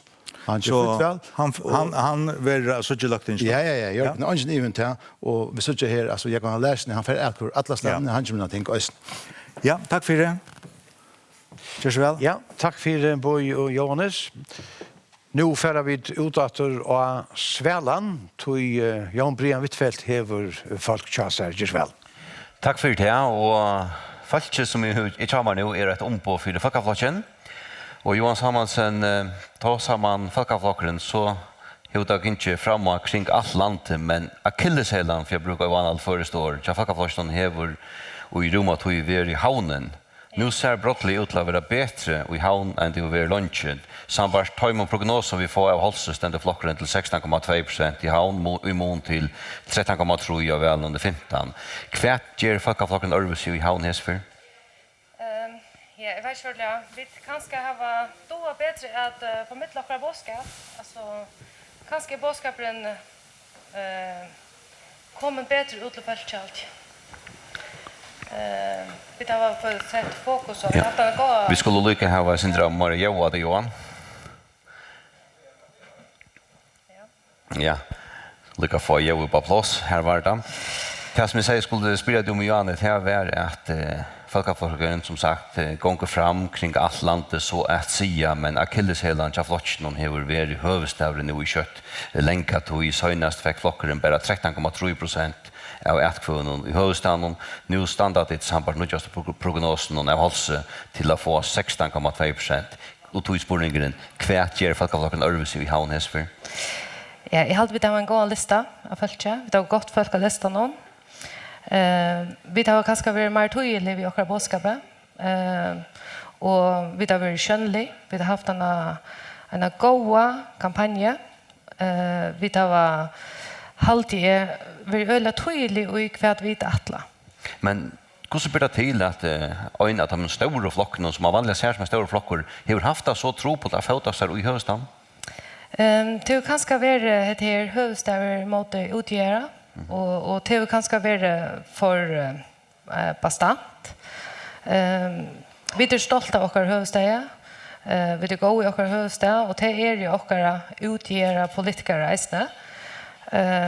Så det er kanskje det som er måneden hesfer, at vi tar vært mer grei uttøy och förstå vad vi kunde göra för höstdagen, vad vi kunde göra för vinnarna och i havn, familjerna och i havn. Så ja, vanande tog. Hittar vi så inte vi är ju i vår politiska landslag. Nu fick akkurat den nya forsökningen av bordet till standa framhållande till 8 tingsrätter och vera sambarhetsson. Nu är havnen inte vi, men sambarhetsson till standa till att vara största flockor i förskon politik efter väl hesafer. Men nu tar du hickar det rätt att helger. Är det ett urslit som tid hade tåra sett nösna och motor? Hade det vi då mycket motor och det vi då våna. Och ja, vi hade det vi för efter. Hade det för efter? Hade det vi för efter, ja. Nu kommer formar chatikon över vi en formar som för 17, men är det här att ödla för en urslit eller inte urslit? Är det att jag säger skål och folkavlösen kväll? Absolut. Bara till att vi får gänga fram i havn, det är alltid glädligt. Vi gänga eisen nägg fram i Archon.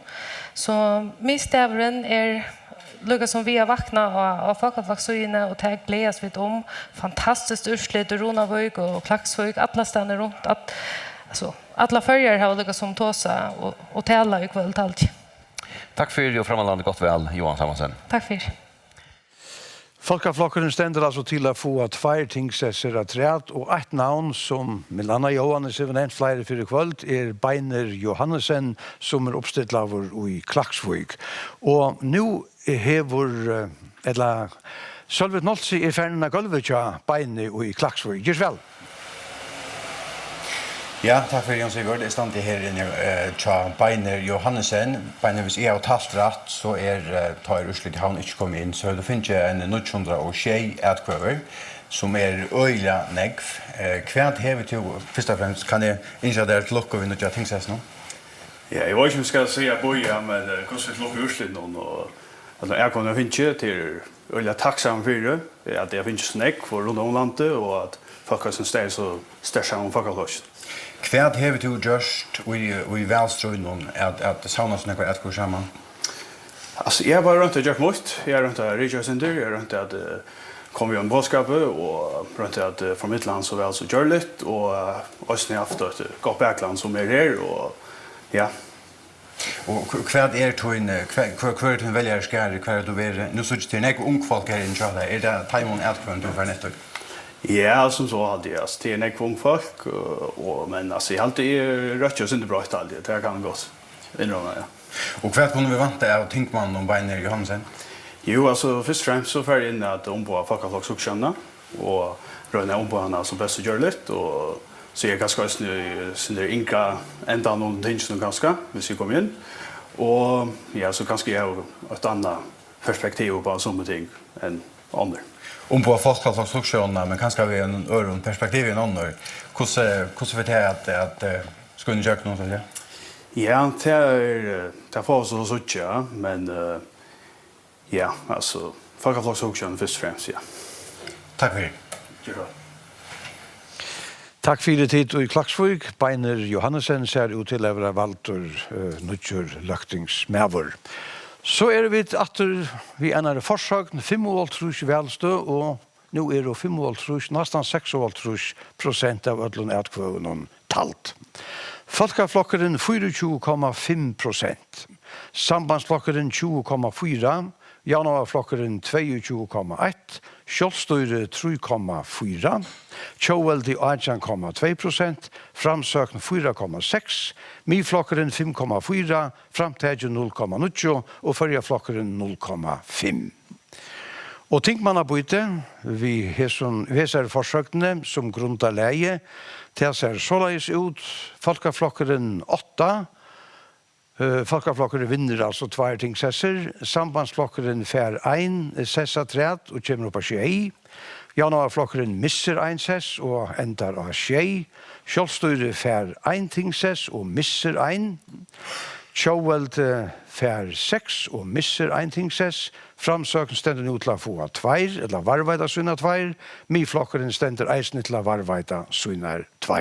Og kvarsi framtid eller førja flokkeren få ombåan i løktingene. Boje? Ja, takk for Jan Sigurd og Johannes. Hittar vi etter sånne tølene her, så det ikke den store brøydingen Men Folkaflokken helt tydelig den største flokken. Ja. Og vi synes til at henda forsøken her, og i hese forsøkene her, kjøstersflokken 3,4%, så tar vi seg han ordentlig inn i tingene, vi er en tingmann som etter ødelen av døma ved Kristi Mikkelsen, borgerstjøren, at fører. Janaflokken for seg, og han misser altså øyn, og hvis vi tar til mandatene, så synes vi til han misser øyn, og Tjøvalde misser øyn, framsøkene helt til skjønner, men altså 8 tar 15, og alle samgång flokkene til sammen, anstod flokkene nå til sammen seg og 18, og det vil si at folkeflokkene og sambandsflokkene gjør en samgång, så kan du velge om du bare har mye vi, eller om du øsene taker kjøstørsflasjen vi. Men det vil så si at det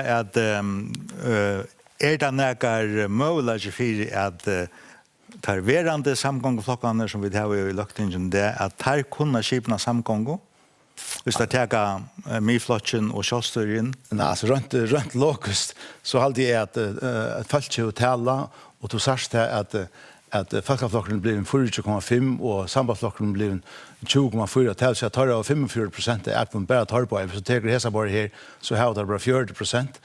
Og framsøkene sier så det bare 44. Altså, folk ikke taler, men så vi kjenner det til dømes fra Burasvelen, at da en flokker blir særlig større, men så får spekulationer i gang, hvordan kunne vi koppla han ut og kjekla han ut, så at han ikke var vi. Og hvis vi der sin åren, så kunne vi si at den gamle heimastør samgången mellom sambandsflasjen og janaflasjen, hun 14, fikk det kjøsflasjen at så 15, og så skulle det ha mye-flasjen at så kommer han der på 16. Men altså, det trykker vi ikke på at vi tar bara den gamla B och C och D, hon är bara 15 och B och C och H har 16 och Kristi Mikkelsen för inte samgång i Janaflötjen, så till out of question, alltså det en samgång, en borgerlig samgång ligger i Karsten och det är inte så att det ska bli till näka annan än det. Så man kan säga att den gamla man kan säga fullväldig samgången, hon har 8 plus 1 till 90 plus 6 till 15 och så tar bara så så säger jag army flocken kommer på det kan vi gå säga men alltså på skulda till fullväldig inte vi ett ävne i vänsterön och det är falskt hotell och tandhatt att vi då finns ett mer högre vänt studio i färjan eller få ett mer högre vänt studio i färjan och vi får ett mer siponte studio i färjan sammet vi till som vi det har haft ja switch to 4 år. Det vil si at vi kunne vant og kunne en nødja samgång, Jan Sigurd. Det alt som bender tre. Og i havnene det ikke liv at helge, men det ganger det rett av veien, Sigrun. Ja, det gjør det. Jeg stod vid Folkeflokkspåret nå. Nå lett jeg at jeg ser her blå og selene kommer, så det er ikke noe, men nå det kjøtt livet. Og jeg stod her vid Christian Andreasen, og her halvtrusj i hver bonte, så her 100, her 200, og halvtrusj pluss 34, så 200 og 44 pluss brevatkøvene, som faktisk nok så nekvar. Her en stor bonte av brevatkøvene. Og hvis vi får over til Annike her, Tror nu vad säger han nu här? Ja, här 100 och här halvtrusj plus 34. Ja. Det var rätt som jag säger. Så det Annika Olsen. Här halvtrusj stad för kvar bonte. Här 1, här 5, alltså här 100 och halvtrusj plus 100 och 1 halvtrusj ätkova plus 22 ätkova här. Christian sa var inte talt där. Så får vi överhända vi till vi tacka Jakob Westergaard her, han har finnet 100 og halvtrusj til vi brev at køven, presist. Og her Jakob Lætjene, han har finnet 133, og jeg skal ikke, og han teler brev at køven arbeid nå. 133. Og Jørgen Niklasen her, han har finnet, her 2 sånne bunker til å si 100, og 26 pluss 19 brev at køven. Så tittar han fär i havn. Så kunde jag bara se mig, jag fär så vi till den nästa borg här, så kunde jag stäcka mig. Här sambandsflockaren. Och nu jag kommen här till en stor bok här till Kai Leo. Här halvtrusj, 100, 150, 200 och halvtrusj, 201 och trusj, 202 plus brev att kurvis i suger rätt här. Så får vi till Johan Dahl, ligger bara synare av här. Han har finnet 100 plus 34 och så brevat över. Och kommer forskjelda träd. Och så färd över till den stora bunkan här ivre. Och här har vi Bar Astay Nilsen. Och här ska jag vita. Här är 100, här är 200, här är 300 och 400 pussar och en ätkvöver halvtid plus brev ätkvöver. Så det är sambandslockeren. Och vi färrar bara vi är här över till Janavarflatchen. Och nu lite står här är en öjlig butcher ivre och detta här är Axel V. Johannesen. Vi så tar från synen av här, ja. Så tar vi får här ju först. Här är ja, jag vet inte, jag sant häsmena. Här är 100, här är 200, här är 300 och 400 och 500 och 600 och 600 och 800 och 900. Ja, alltså här är kan det passa? Släkar 1000 ätkvöver? Jag har inte något. Inte tal, men det är här alla till Axel V. Johannesen. Ja. Nej, det är inte livet så det så inte så. Och så är det här i Mortensen. Här har vi 2 Holtrush och här är Holtrush och så manglar häsar så det är inte ordentligt kom här till än nej så. Vi väntar att till Janne Flashe men vi får vidare. Till Kjolstur har vi varit det var upptalt i Janne. Nu får vi över till Chokvalden. Och vi börjar vi kan har vi här. Kristine Hafos. Ja, här har det helt inte bunta. Men det vill säga att det är några ätkor här i bunkan till henne.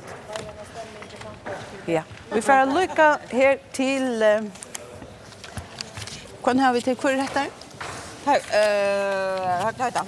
Och här har vi Högna Höjdal och tyvärr jag kan inte söka vad den heter. Ja. Vi sätter åter till Jon Sigurd och i studion och gör så väl. Tack för Sigrun. Nu halter jag vid här var formannen i Folkaflotjen av in och i kringvarp in och i förhållande gör så väl Elin. Ja, Jörgen Niklasen, jag ser att lucka vid det som tusen utlever ett rättligt gott välursätt. Tusen tack för det. Vad är det som är just månen här så för mot senast? Alltså, vi har haft en grej politik och följt sig till grund vi har kom.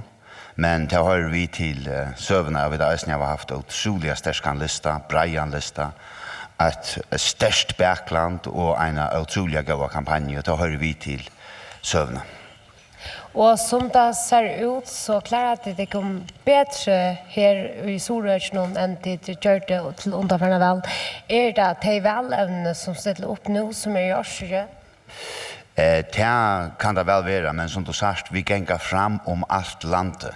Och det tolkar är som att det är alla föringar som hettla mer och åkara vi. Så framgången här i Mysteinen är vi sera glad för det, men han är ju sannolikt vi om allt landet så alltså en framgång som ända i förkörliga sättora det är tungt att sättora. Väljarkanningar har sport att de får 8 tingsesser och tar nu just försöknar visa att det samma har du alltså tror du nu? Jag är öliga när jag tycker det nu. Och jag är vanlig att försöknar passa. Vi har vidare jag allt väl tror jag vid lite och en knusek mellan 6 och 8. Och Tuchel har vi kost ett beinhart välstrui från morgon till mörkurs öllsomo. 4 klarar den 8 och tar den nu kväll ser ut till att det lukkast. Vi blir största flockor. Det är fantastiskt. Jag minns att jag blev formad 2006. Ta vi är väl bantat han och ta sig vi jag kan vi kälto att nu får det väl och mål är att bli tristast. Och ta sig en annan grej att han valde med till forman tog att självant skulle han formar vill jag vara störst. Så är lucka som skruvar i ambitionerna upp och så jag kan vi kälto nu har vi så uppfyllt. Och hur vi samgång samregning det ser ut som om att verande anstöva för morlota är det tid som för att göra samgång efter väl vis örsligt helt där. I allt det att urslitet ser ut och också tydligt att förjar har valt borgarligt så tydligt då jag såg att det som absolut möjligen och kan inte få en borgerlig samgång igen. Tack för Jörgen Niklasen och gott välkväll vi är. Tack för det. Ja, formanden Folkaflokksjonen sier altså beina vei nu at han for at dirige den her borgerlige samgånge som største flokker. Hva kunne tid annars sia om det som 4 ganger har holdt seg nu og det som Jørgen har sagt beint nu? Ja, Johannes, vi i det her stå at nå bor vi etter havnene og etter klaksøkene. Og vi hadde jo en av bunkerprognoser inne som Sigrun hei her. Det var kanskje ikke alt hølene som vi minnast i høtten, men det var alldeles at merkes at borgerstjøren Anne Gåldsen, hun hei altså ikke sånne retkøver som hun har haft det framme noen den. Nei, men la dere si at først helt iverskipa, så får jeg følger å få en nødjan løkman. Altså, i løtene det så løs at Axel V. Johansen formar i Jaunafløsjonen i Løkmaur til han være siden 1. september 4 år siden. Og til han ikke mulig ikke Axel ble i Løkmaur nå, utan han, så sier han, nekvar krusiduller som genka imot, man kan si, folkaviljan av velden hese fyr. Men han kan røyna at vite om, han har jo initiativet så langt som han Løkmaur, så at han, så langt som han ikke lagt fra seg, så kan han jo vite om han hever grunderlig. Ja, for 4 år siden leier Asana Kaleo Holm Johansen ikke velkvalte at han tapt, og det ble tås om det. Jeg råkner vi tog at kjenner Axel rett, så får han teka avløngene avvis nere i kveld og si at han legger fra seg og samgangen er tapt. Ja, så vi har et landsurslit nå. Ja, vi har et 4-bils landsurslit som det eiter, og ta og til personlig at kvinner ikke taltar vi. Og dette 4-bils urslitet viser at Folkaflokkeren stender til å få 24,2%, framgången 4,3% sti. Sambandsflokkeren 20,5%, til en attergångt og på holdt 2% sti, sammenbore vi seneste vel. Januarflokkeren 22,2%, til en attergångt og på 2,3% sti. Kjølstøyre 3,4%, til en attergångt og på godt 1% sti. Kjøvelde 8,3%, til en lytel attergångt. Framsøkt 4,6%, til en lytel attergångt. Miflokkeren 5,4%, eisen en lytel attergångt. Framtidje 0,9%, og førjaflokkeren 0,5%. Og så det tingmanna byte som bygger av det urslitet som vi kommer her til, altså 8 personlige retkvøver. Folkaflokkeren 8 tingfolk, sambandsflokkeren 6, januarflokkeren 6, kjølstøyri 1, kjøvelde 6, framsøken 2, miflokkeren 2, og framtidje og førjaflokkeren, kvartjen av taimon fær omboan og i løgtingsnål. Ja.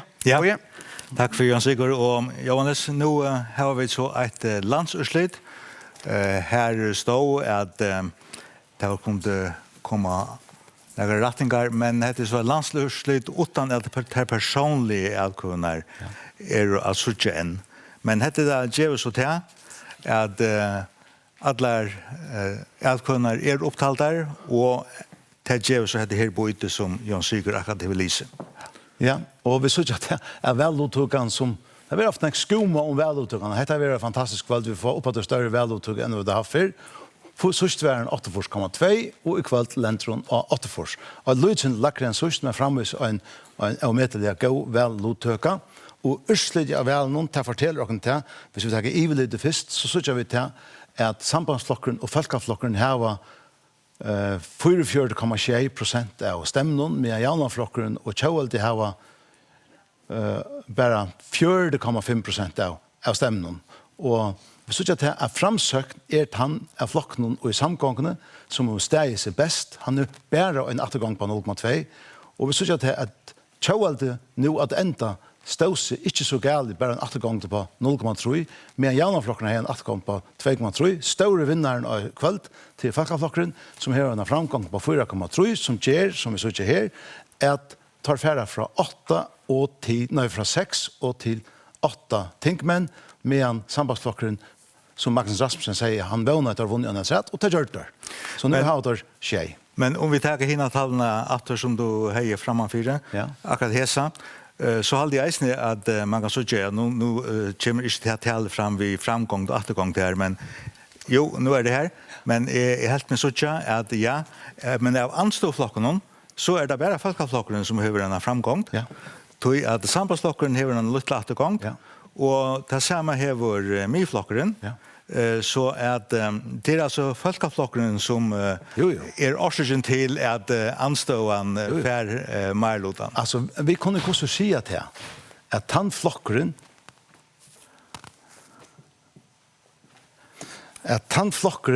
som har varit man kan säga har bor i anståna markantast och i motstående och i motor fiskvindpolitiken till samgångene.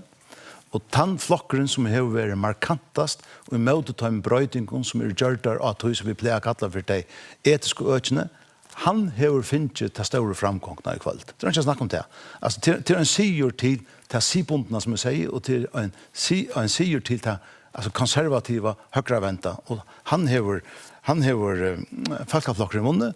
Och som du säger att sambandsflockeren han detta lösen nio jaunaflockeren detta nio och så kommer vi söka jaunaflockeren och i mån till att han läntiga 6 Arna för det väl och egentligen lotfall säger ger han gott väl men vi måste bra sanna till att samgång möjligheterna är till att A och B har 15 och lägger 8 så är det 16 och lägger 2 så är det 18 och som jag säger så kan du välja att ta Christian Mikkelsen på jur så har Jens och Bill och sambandsflockeren och folkaflockeren vi rättliga nekvar nutjar manning på i flockarna här tar Sejan och till han upplagda samgången. Och Jörgen Niklasen var vad sagt han som tar initiativ till det här och för att styra samgång samrådingen och i halt den första spårningen som tycker journalister och jag spyr nu tar vi för att under formas om för till att spyr Jörgen Niklasen very to look more nu.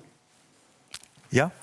En annan spårningar som jag hade äsning och har varit och tar vid hitchet ursliten tja sambandsflocken som ju sitter i anstå i 4 år och du säger att det är särskilt folkaflockaren som har varit harmaltor och i stövne till fiskvinnpolitiken och äsning till etiska virne. Men helt du inte att sambandsflockaren har näka av soul searching som man säger att gera nu tar i där och sitter i 4 år i anstå och har en liten återgång. Jo, men allikevel, alltså det är akkurat som Donald Trump, alltså han fick färre för en Hillary Clinton, men han vann väl, och sambandsflockeren har alltså en återgång i procenten på 1,5, men hvis det ikke etter mandaten, så har sambandsflockeren en framgång på 8 mandat. Och det är som teller nu i kvällt, så sambandsflockeren har faktiskt vunnit en ting så att säga och folkaflockeren har vunnit 2 till HL så tar till 2 skirshärdar som sätter sig att hålla samgångssamling. Men jag ska spela till att sambandsflockeren kan ha en återgång och få en framgång till mandatet. Nu är vi efter här som vi begynte i kväll på här som jag förklarar för det little gentne till att vi måste byta vi tror man 0 och allt det förskälja och till största bröker och så vidare och det är också inte klara vi inte göra nu men det kan ganska göra 18 i kväll men alltså det är till det som ger till att det blir tid att det har en återgång och korsene vinner ett mandat. Vi minns till att sån här flocken här Scholster fick akkurat en ting så att säga ta nästa senast nu fick han en liten återgång i procenten och det kostar på ena vägen tantingsessen och han har sagt han slått han där. Tack för Johannes, Jan Sigurd. Ja, nu färdar vi ut åter i förhållna. Elin hever formannen i sambandsflocken i Tjasar. Väl. Johannes, han säger att han första spårningen från journalisten till Jörgen Niklasen och jag vet om han vill löka med. Jag kan spela till hans spårningen bara vid att eller Jörgen som vill löka med hvis du släpper av det. Ja, det kan först se att en manglar havnen och Klaxviken och det kan bröta ett urslut näka. Nu känner jag inte ordentliga bunka prognosen att det i havnen särskilt som kan flytta ett mandat hända in linjen. Men som urslut är filigen i prognosen i lötene så den kivas då att det ser ut till att vara en samgång så det inte har mist Marlotan och nu försökt att haft Marlotan i välskøynen, men nu til veldig så er han ikke til å kunne manna seg i røver.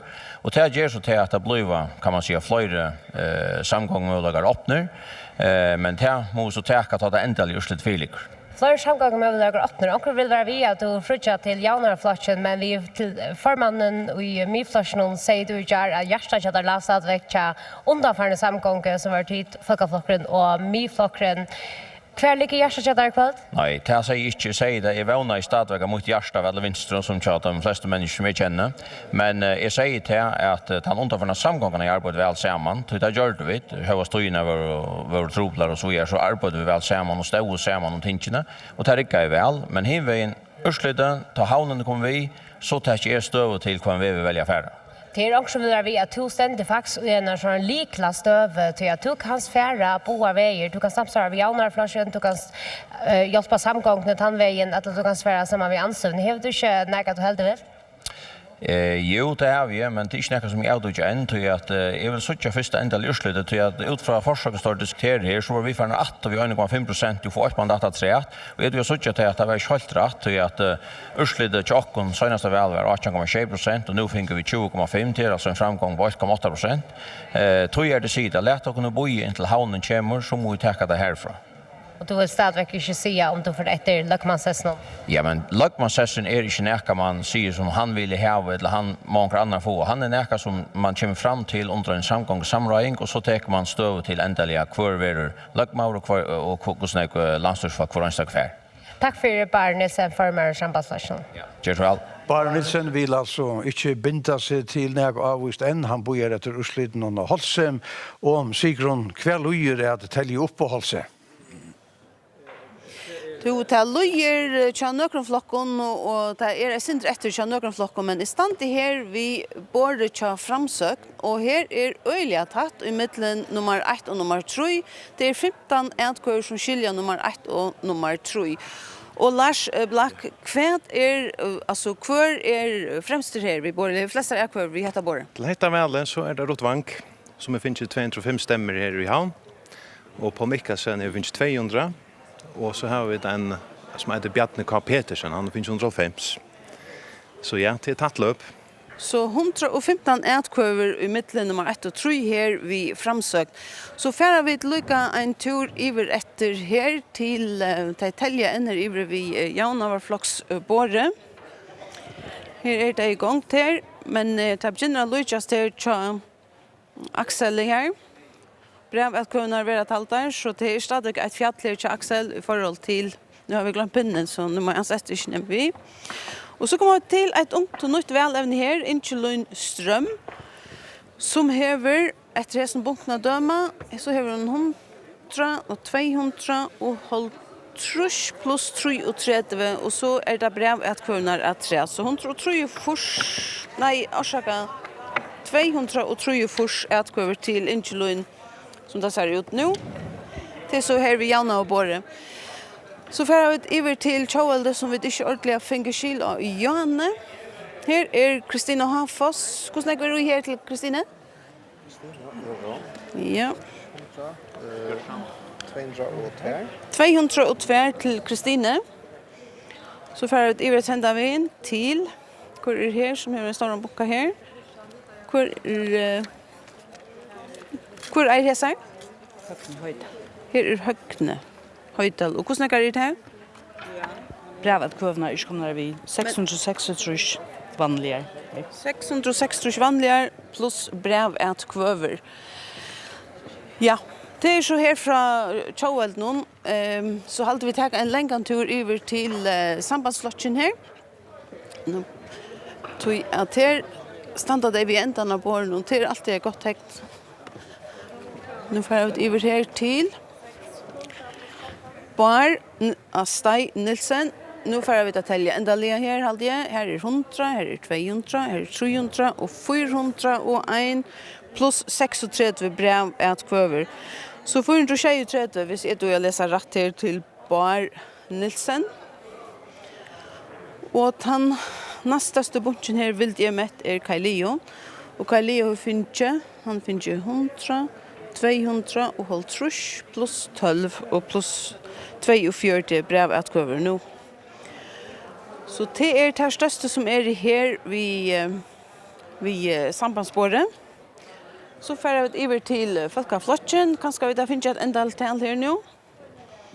Färdig i sända vägen. Och jag såg Jörgen Niklasen är här. Han häver finche 100 och 600 och är så kört sen det skriva med 126 utgåvor plus 20 brev utgåvor. Ja, så alltså 106 och 40 här i havn. Och jag kan läsa häver finche 100 och 33 plus 23 brev utgåvor. Jakob Westergaard hever finche 100 og 20 plus 30 brevatgøver, så det 150. Og så det her noe samrå, han hever finche. Han er finche 79 plus 8 brevatgøver. Så kommer jeg synte for å bo i alt her. Her har vi Christian Andreasen. Han hever 100, 200 og 50 plus 34, alltså 200 och 44 plus 45 brevatgåvor. Och ja, vi tackar här sist här Annika Arneset i 8 till Jon Sigur. Annika finche 100 och 1 plus 22 brevatgåvor. Så det var alltså Folkafloksspår 8 till Jon Sigur och Sjönstone. Tack för det. Tid av Holse. Det rör alltså om snärre kvör och vi valter för kjolstyre som alltså ständigt till att missa annan sessen. Men en Skårheim formöver i flotchen och Ellen to hever han ute i förhållande. Ja, jag kan Skårheim är spurt för lite löt så gärna och to kom till den nystöve att to fallen. Vart han något som du sa komma? Nej, det är ju inte våna, men det ser så här ut och det måste ta ett lätt täck där och det måste ju inte harmer om, men nu måste vi få det bästa på sig och jag vill gärna inte Chris Mikkelsen lucka till att det ser ut till att det är han som är valt. För jag känns det vi att den förvärrade Jalnar Mäver nu ska styra Kjolsersflocken någon elektrician.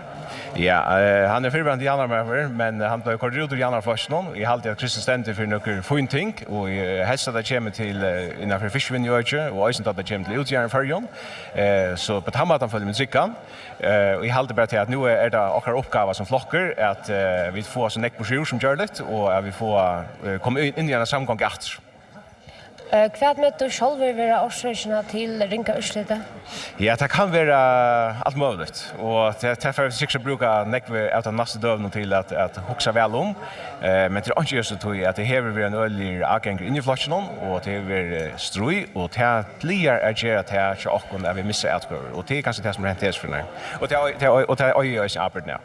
Du har också sett som borgarkör i Klaxvik kommun samtidigt som du sitter som lagtingsmäver. Helt du hetta har haft en avskan av urslita? Ja, det kan gott vara. Det kan gott vara att jag också har en avskan av urslita. Jag har alltid till det som vi skulle för att diskutera innan just nu. Och det är jävligt ringt att säga att det är akkurat ikväll är det hettar eller det hattar. Det häver också en chans att näka tröja att flockar har varit öliga agängande och sagt att vi har trycka fiskvinna och försäljsåret. Något som inte passar men som man finner i jöknon Milaner och finner i jöknon kanske och in i höttiga falsk och det är kanske också avsk. Tack för det, jag kan skåra en farmöver i Kjolstøre. Ja, tack för det så. Ja, jag var Skårheim och att jag ser så skilterna fyra vanliga väl till Kjolstyren och Hesafer. Boy och Jonas Gisvel. Jag vet inte, Jonas, nu var ju formöver i Kjolstyr här och det ser ut till att Egon Skårheim är fattelen till Heldran Kosse självor och Christian Mikkelsen är lackningsmed för Kjolsersflocken. Men så kan man ju spyrja, Christian Mikkelsen är ju början med så är han vid ett skifte i sambandsflocken hvis jag har skiltat rätt. Och nu den sista Kjolsersmannen som vi hade omframt Egon Skårheim var ju tänk mig i Eströdne. Karby Højgaard, ja. Nu får vi så en nutjan Kjolsersman, men alltså hvis vi sier at en flokker hever en stævnesgrå og hever en ideologi, hver passar så Christian Mikkelsen i tannsammanhengen? Ja, det en god spurning, men alltså vi är ju till stövn och nu säger jag kan skåra dem till att nu måste innan flocks för att oss om vad det gör och så är. Men hvis vi färra två väl atterhalde där, så var det så att Kjolsersflocken har ett två ting och Kari Arekve Sale var formöver i Flatchnon och Karby Højgaard var hinting married. Och så hände det att Kari Arekve at det neste velen som var fall. Og i formauren skal være landstadsmauer etla tingmauer, så ble Kari P. Høygård formauer i flasjonen, og her var ikke annet velge i middel. Og til så sier jeg, så er det som er det så nå, så var Kristian Mikkelsen formauer i Kjølstørsflasjonen. Han var øyneste tingmauer, og i kvöld, vi kunne ganske frastast til å si at han får røyne at komme i samgång, og her vi få en landstorsmann så han kan få Egon Skårem innan det politiska spel. Men alltså i kvossur har vi stafest för kvällt att här är en matematisk möjlighet för och vad sagt någon stor upplagd politisk möjlighet för att har trutcher flockarna folkaflockaren och sambandsflockaren och myflockaren vi säger tingmannen för att skipa samkom. Så har det ikke bruk for kjøsten? Så har det ikke bruk for kjøsten, og så vi ut helt markattelig og støv at kjølstors haborgen, om vi kunne ta som noen kjølstors haborg, hun flott sår at fører. Og vi har alltid sagt det, og tølene har sagt det, at kjølstorsflokkeren, det er jo vært en flokker i Klaksvik og Norrøgjen, og det er jo vært en flokker i Havn, Sorstrøm, og det er sørst og Nekvo Arne, alltså Karpi Høygård och Lasse Klein och Samuel Peter Grund och Fredrik Olsen och Ritevik och Marsten Grund ganska. Alltså tar har bor i flashen i Estrødne, men nu må vi da sanna til at Kjøstørsflokkeren ikke til norran for Sorjafjør. Kjøstørsflokkeren bare til som en flokker av Tvørøyre og Sorje, og nå kunne vi spille stortlig og si at om at Tvørøyre kjempet av vi til at han et kristendemokraterne til Borasvelja Sorje ta 4 år siden. Men hvordan det kristen som øyer Kjøstørsflokkeren, her som han har sagt hans hever limer og en trudjavik? Ja, men det sier kanskje jeg synes altså det her vi Kjøstørsflokkeren, altså kunne vi si at vi tar som en flokk, altså det ikke bare med at fører som vi var finnes noen utkøver via Kjøstørsflokkeren og enda av løktingen? Ja, altså hvis vi sier at det, velfellet i havn bostor. Altså, alt de falskene som var her, Bjørn Heim var formøver, og Hans Jakob Hermansen, og alt de ikke til her møyre. Og tar bjør av 4 velevner frem av Skalafjørnen, som ikke klarer å lytte oppgavene, at man Karpi Høygård. Mener ikke være sagt at tar skulle vinna tann tingmannen at som Kari hei mist og være atreat jeg kan skåre med Klaksvik. Men det som er hent nå til at en flokker som var flokkeren til borgerstjøren i Klaksvik nå blivet en flokker som flokkeren til borgerstjøren av Tvører. Ja, men det her vi at jeg kan skåre som mister mandatet og det var ikke kjølstøren og han kommer et utland om heldig inn i løktinge tog at her fer Kristian Mikkelsen og i Andstøv tog at terflokkene har ikke bruk for noen som skulle skipa samkongo. Men sånn hva etter av Kjølstørsflokkene som flokket teg og han som valgte å være i flokkene Trudjaviker? Ja, men altså, hvis vi sier til at hvis vi dager Danmark til dømes i morgen så opplevde du til bei Jørskvalde og i morgen folk alle stand fra i Danmark kom sammen av en hotell utenfor Veile og diskutere nå om hva skulle være formøver i Vinstrafløkken og hva skulle være nastformøver og det floksfele og lokalfele rundt om i Ødelen Danmark. Altså, så hvis vi var så har det vært det har vært et lokalfele i Klaksvik. Og det har vært et lokalfelle i Sorstrøm og i Havn som ikke har vært godt. Og det har vært et lokalfelle i Estrøytene. Lasse Klein og hvordan rundt at jeg bør stå på et lokalfelle i Estrøytene. Men jeg kjenner ikke til at det har vært et lokalfelle i Sandøyden ikke vært, og i Sorøyden ikke vært. Og hvis vi bare til dem steker og ikke etter av velen i 2015 og ikke etter hvordan ja, okay. Nå skulle vi ha et formannsomfær, sier deg. Kristian Sigurd, ja. Det er kvarja Lødeboje. Vi færre sedan 9 natter og i Høtlen av Holse, og det er for det senaste ferie kvall, Sigrun. Ja, jeg kan si at nå er altså talt om atter av Tveimon Boron. Nå skal jeg finne Johan Peter Hensi, han var her ivre. Og det er sånn at alt skal stemme, men for han sikkert eisen å si at jeg spør igjen nå. Johan Peter? Ja, nu har han ikke tar telje opp her til sambandsloss. Hva er gale? Nej, vi har förstås avståndssamhället det har haft allt nu och det har som blivit allt av runaliga. Vi ska börja kan efter att det tölen är rött. Vill jag ha det stämma. Och vad är det för bor som du täljer om att det? Okej, här är det folkavlockaren, sambandslockaren faktiskt är det samma på nu. Hinner igång till vi att tälja samman så vanligt är det tattar här. Det hinner bor ner ett liv. Så det är det stora borna. Men du släpper ju till att nu klockan närskast 12:12. När får vi det ändliga utslita? Det är just görligt. Vad säger vi? Är det halver? Tölen passar bättre än det gör på nu. Ja. Ja. Ja, håller det klockan 12. Ja, om halvan timme tar klockan 12, ja, det är så bra rätt. Vi sätter att till teckon, Jan Sigurd. Ja. Jag har formannen i landsnämnden Nödja Kjoster här, Paul Jakob Poulsen. Du gör det med värre vi att Christer Mikkelsen i lötene inte kan bliva formar i Kjoster. Vad är det som är foran 24? Ja, det ständer på att gråta vidtökna till åkken är att för att kunna vara formar av flottsnån så ska man vara limer av flottsnån 3 år. Så då är det inte möjligt att skifta formar på ett nu. Men vill det inte upplagt att Bröttvik töknar nu tar stövan blev som hon blev? Ja, vi töknar till en längre process att bryta och det är något som limer skulle ta ont vid. Och det ska tvärst som 2 EL-fonder så det är en längre process. Men det är så upp till limer. Men kunde det ha en lögtingslim och som inte är formar i flottsnån?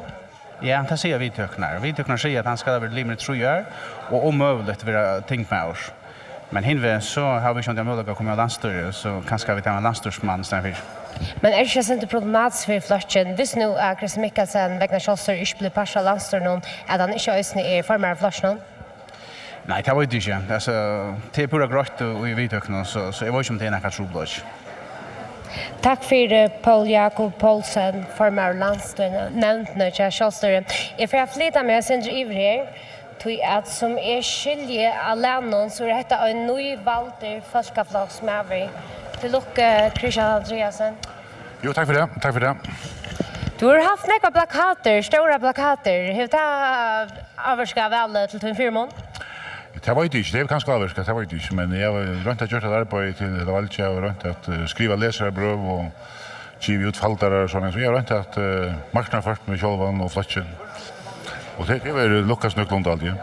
Du arbetar som advokater i Östne. Vad för nu att göra vid det här starvet? Alltså nu må man först finna ut av vad händer här på inte. Alltså är advokat som säger och är helst valde löktinge som är till omskiva mot arbete. Jag har inte geva som advokater för det. Så jag har röna kombinera att jag är advokater och lektorstimer samstundes. Men kan det köra inte problematiskt att du faktiskt har flera säker för vinnarna och ända emot landet? Nej, det är helt kvarsvitt. Alltså, mitt arbete och det är inte vi politik att göra.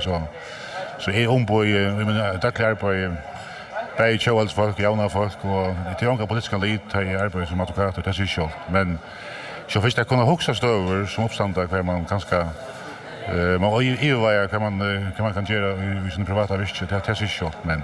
Men jag är inte först advokater som sitter i tingen, så det är pröva. Så det är nog att finna det här.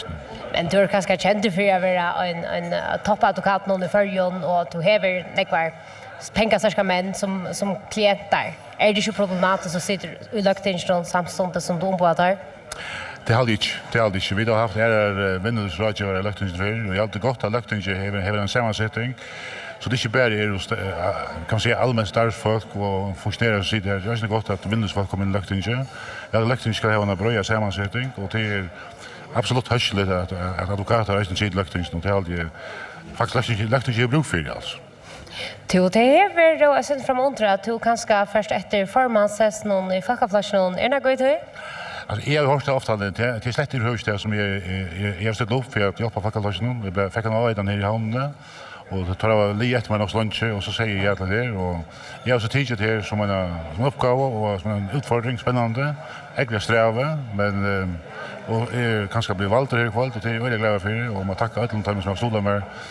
Vi jökna till ströj, vi jökna falkatinge och löktinge och jag måste säga att det är rätt sträviga för det välströj så jag är väldigt glad för att det är steg och vi flockar fick ett gott resultat, det är väldigt glad för det. Det har tog ställa upp. Hvis jeg kan spørre til om drømmesamgångene, hva det på? Alltså jag har mycket drömmar på en samgång, en borgare samgång, det är så allt alltså. Det är väl så att det är öliga polarisera och i folkpolitiken, jag hade det är öliga ofrialigt och ostabilt. Så det som är inte nu för Färland till att vi får stabilt, men en stabil samgång så för en stabil politik så att vi kan få trygga karmer för bäge vinnelöv och för alla karmerna som vi har. Det är allt för polarisera i folkpolitiken. Och nu är det tog på att finna semjer om de större målen som vi har. Takk for Christian Andreasen og en for Gjersia at lukke ved tingsøs nå. Takk for det. Jeg får av flytta med Sinter. Her stender en et nytt løktings om på. Gjersia at lukke Inslundstrøm. Tusen takk for det. Så stod jeg til å komme. Alltså för jag helt ärligt så rocknar jag inte vitterna. Jag hoppas på att det här showande och tror jag på att det, men rocknar inte vitter, det gör det inte. Det första för du ställer upp till lagtinget, vad är det som gör att du första så gott väl? Jag har ju omkvarvet som hjärtamål och ja, jag hoppas och gitter bara att det är det som folk har reagerat på och ja. Vad är det för känsla man ständer vid när man är valt att fästa sinne? Det är väldigt äckligt. Bara till att jag personligen ju har gjort ett väl som var längt i mina egna förväntningar, men så är det att ta skuffelse som är i samgången har kanske gjort ett så tjejligt väl är en öliga löjen plantad känsla. Hur ser du själv först väl, tror jag? Det har varit synder forskjelligt, synder akvarion. Ungmannafället i Anna Flöschen har nu hjälpt mig väl. Lokalfället i Norge med backar mig väl upp. Och vi har varit en examen i Flöschen och runt omkring. Och ja, bara, ja. Har du finnst gå en stol från Flöschen? Ja, extremt gå en stol från Flöschen. Och följt mig verkligen uppbacka jag och följt att jag blev en välstola ur Töjmon ur Flöschen. Ja. Tack för det, Inslundström. Själv tack.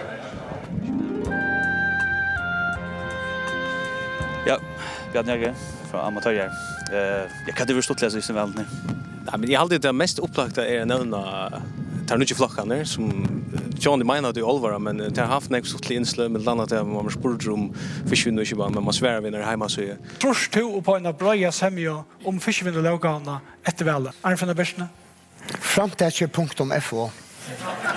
Annars er det nok så nek til som man kan klippa sammen av feilun, til dømes onker som er missmalter. Det som er halvdig nok så stort, det er folk som gjør velstry som er sinterøvelse, gjør virkesvidjaner. Hver fer man borstrur tog at være at jeg i hånden og en stjåra eller luktande i en fyrtøy og legger det ut av Facebook til allmänniskorna suttja. Underheit og... Det er utfor en eit velønne som dregger velstry beinleis for koks. Lunch, løyve, tja koks, alt er fremme, og tror jeg at tog jeg træt fremme i kjønna. Jeg vet ikke hvordan matommælere er ute i førjen som kunne æt på, men det er alltid eisenskeg. The bad times, først, og så the good times, alt sammen. Men du helder at Sinter är att det stått lite färre ur välsfrun.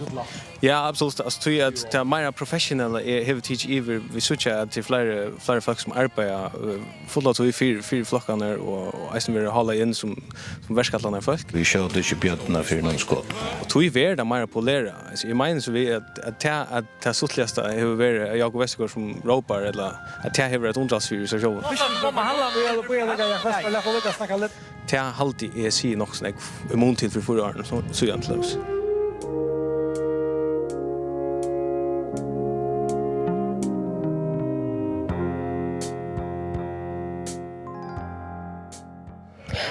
Magne Erke, Alpendra, att du är fallen som läkningsmärver kvällt för en artusian så fallt du också som fackatingsmärver. Vad är orsaken till att du inte ställer sig nu? Nej, jag räknar bara vi att väljaren har hukt efter att jag var vald lökningsmärver för förra åren sedan, men jag har egentligen inte varit såna lökning, men här har vi passat fackatingstarv och så har vi varit mera identifiserar vi folketingsarbeid og fikk eisen gå en stol til folketingsværlig hva stikje rakk. Og hvis jeg ikke etter sjure senast og eisen er urokne vi, så har han heller ikke finnes nekvar rettfør. Så jeg husker til omkring sjåret som gjør seg alt annet i denne sammenhengen. Og hei, du sa at det kom med at du ikke fikk sessen? Jeg visste nok at jeg kunne være gjennom vantan, og da man ikke har gjort hvert visse sånn i politikk og løktinger, så må man råkne vi at man skal berges meira for å gjøre hvert visse, og man skal strøyes meira for å vinne alle med den velgjerne at de skal gjøre til sessen de neste 4 årene. Og hvis du hikker etter de som har sittet av løktinger, eisene som eier valgt tjokken, så har de gjort et godt og dyktig arbeid av tinger, og de har eisene finnet gåa virkjenning for tjern fra velgjerne, og det kan det bare innsett dem til lukke vi, og huske til av at det er oppe på. Men Magnerk, hva er det så gjør han nå til at du ikke er hverse løgtingslimer eller folketingslimer? Nei, det har vi ikke tidstøv til en. Jeg har mine røtter i Vinneløv, og jeg har finnes vi mest annet vi skriving og annet løknande, så jeg er ferdig ikke å kjøre meg, det vet jeg, men akkurat hvordan jeg er ferdig å gjøre det, får jeg så ikke. Du har en liten utbygging i Sjøen Stitcher. Kan det være at du ser det som en nassa vel? Ja, det kunne være at han manglet en som bare har vært i Sjøen Stitcher og innenfor politikken. Det var det sånn, men jeg har også sånne planer på nå. Jeg hittar på at det er mulighetene som og holder frem i imenskene starve som jeg har haft ved søgene av politikken nesten. Takk for Magni Erke. Jeg halte vi fra flytåkene i Sinter. At jeg fer ivet til Folkeflokkspåret. Her var en han og samrå, og han samrå to støtter opp, og du har også haft arbeidene av kampanjene til Folkeflokkspåret. Hvordan ble det ikke at showet nå har vi ikke sett tøyne til? Nei, jeg har faktisk helt sett det. Jeg finner ikke 100 og nærkere rettkøver. Det er det feil om, glede og fire. Så mitt största fokus är väldigt flockren först och främst. Nu tar jag slåkat jag knören. Och är öjla gläver flockens väckna att det är ettnas och så väl av de största flocker i förra. Vad är det till sälja och korsa på till detta väl? Vi har haft slåkande familjen och vinnan och vi har just näck fyra av vissa vid människor som är rönt att mala en räv med det också. Vi har det etnast eller väl och vi har varit näck runt om och jag har först och främst är det välevne som har vunnit det väl runt om Atlanten. Det har varit fantastiskt. Jag hade kunnat nämna Beine Johannes som är gott döme som är ung. Han har faktiskt yngst valt tänkbart närgrant. Så det luckar Beine. Som man säger att det lovar kanske mer än tillber att halta är så sant för dig? Nej, det halde inte. Jag halde inte. Jag sa det senast chat i jar och jag halde man borde kanske vänta spår någon annan till näck vi flockar lova näck. Och jag hade vid ett konkret mål och jag hade nu ta samgång så är det flera till målen som är fram innan för närmast framtid. Vad är det första steget att det kan få person? Ja, det var också samgång visa. Det vet jag inte, men jag hade vi det inte också väl svinch någon och jag hade vi det gick väl och så jag hade vi må bara boja till samgången lite så finna det men jag hade så lovande ut. Och hvis jeg husker tunn ekne kampanje, hun er vært nok så ærvise, man har ikke sett plakater av det her på en løs i havner godt, men spørningen er om det er etnast. Hva er første inspirasjoner fra? Nei, jeg fra början av, så jeg har langt skrevet med første leser om Gullerådene, men jeg hadde min kampanje er først og fremst familien, som snær for igjen til jeg har haft alla flottchen och välövne som ett huvudfokus och här halt jag vill nämna Scheidjes assistenten Gittla som huvudarkitekten han har dri läsa mer all familjen all som hon har dri läsa mer så min kampanje är familjen som driana och tar filmar som jag görs tar tekniken en iPhone. Tack för han och Samro som har t-shirt av Valsrön och Folkeflokken och nu får jag sända till Kare som är i Sore. Ja, vi är i Sore, vi är hemma till Kristen Mikkelsen och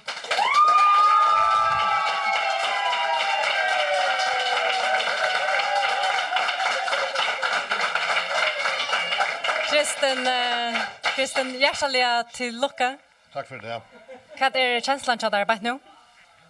Känslan är väldigt god och till en stor tack till Tryggve Stolarna som har valgt med en utlösjörning av inne i politiken om det är kommunal eller landspolitiken där har valt att stäge stinner om ju och stanta stinner om ju. Så är det öliga för. Stand i för nutja formannen i Kjallstøra? Nej, det har jag angar vi med sig till. Det har vi angar. Jag vill ställa upp till att bli formannen och Kjallstøra. Jag vill ställa upp till att få en samgång som kan få Axel Johansen fra så lögman. Ja, nu nämnde du Axel.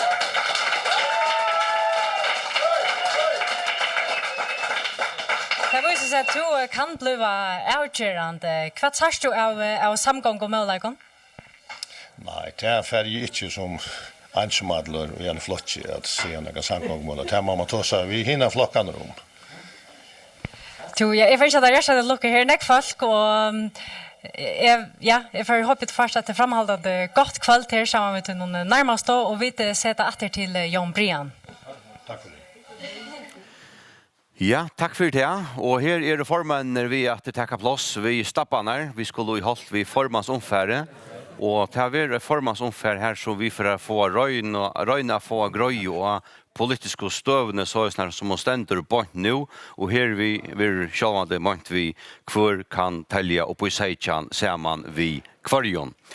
Och jag kunde först huxa mig att vänta mig till han som häver initiativet, han som häver stafetterna i handen på nu och det är till Axel V. Johansen formöver och Jaunar Flotchen. Du har sett urslutet alltså resten av förra fallet mandaten för att inte snacka snack om kvar Walter och inte Walter in på nu men gosse ser ut rockstig ut och kvar just vi tar mandatet det har valt. Ja, det som rockstig kör ut som vi vet på halvan här gosse så här har sittande samkomstklockan där 15 mandater med en anstövan så häver Ajan mandater anstövan som är där. Det ser anstövan häver en möjlighet att köpa samgången om hon inte det. Men så det är ju också är det möjlighet för ören konstellationen och nu har vi inte haft möjlighet till att ta så vi för imska formen i kväll men kvar är möjlighet här du. Alltså till flera möjligheter till så att det ganska ankran anstöflock in och just verande samgången och till ganska östra några möjligheter samman vi sambandslösningen och ganska vi trim stora flockon ganska östra möjligheter till flera möjligheter men jag vet inte helt vad det hinner formen är under hela några avtal eller katar huset jag för det så så andra på kvart hinner formen säga och ganska om ett två som ganska några klockar om det är några möjligheter än ganska sitta dans då. Du lägger alltså inte kongen i kvalt. Eller jag är kvalt. If jag hittar till möjligheter så tar vi det härifrån. Ta mest sannolikt är kanske så att Axel Johansen flyttar sig över till Toinbarnesen till Erstein och anstår flocken någon tid har gjort det. Kunde vi se gott väl sammanflocken för tjejmandater först då att ta emot en utdragare hand från Axel Johansen. Jag håller det att urslut i det eller kvalt visar det pura grönt att den samgången som sitter som en minluta samgångar allt väl ska ju nu avspegla väl urslut i ösen det att visar det att förra folk vill en ära loj och det som Axel nämner är det att kanske ta kunna tre flockar samgångar med tre stora flockar men det måste vara samma vi Joel och Jana Frost och det för sambandsflockar inte. Okej. Inte vi tog outjust och skattepolitiken som hämtar samgångar nu först och till utrustning gången som är väldigt samfällan ta kan sambandsflockar simpelt en modell till och heldrish ta löska gångerna som hämtar samgångar här sitter fyra så. Du över några hand från Axel. Ja, i alla fall inte konstellation så det ger inte nej. Jag Arne för vill hinna för så färdig lugg i att Axel Johansen till nu har det Barnesen säger han tycker inte med till utdrag handen som till alla rätt och någon och göra kanske en samgång vid Trimon Stauron. Kvar är möjlighet hur så? Ja, till kanske center löje att det finns bara också till vad det är inte.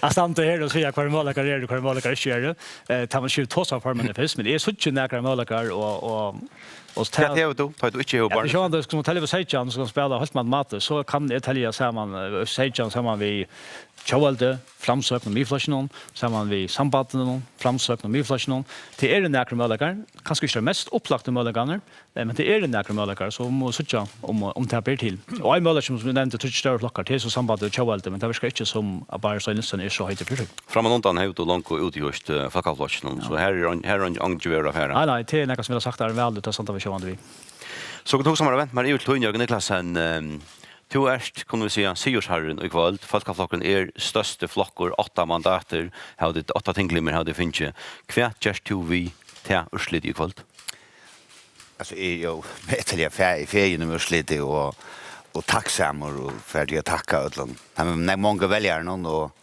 en särskilt tack till mina talen och familjer. Vi standar som vinnaren. Vi har en lögman som hever mist sin marlåda og mist sitt mandat. Jeg vil helt at han utskriver väl att han har lagt fra seg til ta en heldre marlåda.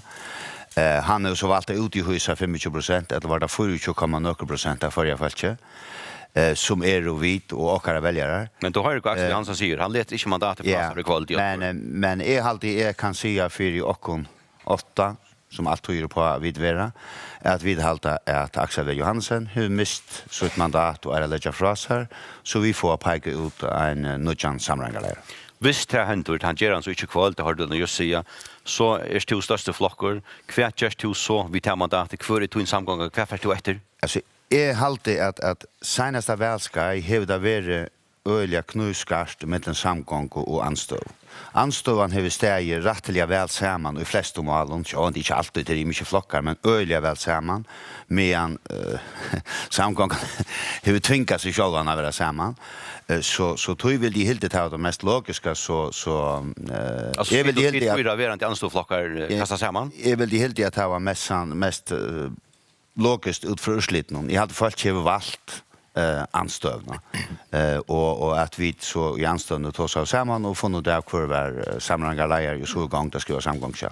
Men du har väl kört om du kör initiativ möjligen att det tar vi tar tror jag flockarna som har sitt anstöd samma ut där i Jarni och så läsa fyra så är snär att sidan lag man för görsnaga. Förstå att göra till långt nu alltså att få bara stå Nilsen och få Charles och få myflochen att lyckas som gänga samman och se att det är vilt här.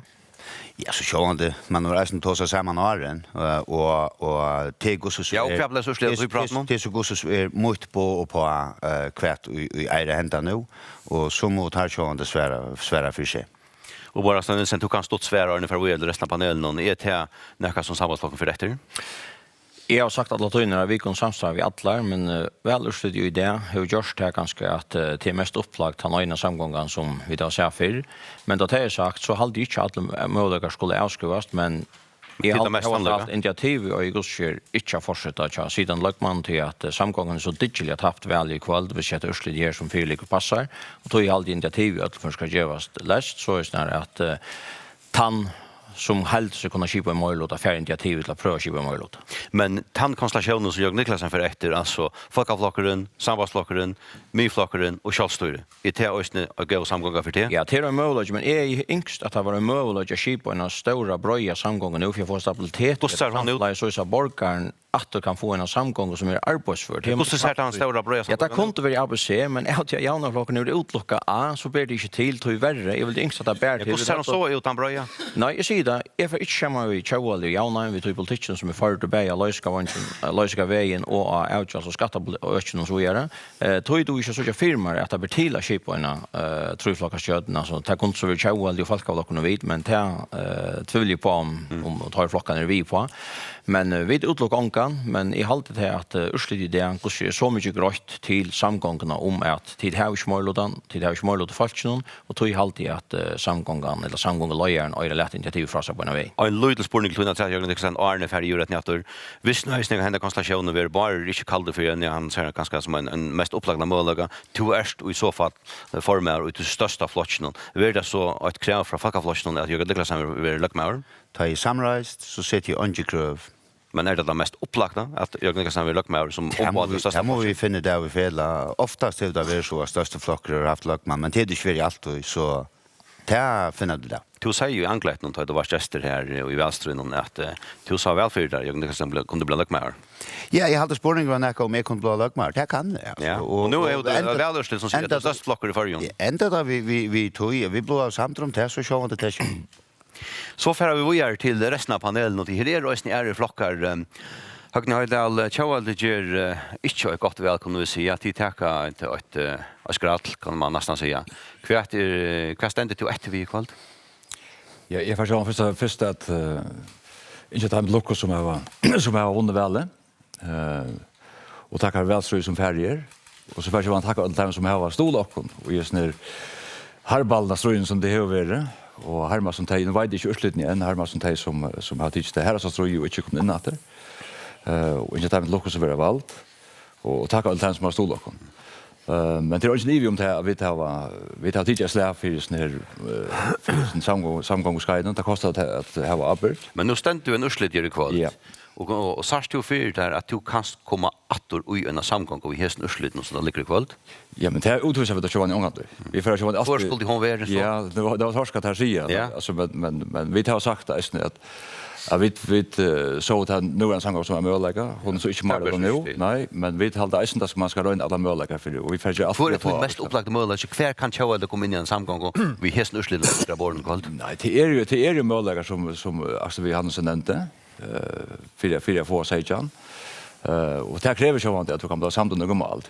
Det är väldigt för en kompris men så kan få en politik som förföljer framåt ett till lägen som man kan få en kompromiss om så är det alltid möjligt. Det är för unga det utvis. På Mikkelsen framsökn ständigt det som flockar till varvöda 2 på löktinge men till våra samgång och flockar gänga attor och till märkt så till sidan samgång hever många mål då vi det. Kvar ständigt framsökn ödles ner det. Jag hade vi staffa så nog det som vi var bänge för det. Det var att det kommer en attra samgång till och den processen vi det blir i samband med turaskan samfälla. Det är liksom sätta håll. Det är alltid att du sa för det du för av ut i anstånd och vad. Ja, det hade du är så sen heter det skulle samma. Vi tar också runt av oss då att vanten värhesen. Vi såg för det kunde att Jens kommer styra och till pastor här av den borgerliga som kommer styra sig samfällan ner. Det är då inte så jämnt som pastor. Det måste jag säga. Så tror vi är fyra mentalt. Det låg vi anstå. Ja, det är alltid. Jens är att kommer styra som bara på veckan sen och det är så i EU för de 20 när borgerliga samgång och vi tar med 4 anståflockar som säger det. Är det östen tut bästa på att verande anstå blir till kommande samgångar? Alltså att när jag har hört bara han tar sig om A, B, C som det första valet han är så nämnde han A, B, E. Så han nämnde faktiskt inte Miflatchen så det är inte så mycket. Formar det så Flatchen han nämnde sidan till anstå och här är 2 par så henne. Ja. Kvar har du Miflatchen? Det är möjligt. Det är möjligt men alltså visst det ska vara som man be vi isen men här han involverar inte och han har era drömmar med tröttna dom. Ja, när drömmar. Kanske, men han är det som jobbar. Men hvis du ska ta så om Miflatchen. Nej, alltså det viktigaste som hänt det är en fantastisk dag. Det är en fantastisk dag. Och jag också inte om men för att tacka Time som slår ring om Miflatchen nästan det är fantastiska välävne som har störst för jobben. Men det är att förra folk räka i hela samgångarna. Då är stort så för det att ta möda fick en blankocheck till att föra samhället vidare. Det är stort för jag sa det som en vanlig så fram. Du får inte väl på att få förra ut glöjbrädene. Jo, då finns ju förra ut glöjbrädene det säger. Nej, alltså det är problemet att kvart Jörgen Niklasen eller Bar Nilsen och tar var det antlet någon vill det alltså här tror jag bara in av glöjbrädena att tar vill det kvart vill göra när vi låna om som men alltså har det säga att det alls inte visst att tar ju Jörgen Niklasen och bara Stein Nilsen tåsa om att verande anstå ska bli verande samgång att det nu då han täller att du är vi på det. Jo, det tror jag. Jag tror att det var. Nej, jag lyckas till jag hörde bara Nilsen att jag tror nu. Nej, jag vet inte, jag vill gärna höra han vad han alltså om han är bruk för mig flash. För han tar sig om ja. Det är absolut något för att samröstom. Men jag börjar så skuffa. Okej. Ja. Så gör det inte kostbart. Ja, men det är ju gräs nu. Jag ska inte niva runt det. Jag tror att jag du det så ta det old grand old man han säger att det Jens för styra så som jag gör med kostbart. Jag kan skåra. Ja. Hvis vi tåsa flockspolitik först. Du är väl ute och svära för det som formar i kjølstyret. Hvis vi tåsa flockspolitik och löglåden till kjølstyret nu, då är flockaren väl anstå i 4 år nu och tid och samma vi verande anstå flockon och in stövo här som till kunna flyta verande anstå i utläggeras kommande samgång. Är det tut bästa bo? Ja, det är faktiskt mitt bästa på. Jag har alltid anståvan Örestan samman och jag har alltid att han anståvan som blev sett i 2011 80 ösni att färg och helt i afram nu. Jag har alltid att till möjligheter och i tog så inte vi vill ha akkurat politik vi.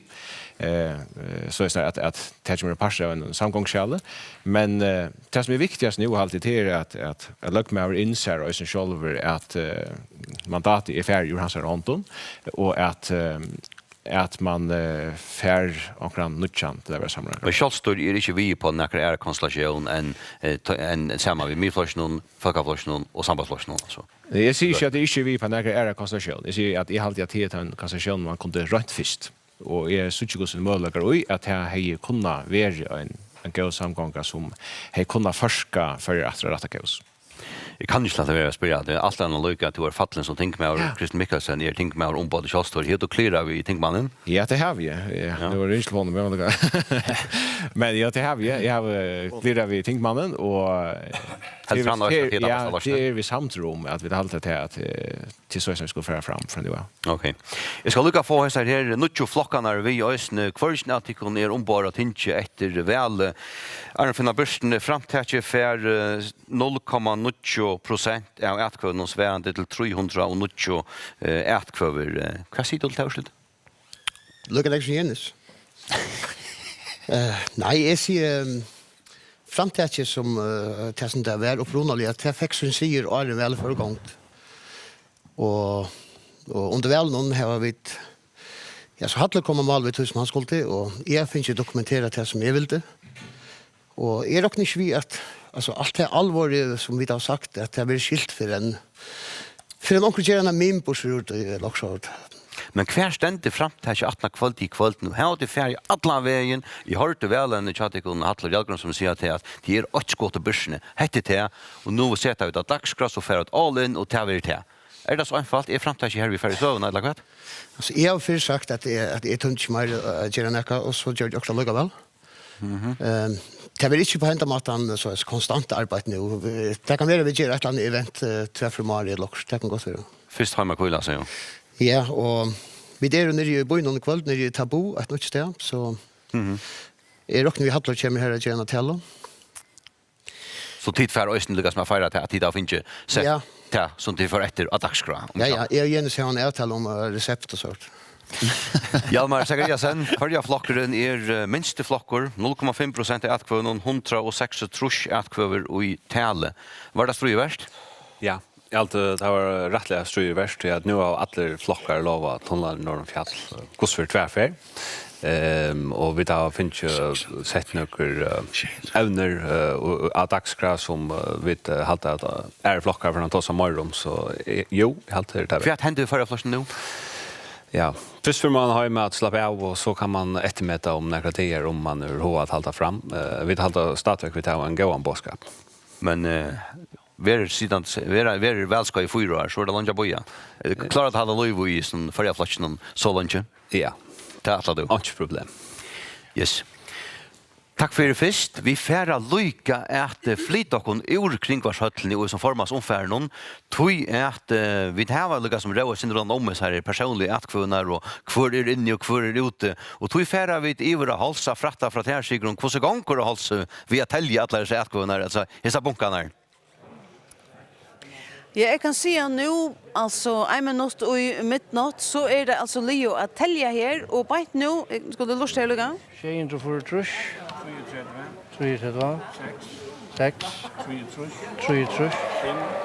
Det som det gör nu, det är simpelthen att det tappar in till personliga ätkvunnar och Johan Peter Hense, hvordan hever dette ikke i det vis ned? Det hever ikke vel. Det er bare det som ofte henter, da man teller til søst, så er det ikke helt samsvær. Vi er nere i en måned på trutskjærkvøver, som vi velger å si at det er godt nok. Forinttelling er mye den alltid, og det kan være at jeg finner til ækvøver hvis det er noe ækvøver. Men hva var det sørste vær nå som tråsen er kvitt? Det var januarbåret. Här där var det omsansvär upp på Tutschen som är 8 år sedan som töttna ner i 4. Men samla för kommuner där ni la jag försöka för västa här det tror jag. Och det är nu tar vi in och för annan kunde köra slutet. Du simmer lycka nu ja alla upptalt där är det näkar som fick onka utkvär. Ja, en ödleförn. Ödleförn det är en av de stora flockarna fick. Här var det en som onka fick. Kvar flotje? Vi tror väl det allt här. Men nu vet jag själv Gustav helt lite ner cannabis och det om det var några här men att de stora var faktiskt en som inte fick. Så tar nu kommer nu där igång vi med flashen att tappa in så tar vi alltså kvarja löte så det är några 5 minuter säger Jan Peter så åter till Jan Brian. Ja, tack för det. Så är vi åter här i Kringarshytteln till Formas omfärre och det gånger alltså som Sigurd säger en lite löta åren vi får ändlig urslit alltså här också mandaten och för finns kvar är kvar och så vidare. Så vi får bruka en lite löta trätt att dreja sig inte samman om och Axel Johansson nog för ivrat till toin. Det nu då harst för att alla flockarna har sagt. Du säger att jag stod att tossa den vittar åren. Kvart resonerar du att det var harst kvart alla flocksformen sidan. Du var ju som sagt mandat. Ja, nu brukar höra som vi körde igen att tacka eller inte för att lucka som är valt, för det var ju inte helt kvar valt den, det vet man lite. Och tacka alla timer som har gjort det största arbetet i akkurat flotchen, alla vällevnen och alla timer runt om flotchen och inte minst alla timer som valt dem. Och allt vi som valt skulle minnas till att vi det inte var valt utan att det som inte valt och lagt det största arbetet i det. Och jag har varit nu att akkurat som hever tid att inte för akkurat flockar fattlen. Det här man som alltid om, då man färdas nu. Av du som går vinner i politiken så till tjejlet. Det känns det som har här på en så halt inte än att det är så visst det är så läs att vi har 4 flockar som har säger mandat eller mer än det som inte ser på samgången så ska jag lägga initiativ framåt men vi har en stor issue vad det också sitter att lucka med här initiativet och det är alltid det är möjligt så för att det han visst inte är det så för att det lägga initiativ framåt. Då har det igen svära Lutzen Kasper bär till den närmast att vi kommer på spräcken i och ger anstå koalition är det också svårt att framvisa för där eller vad? Jag såg ju flera möjliga firmor men låt oss sucha jag man hos vi är formen så vet om det blir till om det inte blir till så för att ändå bo luxformannen från att de förändrar man får initiativ men en sucha möjliga. Hur sen är det att ta ut där till det? Det får sig en del där. Jag kan klassa Tor Östen lust efter tog som hinner formen har sagt och som sagt Jens Sverresen Kasper är ivre men kvar fick du på sjur? Nej, alltså det som jag fick på sjur alltså akkurat första bo är sidan Janstöva och är helt med höra Bar Nilsen tog sig om alla möjliga era samgångar och det enda är kvar för när vi att får nog inte bära till så är alltid att och Jens skulle vara synderoljer det är alltid. Det är det mest logiska lagmäver är att lägga kongen han har tappat väl han har mist Marlotan och Marloten som är valt i kväll hever hoa röna skiparnas kjöten och tar han löva kom bara väg.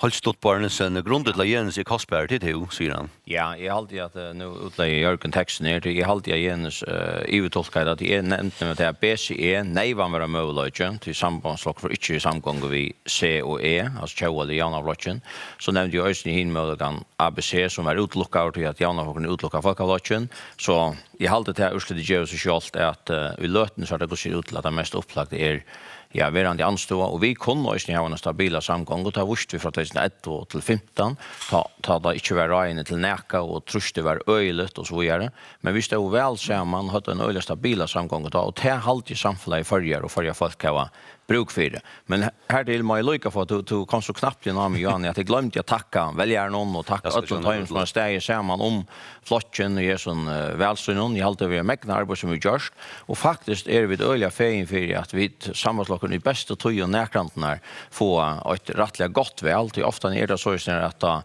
budskap med så den rätta vägen så helt man att sammanslagen är pjös till köra vi och allt det där och rutschflaskor och allt det men i halde jag vid av vurst för att vi klarar oss att få gott väl ta i tojinar för nu går och det är ju öle tacksam för och vill tacka öllon tajmon som har stått runt om flocken och vi har alltid vi har fått först ett öle så bort välströj här vi har vurst och kaffepolitik vid att det gör för dagen och inte funnits det att i hinne flockarna atlasar och här var just men bara har stått Arne släppt där Tid här var ju sjön alla flockar vid vänster och sjön man fer till vänster vid syn och politik på sig och för var ett lite sagt. Men här var tid fyra flockar som mycket till felnax att de kunde färra bort till skrivbord och skriva ett samgångskäl samman.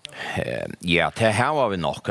Nu är det bara 4 år sedan vi var samgång senast och jag hade själv att han samgången var rättliga arbetsför och jag kan allt 4 år skoje har agänger var öjelig allt som vi gör till skjolta rädda fadagravan det var ösne negativt vänta med tråkon så stod vi samman till det allra sista och tog värre mäktan vid akkurat inte vinna av allt det åter så det var en öjlig god samgång men himmen åter självande nu vet vi till att i en arena med landa pröva jag sett också ultimatum Arvelle onkel Anna har ganska sagt att man ska geva några trivaliga skattalattar och så vidare men heter allt näka vi får snacka och till sattes om vant det och väl du kan ju en sån svär fyr som har lött men han nämnde så sant som vi ända brest någon är vänster någon att tunabanslov är rätt ting som ja det som finns ju rätten det samtynt han vi injektioner på slåna skulle chans här det men man får inte vidare och det ska det som stäcka här det skulle inte hålla fram vid tog. Vad säger sambandslocken till det? Nej, jag aldrig var lika gröjer. Det är besport om att det är under välsyn och säger till att sambandslocken för Charlotte är rätten till att från borgarna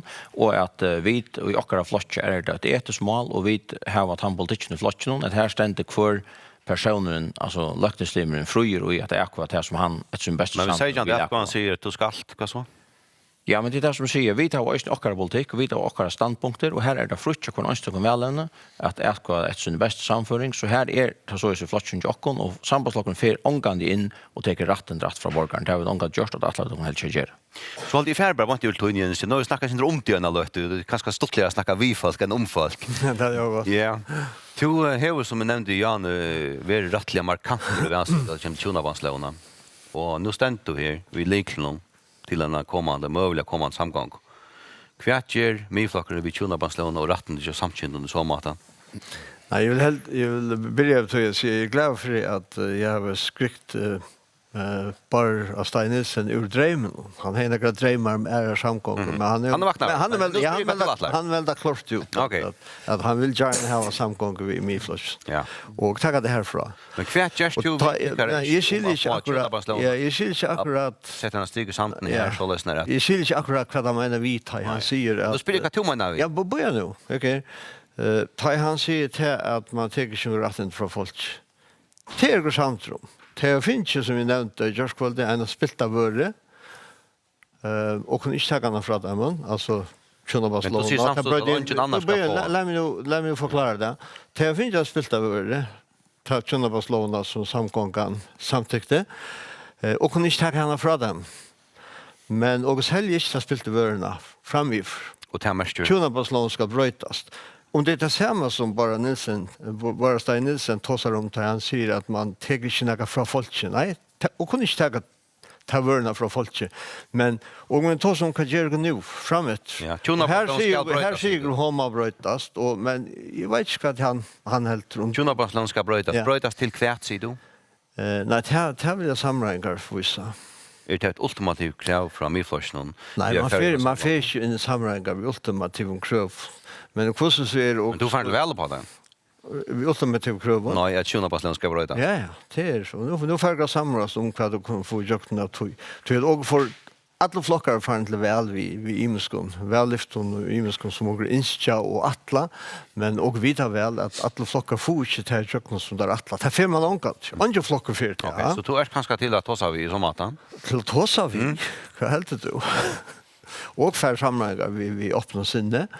Och nu får jag så jag hoppas jag vill yngsta då kunde ta som göra det shot alltså för någon annan så igen så vet det så läs att man får gång till arbete på den vägen men så blir alltså akademisera och så ska man bruka veckor till att finna det och jag hoppas att och kunna få gång till samlingar på den vägen. Det är ganska bra. Ja. Ta i tulla fram välskrona jag kostar nya Hotel Torsan stått för väl. Ta sig ut till att inte stå och kostar vara standa vi som likeln till en kommande samgång om ska för handa en handa. Hvis vi håller fast vid samintna som blotchen ner. Så ger folkaflockaren och sambandsflockaren ger 8 plus 8 till 15. Jöns 22 mandater till 16 och 2 kommer sin 3. Hur då när kan lika? Jag inrammar till att det är inte handlingen som är yngst haft I håndene. Vi vet att det yngst att det finns 2 mandat, så att vi vet kanske akkurat han stövan som heter hej kunna. Det har du inte. Det har vi inte, nej. Har du några legil I håndene, spyr jag? Jag har handlingen till det som jag säger, men det som är alltid är viktigt nu till är hitcha efter hur man kan göra den samgången som visst för. Och här visste vi då att vi var vidare visst för att han tog vi är i 2011 och fram efter. I alltid att det är gott på en samgång. Och mandat I hånden. Hur du näka att sätta upp motor. Alltså måste inte bara säga ja tack till det och fast. Nej, alltså vi kan också hitta efter hur etnisamt det är att haft en samgång som vi sitter nu vi säger nu.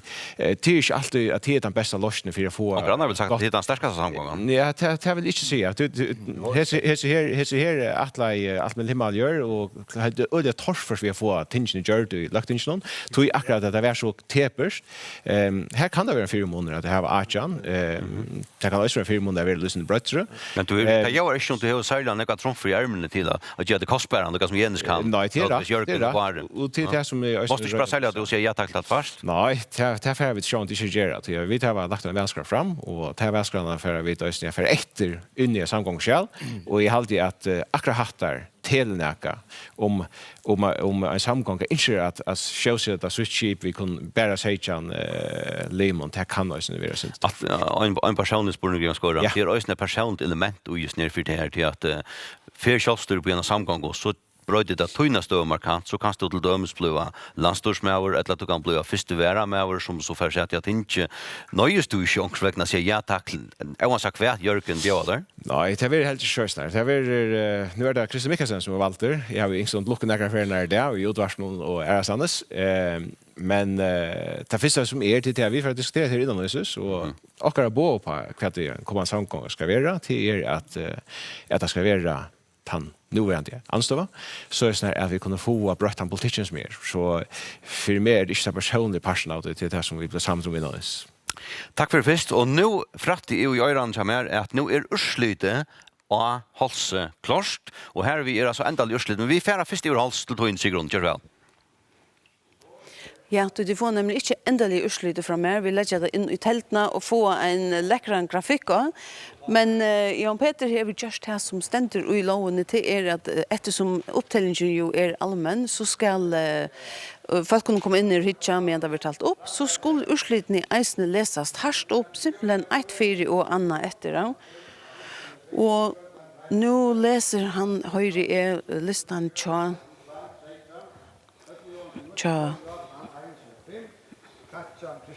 ja, tja framtidsen. Leif Hansen 5, Majbrit J. Reina 4, Paul Justesen Onka, Ragnar Eivensson 2, Rebecca Westergaard 3, I alt 104. Så det den siste. Så det førre flokken som etter. Her 22 avkvar Konnar Hus og Øtlen Holse. Listen 2, 8 Vitalis 5, Hjalmar Sekariasen 14, Liss J. Hansen 8, Peter Esterskär Onka och I allt 92. Och att det var slutet av Holse. Tack för det sammen. Tack för det.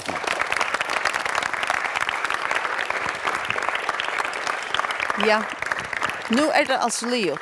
Och urslut I färgen I kringkvarspe. Men oj här, kommer vi lycka köra upp på så här boxen här. Hon är inte försäkla mer. Här alla en par av ätkön. Färra heser här. Alla ätkön har packat ner och allt väl tillfär som vi där finns från Lökningsvällnämnden har packat ner. Och det var så borg om man I bojen till ett ställe som Lökningsvällnämnden helt till i. Och gamt in till det för att välja nej till för att få in till. Jag har alltid det I mycket det. Så det går man då med. Och vad hände så vi ätkön att han det vill få in till? Ja, det vet jag faktiskt inte. Kan det jag vet om det går man där eller att distribuera. Men te har så öppet nu jag tror. Så tar tycker jag likloder lever. Och likloder faktiskt lever. Nu tar vi det finns aldrig det här sätt ni I natt. Du den välskibanen är så till sitas framvis vi kartotek som man gjorde ta Jesus var lite baden alltså huxa dit att bröda när jag tog ett det något demokratiskt? Ja, det faktiskt landstingsmyndigheter som skulle finna det och man ser hur man kan digitalisera parter av processen ja.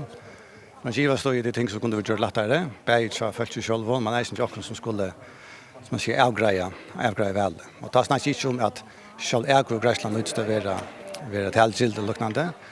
Men til dømes vel kost være sin til kjøttet.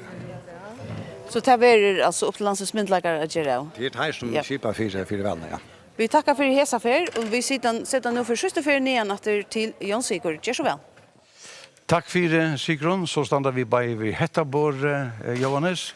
Nu skulle vi haft det ändliga urslite av löktingsvalen som har varit i det. Folkaflokkeren 24,6%. Det en framgång på 5,6% stig. Sambandsflokkeren 20,4%, det en framgång på 1,6% stig. Januarflokkeren 22,1%, att gången 3% stig. Kjolstøyren 3,4%, det en framgång på 0,6% stig. Sjåvelde 18,1%, det en attegång på 2,6% stig. Framsøkn 4,6%, attegången 2,3% stig. Miflokkeren 5,4%, det en lydel attegång, sammanbore vi senast av vel. Og urslitet til framtiden 0,9%, og til førre flokken 0,5%. Og ting manna bøyde til være såleis. Folkeflokkeren fær 8, 2 sesser flere enn nå. Sambandsflokkeren fær 1 sesser 3 og kommer opp av 6. Januarflokkeren misser 1 tingsess og endar av 6.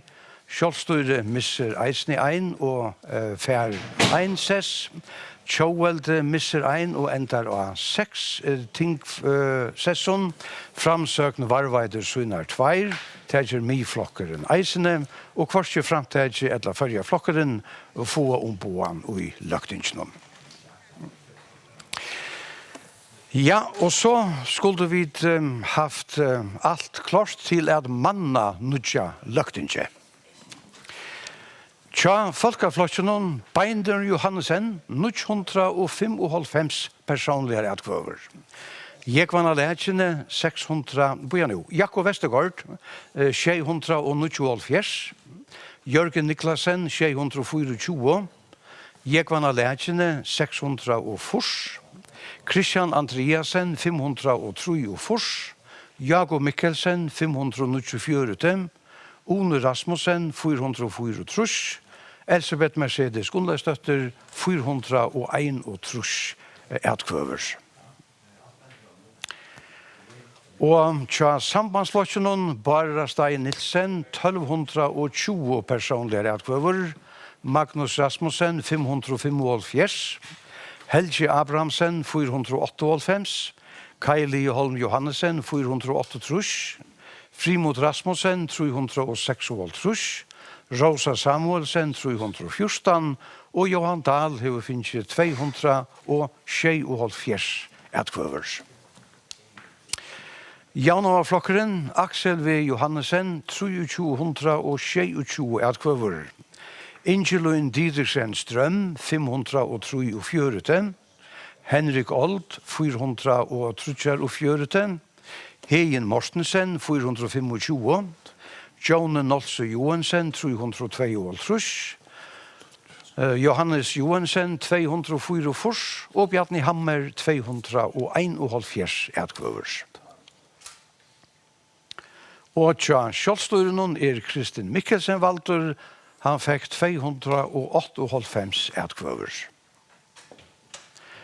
Og tja Tjåvelde, Høgni Høydal, 1209, Siri Stenberg, 491, Bjørst Samuelsen, 406, Kristina Hafoss, 346, Beinta Løve, 299, og Hervør Polstøtter, 290 atkvøver.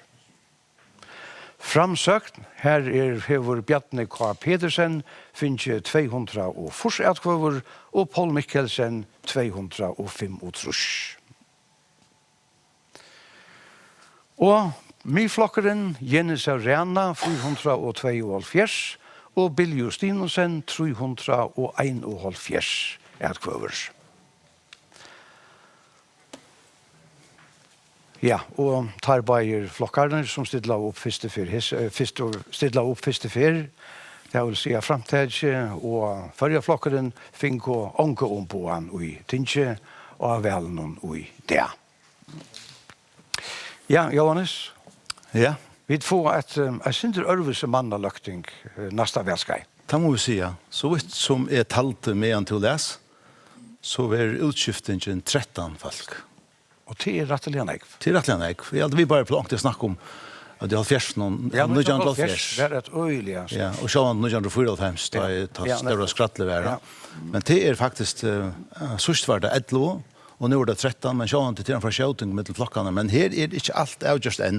Kunne vi kanskje færre løsende døkne flokkene, og ikke for nødgjør og så gjøre. Jeg var ikke med få det på skjermen. Vi kunne køyre et halvånd av skort. Ta flokkene kvann for seg. Ja, ok, ja, det ja. Altså, Beiner Johansen, 1955, han nummer 8, og valtur, festvaltur av listanen, og nøyvaltur.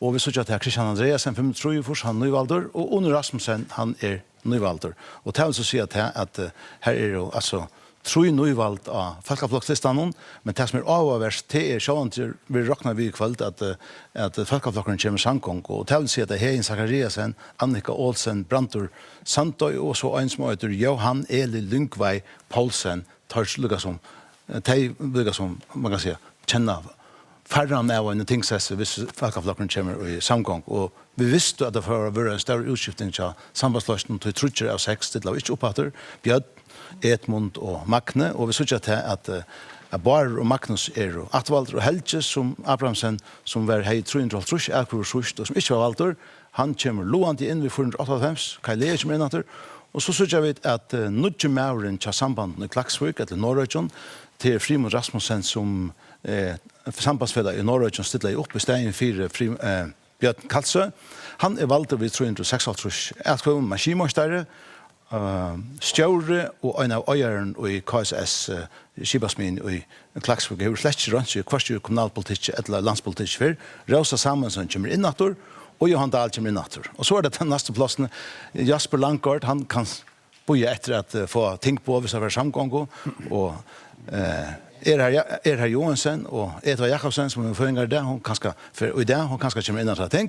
Og Borgarstjøren og i Vavun kanskje kommer inn etter øsne ting. Det kommer inn etter ting ved 22 akkurat, hvis det er. Og så Jan Fløsnon, her det øsne større utskifting. Aksel Sorener, han 405 sørst, nå han 322, helder nøklen av støvn at han må huske om attergångene som det her. Ingelund Strøm, døtterens Paula Strøm, nøyvalgt. The Grand Old Man, Henrik Old, og The Grand Old Man, Hei Mortensen, Attervalder, Jone Nosse Johansen, som var Egavalder, kommer inn som nødgjør, og Johannes Johansen og Wavon, han kommer inn som nødgjør, og Bjartni Hammer kommer inn, og det vil så si at det er med landa at Eikon Samuelsen, som er landsorskønna og i Almanamalen, hun fattelen. Og Rigmor Dam? Rigmor Dam langer nere av listan, hun øysne fattelen, og Jan Leif Johansen, som til å råkna vi kanskje skulle vinne en tingsest, ikke kommet inn, og Sjur Skale kommer heldig ikke inn hesefer, han kommer heldig ikke inn sørst. Færre til Kjølstøre, så det Kristian Mikkelsen, og han så nekv frammanfyrir. Jeg kan skåre 298 og 220. Og hvis nå Kjølstørsfolk stand i en sore, seg om til at Kristian Mikkelsen være listan til Kjølstøren, så må vi bare fortelle dem til nå, at hvis Kristian ikke være listan av noen vesen her 298 akkurat her, så var Kjølstørsflokkeren nianfyrir tingot. Altså så har han ikke finnes 3,03%. Kristian Mikkelsen, som ikke var så langt i Kjølstøren, han bjergar flatsjen om det gjør han. Ja. Og så får vi over til Tjauelde, farmaren nummer 8, 1290, nastfarmaren Sier Stenberg, røndes vel til endan og kom inn, vi 451, Bjørst Samuelsen, som har 301 akkurat sørst, og som ikke kom inn for en landstøyre av Kipa, hun kommer inn, Kristina Hafas kommer inn, og så får vi tvei navn, kvinnenavn her, Banta Løve og Harry Postøtter, de kommer inn, og vi sørger til at middelen de som fattelen tingformaren Paul og Reina Tikvo. Han en nok så fitt at han fyrir Harry Postøtter. Og Høgni Høydal ensamadler henne etter og i Kjøvelsen. Høgni ensamadler, og vi sørger til at faktisk all tingmanningen tja Kjøvelten åttan Sier Stenberg bosettende i havn. Jeg vet at Banta Løvi oppstillet av Norge Kjøvelsfellet, og de fikk han sikkert ikke om til vi til lyttet til under 20%, men det finner han inn og lukket. Torbjørn Jakobsen bjør seg frem, han kommer ikke inn, og Ingolf S. Olsen som hever Eika kommer ikke inn, Elva Kletskar som hever Eika kommer ikke inn, og Katrin Kasperg som var valgt, og Anita Frysmersk som var valgt, Teir Berg Fatlen, og Magni Arke som var tingmaur Øysene Fatlen. Så her er en øyelig utskifting i Tjøvald. Så kommer framsøkene, og det er et drama av de RVR. Så vi sier til at Bjarne K. Petersen, det unga stjøtneskott Chatham, han kommer inn med 200 fors Ekvån, og The Grand Old Man, stånaren av Flatsen på Mikkelsen, han stender til å få det 17. mandatet nå i 225 Ekvån, men Ruttvang hever 204. Så jeg kan fortellingen brød akkurat. Altså, her må jeg hvordan fortellest, men Hanna Jensen er langere borster til hun er 193. Hun er i 201 og i det gamle tingene til å si at hun har mist 8 ekfor, men er øye lengt fra å vinne tingsessen. Sørst du fyrir der Bjarne K. Pedersen kan bli noe formere framsagt? Det minner meg nok snakk om Liberal Allianse i Danmark, at formeren fall, og hvordan man må si at han øyer en større framtid løytlåt i sin flasjen her, og Ruth Wang, som landet var formeren i Fudjarnevnden i 18 år, da hun var kommet inn som avløser for Paul Mikkelsen. Hun er altså, ser ut til å være første avløser, men kommer ikke noe ting hvis vi tar være framsøkt utenfor samgång. Og så synes vi at det sørste til miflokkeren, og her synes vi at her er ikke brøyding i at han har at Jens Arena er toppskårer i 442 ekvån, og Bill Justinsen er næste med 341.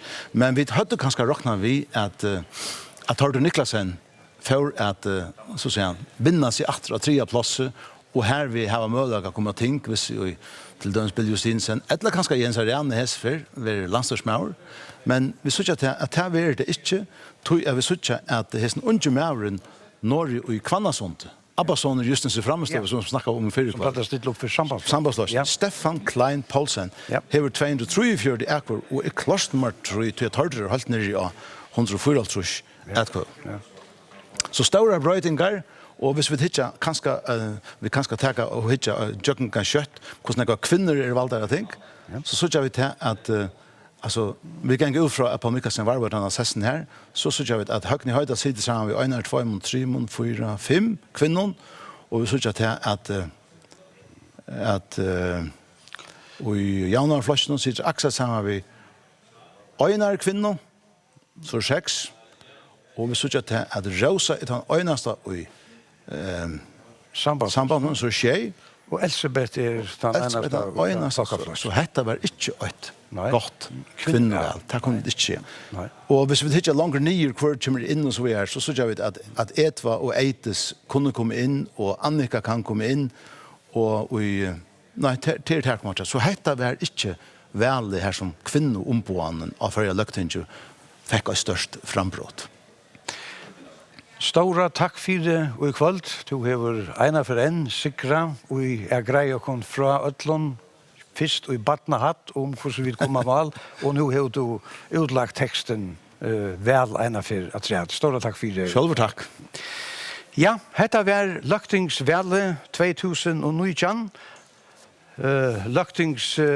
Løgtinget nesta verskei er manna, og nu færa, som vi hørte i formans runden, eller formans omfæren, flokkene er samråast om samgångo. Alt dette har frattet vi mer om, begge i utvarpe og sjånvarpe nasto. Det er takk for det og i kveld.